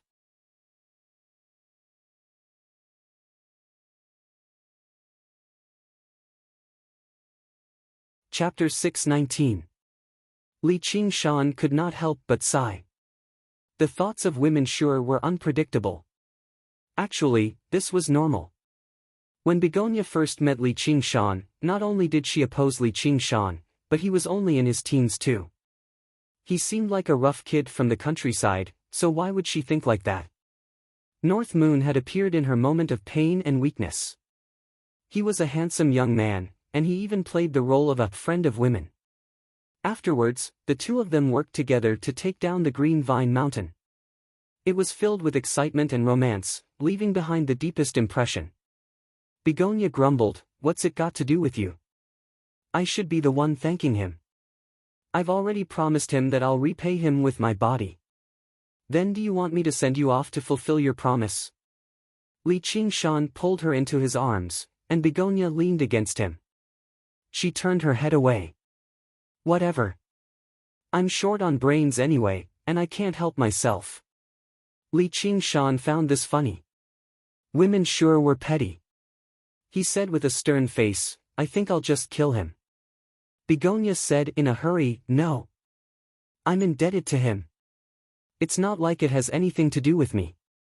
It's not like it has anything to do with you, all right? You can thank him however you want, but you can't hurt or kill him." Begonia was truly afraid that he would do that. He had been the one massacring the 2 times they had met. In the eyes of cultivators, the name North Moon had never been gentle or kind. Instead, it symbolized wanton slaughter, where he could do anything in a moment of anger. No, then wouldn't I be losing out? Li Qingshan lured her in. What do you want? Li Qingshan smiled. You have to thank me properly first, and then I'll give him some benefits. Surely this can't be considered humiliating you and hurting your heart. It's clearly the case. You're using words to trick me, but at the end of the day, it's still for. Begonia grumbled. She had experienced the craftiness of demons deeply. She had used words to shut him up earlier, yet he had turned around and tricked her. For what? The love between man and woman, the combination of yin and yang. It's only right and proper, that's what you said. I didn't. Stubborn. Li Qingshan raised his head and kissed Begonia's lips. He found that not only were they not hard, but they were soft and tender. Begonia's eyes widened and she was at a loss of what to do. Such a scene. Who knew how many times she had witnessed it in the parlor of clouds and rain? However, this was the first time he had experienced it personally. His entire body felt as if he had been electrocuted, and he felt waves of numbness. Li Qingshan took a sip and asked with a smile, "How do you feel?" Qiu Haitang was excited. It was hard for him to control himself, so how could he answer? Li Qingshan kissed her again, forcing open her teeth and entangling her tongue. Begonia was even more defeated. He laid limp on Li Qingshan's body and kissed her until he was aroused. He climbed up to her full breasts that seemed like they were about to burst out of her clothes. He laughed and said, "Let me see if your heart has ever been hurt." No. Begonia grabbed his hand. Li Qingshan was already aroused and could not care less. However, when he saw the pleading look in her eyes, his heart could not help but soften. Bullying a weak girl for the sake of a momentary desire was not what a man should do. In any case, he had already taken enough advantage of her, so he picked up Begonia. It looks like no one will come. Let's go. After leaving the cave abode, Li Qingshan did not head in the direction of Moon Court Lake.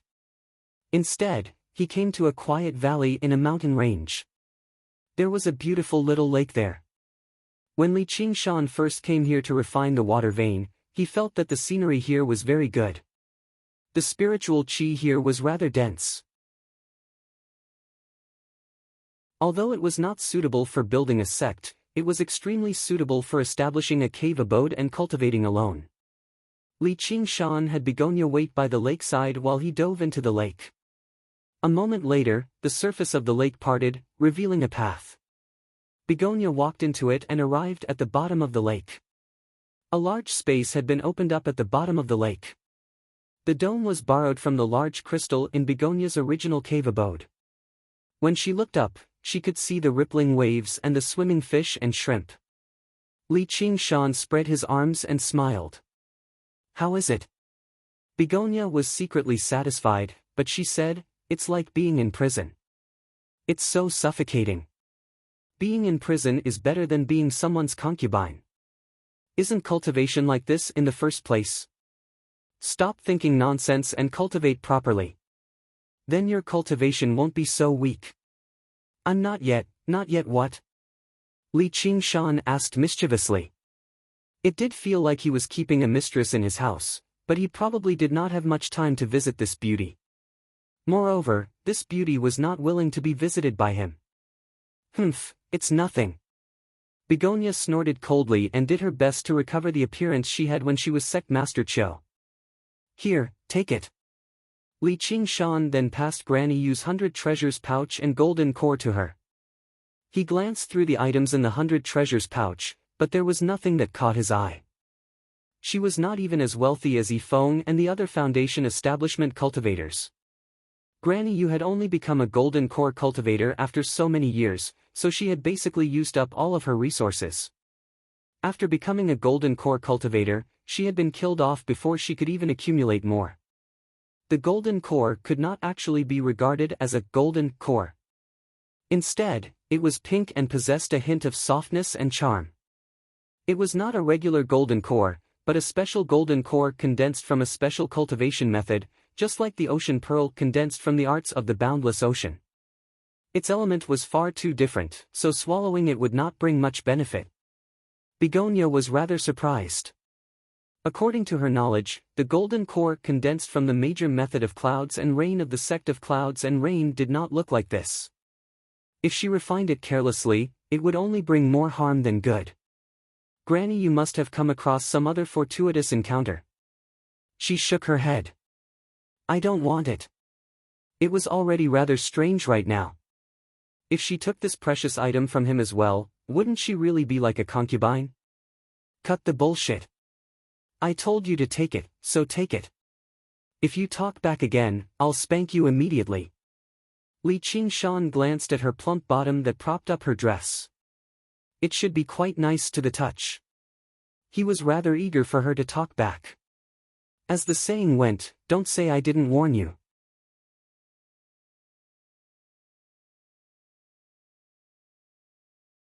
She was unwilling to easily give up her body for another, so she had never had a dual cultivation partner. With this cultivation method, she would not have to worry about that. It's no wonder Granny you managed to undergo the tribulation in secluded cultivation despite her age. Turns out it's all because of this cultivation method. However, Granny Yu was just too old, so she could no longer unleash much of her charm. She also faced Li Qingshan, who practiced the spirit turtle's method of sea suppression, so she still failed to escape death in the end. To Begonia's great surprise, there were also a few techniques with wondrous effects recorded in the heart-dying art. With a gentle brush of soft hands, the enemy's body would become limp and immobilized, while once rouge makeup was used, no matter if the enemy was male or female, no matter how vicious they would not be able to harm you. Begonia believed that this was how she had fallen for it. She had never been a soft-hearted person. She had known Wei Zhongyuan for many years, yet she had still killed him as she pleased. Yet, when she was forced to such a degree by Granny Yu who she was not familiar with, she could not help but speak up for her at a crucial moment. As for the technique that interested Begonia the most, it was called Yearning Stains the Red Thread. It used her virginity as a medium, and it could only be used once in a person's life. It could make a man fall in love with her for the rest of his life, infatuated with her and never tired of yearning. Even tempered steel would become soft. Even if he was not a lover, he would become one.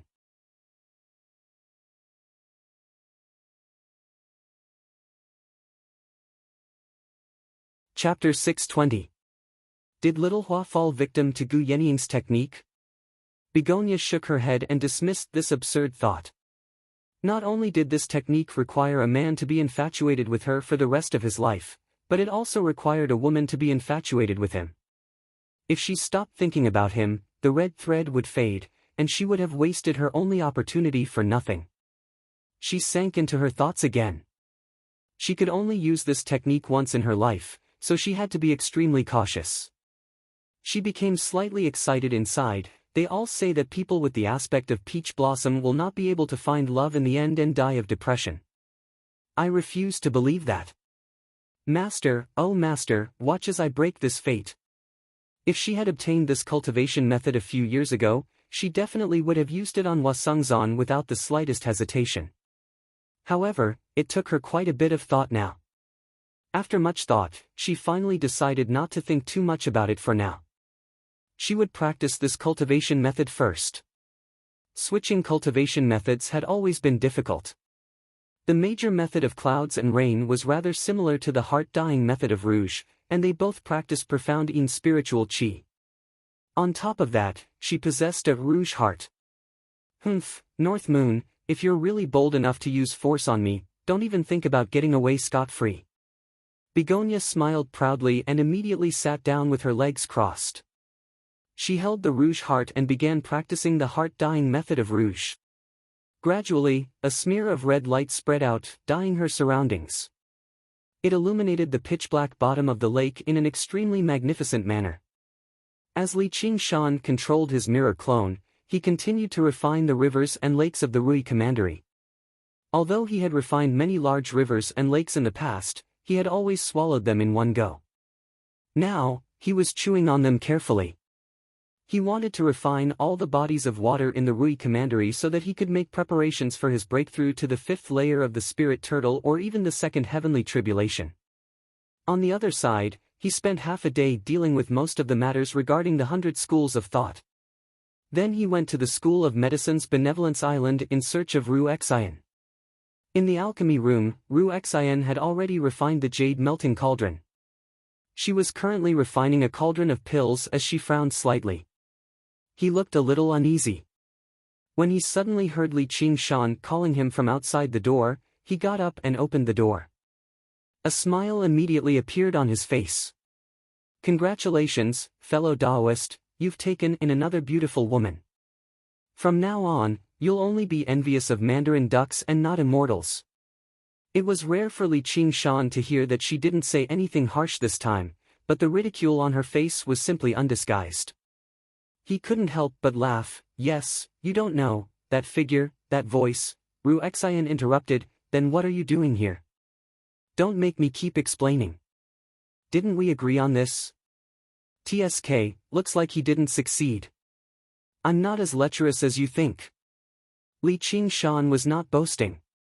If he really was lustful by nature, then just how many women were there among the night roamers for him to enjoy?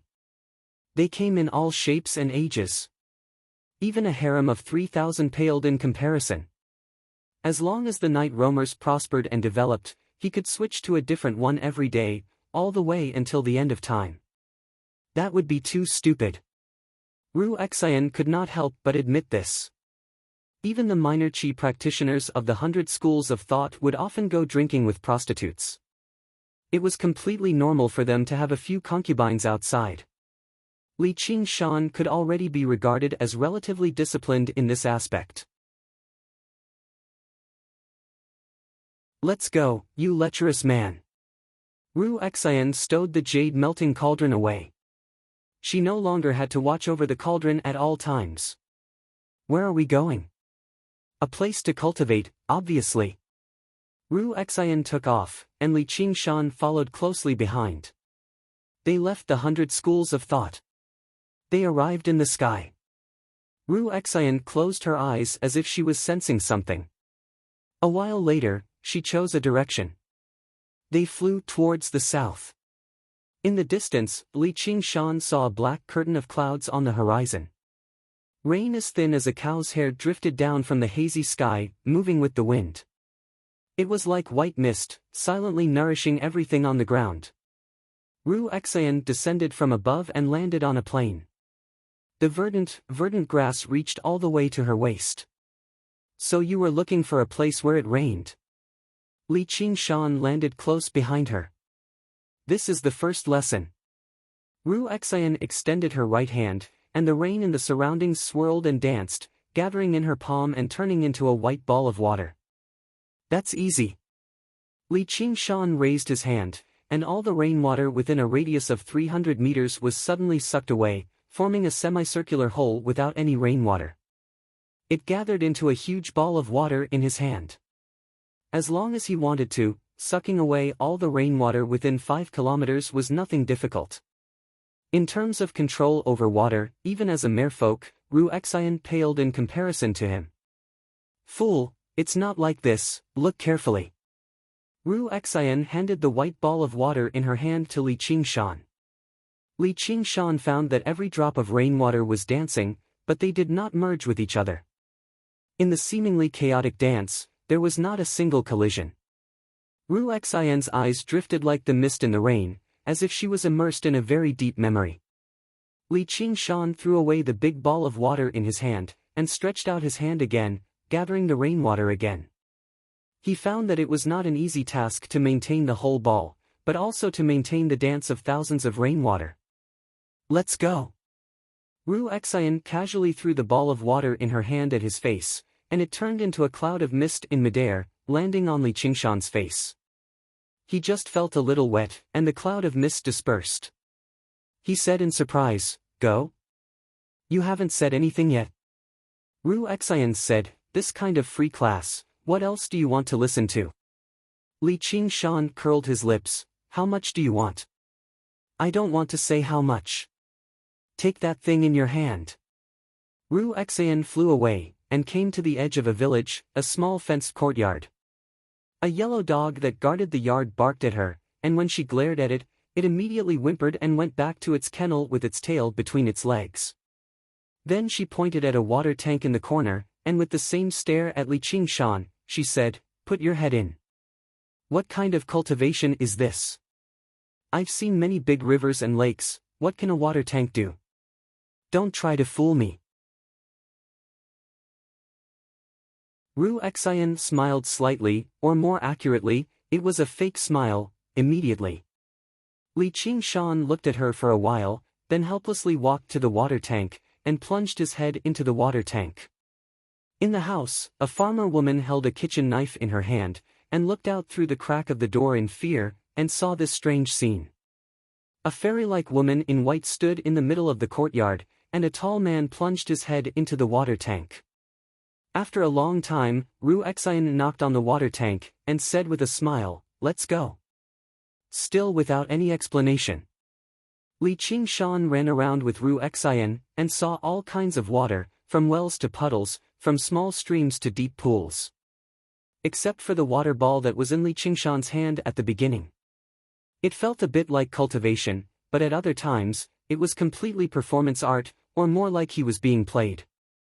For example, the well that he jumped into, turned out to be a dry well. He said, "There's no water here." Ru Exayan said, "No water is right." Then she sealed the well cover, and it was sealed for a whole day. Li Qingshan sat at the bottom of the well.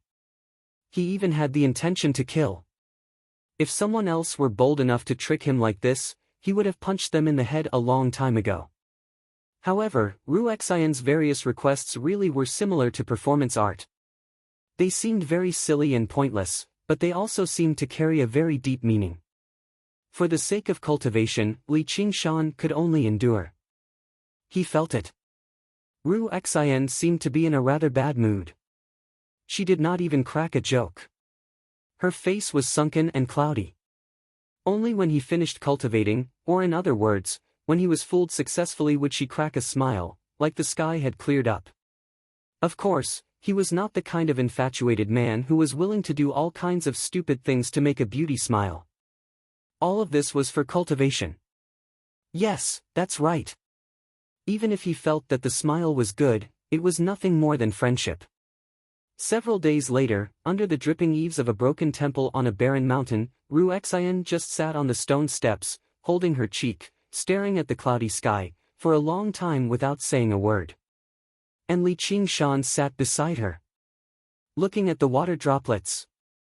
Like millions of their predecessors, they fell into the dents on the bluestone slabs. Smashed to pieces. What was the meaning of this behavior, she still didn't say. Li Qingshan listened to the sound of the rain, and his mood gradually calmed down. He recalled the various kinds of water he encountered in the past few days. The water trapped in the vat silently seeped through every crack. The bottom of the dry well revealed a moist breath.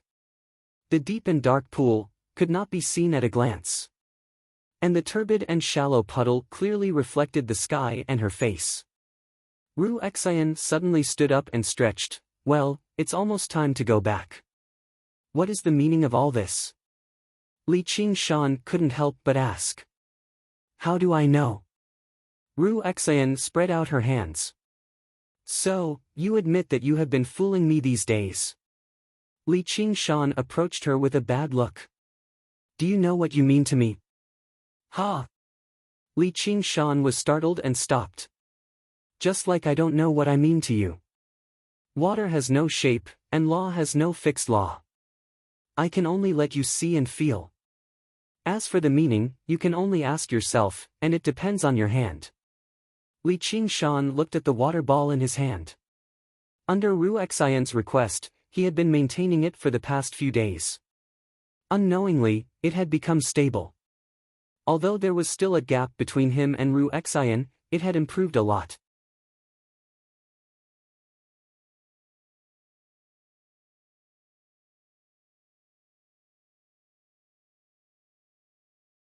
Chapter 621. In the underground library of Benevolence Island, Chu Tian floated amidst the faint light emitted by the water of recollection, like a soaked sponge. His chaotic sea of consciousness was like a pool of stagnant water. Bubbles rose and rippled as he was forcefully stirred up. Suddenly, Chu Tian's eyes opened once more. He stared at the darkness before him, no longer empty and numb. Another flash of inspiration appeared. Where is this place? Bang! He struggled to punch the glass, then a second, a third. His fist was soon a bloody mess, blood permeating the light blue water of recollection. Crack! Cracks appeared on the glass. He punched harder and harder, causing the cracks to spread. Finally, with a crash, the glass shattered and the water of recollection flowed out. He fell to the ground. He wanted to prop himself up, but for a moment, he was powerless and unable to move. The light in the passageway gradually brightened until the surroundings were illuminated. Hua Xie walked up to Chu Tian. You're finally awake. Chu Tian's lips trembled for a long time before he managed to say, Who are you? And who am I? Qian Rongji slowly opened her eyes. She felt that she was lying on a bed, covered by a thin blanket. She could hear the sound of waves coming from beneath her, and the fragrance of lotus flowers was everywhere. In a daze, she felt that this small room was heaven, because she had just returned from hell. This is the waterside pavilion of listening wind. After a brief blankness, her memories quickly returned and occupied her mind. She sat up, and the thin blanket slid over her body. Only then did she realize that she was naked. She subconsciously touched her skin. Her torn and shattered skin had already recovered its smoothness, but it was still somewhat pale from the loss of blood. She got off the bed and walked to the mirror, only to see an alluring figure reflected in it.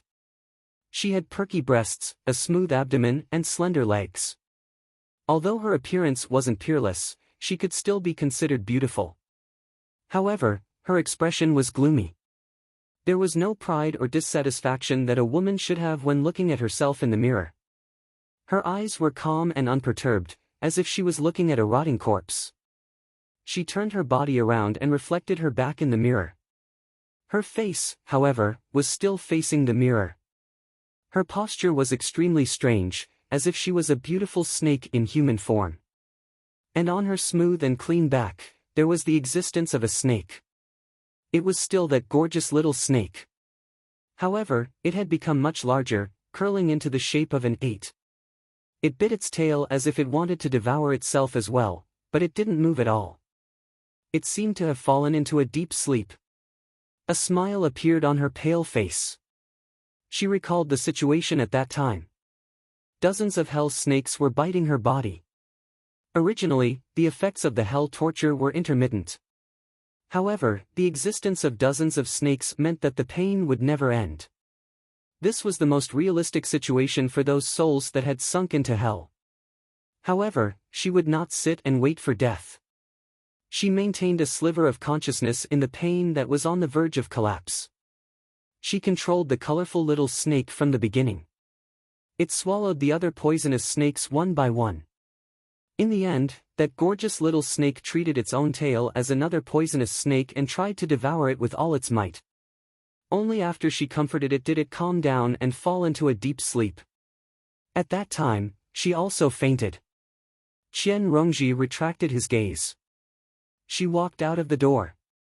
Gu Yenying sat on the edge of the balcony, holding a long fishing rod in her hand. The silk line hung into the lotus pond. She looked back and asked, Did you sleep well? Qian Rongji stepped forward and knelt down. She bowed. Qian Rongji begs master to teach me that Naraka scripture! Gu Yenying reached out and stroked Qian Rongji's face, sliding down to her neck. She gently grabbed it. Perhaps killing you now is the best choice. What do you think? I think so too. Otherwise, I will kill you sooner or later. Silly child, why do you have to suffer like this? Gu Yenying sighed slowly. There was a trace of pity on her face. It was not fake. However, this made Qian Rongji even angrier than humiliation and coercion. She straightened up, and the hell snake behind her immediately woke up and flicked its tongue. "Master, why do you have to suffer like this?" "Then I'll wait and see." "Ha, the fish has taken the bait." Gu Yenying waved her fishing rod, and a carp jumped out of the lake. She threw it to Qian Rongji. "Go and cook it. Show filial respect to your master." Qian Rongji was stunned. She had never done such a thing in her life. Although she was bullied in the Qian family, she was still a qi practitioner after all. "Hurry up and go. You can't possibly think that I'll just pass on the highest secret technique of the school of legalism to you so easily, right?" "Yes, master." Li Qingshan and Ru Xian came to the underground library of Benevolence Island. They saw Chu Tian sitting there quietly with a blanket draped over him. Although his cultivation was destroyed and he was not much stronger than a mortal, he gave off a deep and lofty feeling. "I'll leave this place to you." He has recovered some of his memories from his previous life, but he seems to have lost all of his memories from this life. However, we can't be sure. Hua Si told Ru Xian and turned to walk out the door. He had completed his responsibility as a doctor. Li Qingshan and Ru Xian looked at each other, then at Chu Tian on the ground. "Fellow cultivators, please tell me why I lost my memories from this life. And how did I suffer such heavy injuries?" Chu Tian asked. In fact, what he wanted to ask the most was where the sky-climbing vine seed buried in the depths of his soul went. Were they taken away by these two people? Li Qingshan was not used to this. If the original Chu Tian was a hot-tempered primary school student, then this person in front of him was a calm university tutor. They were two extremes. "Why?"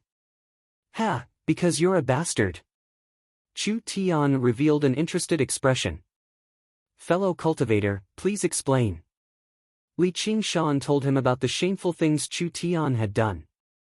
Chu Tian heaved a long sigh and bowed deeply. "I didn't expect this life to be so unbearable.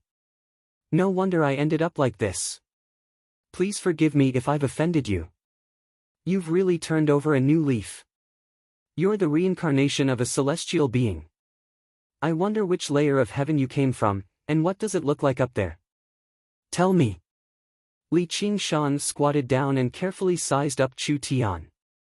He was also very interested in the world outside the well that Golden Cicada had mentioned. "Although I have recovered some of my memories from my previous life, they are incomplete.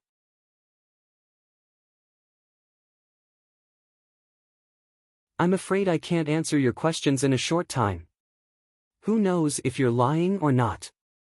Maybe you're pretending to be apologetic, but you actually hate me and are thinking about how to take revenge in the future.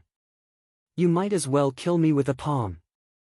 Li Qingshan raised his hand and was about to slap Chu Tian, but Ru Xian pulled him back.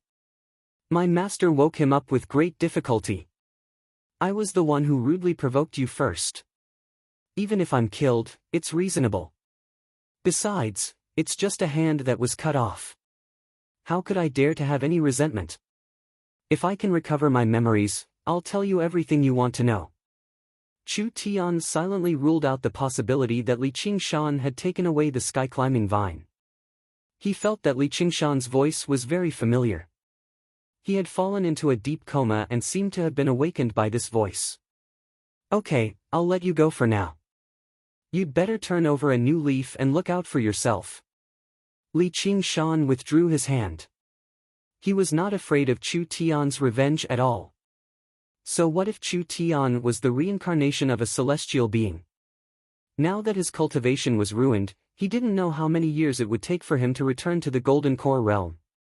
At that time, it would be a matter of one move. And what surprised him was that just now, his murderous aura was awe-inspiring, but Chu Tian didn't even bat an eyelid. Instead, he looked like he was deep in thought.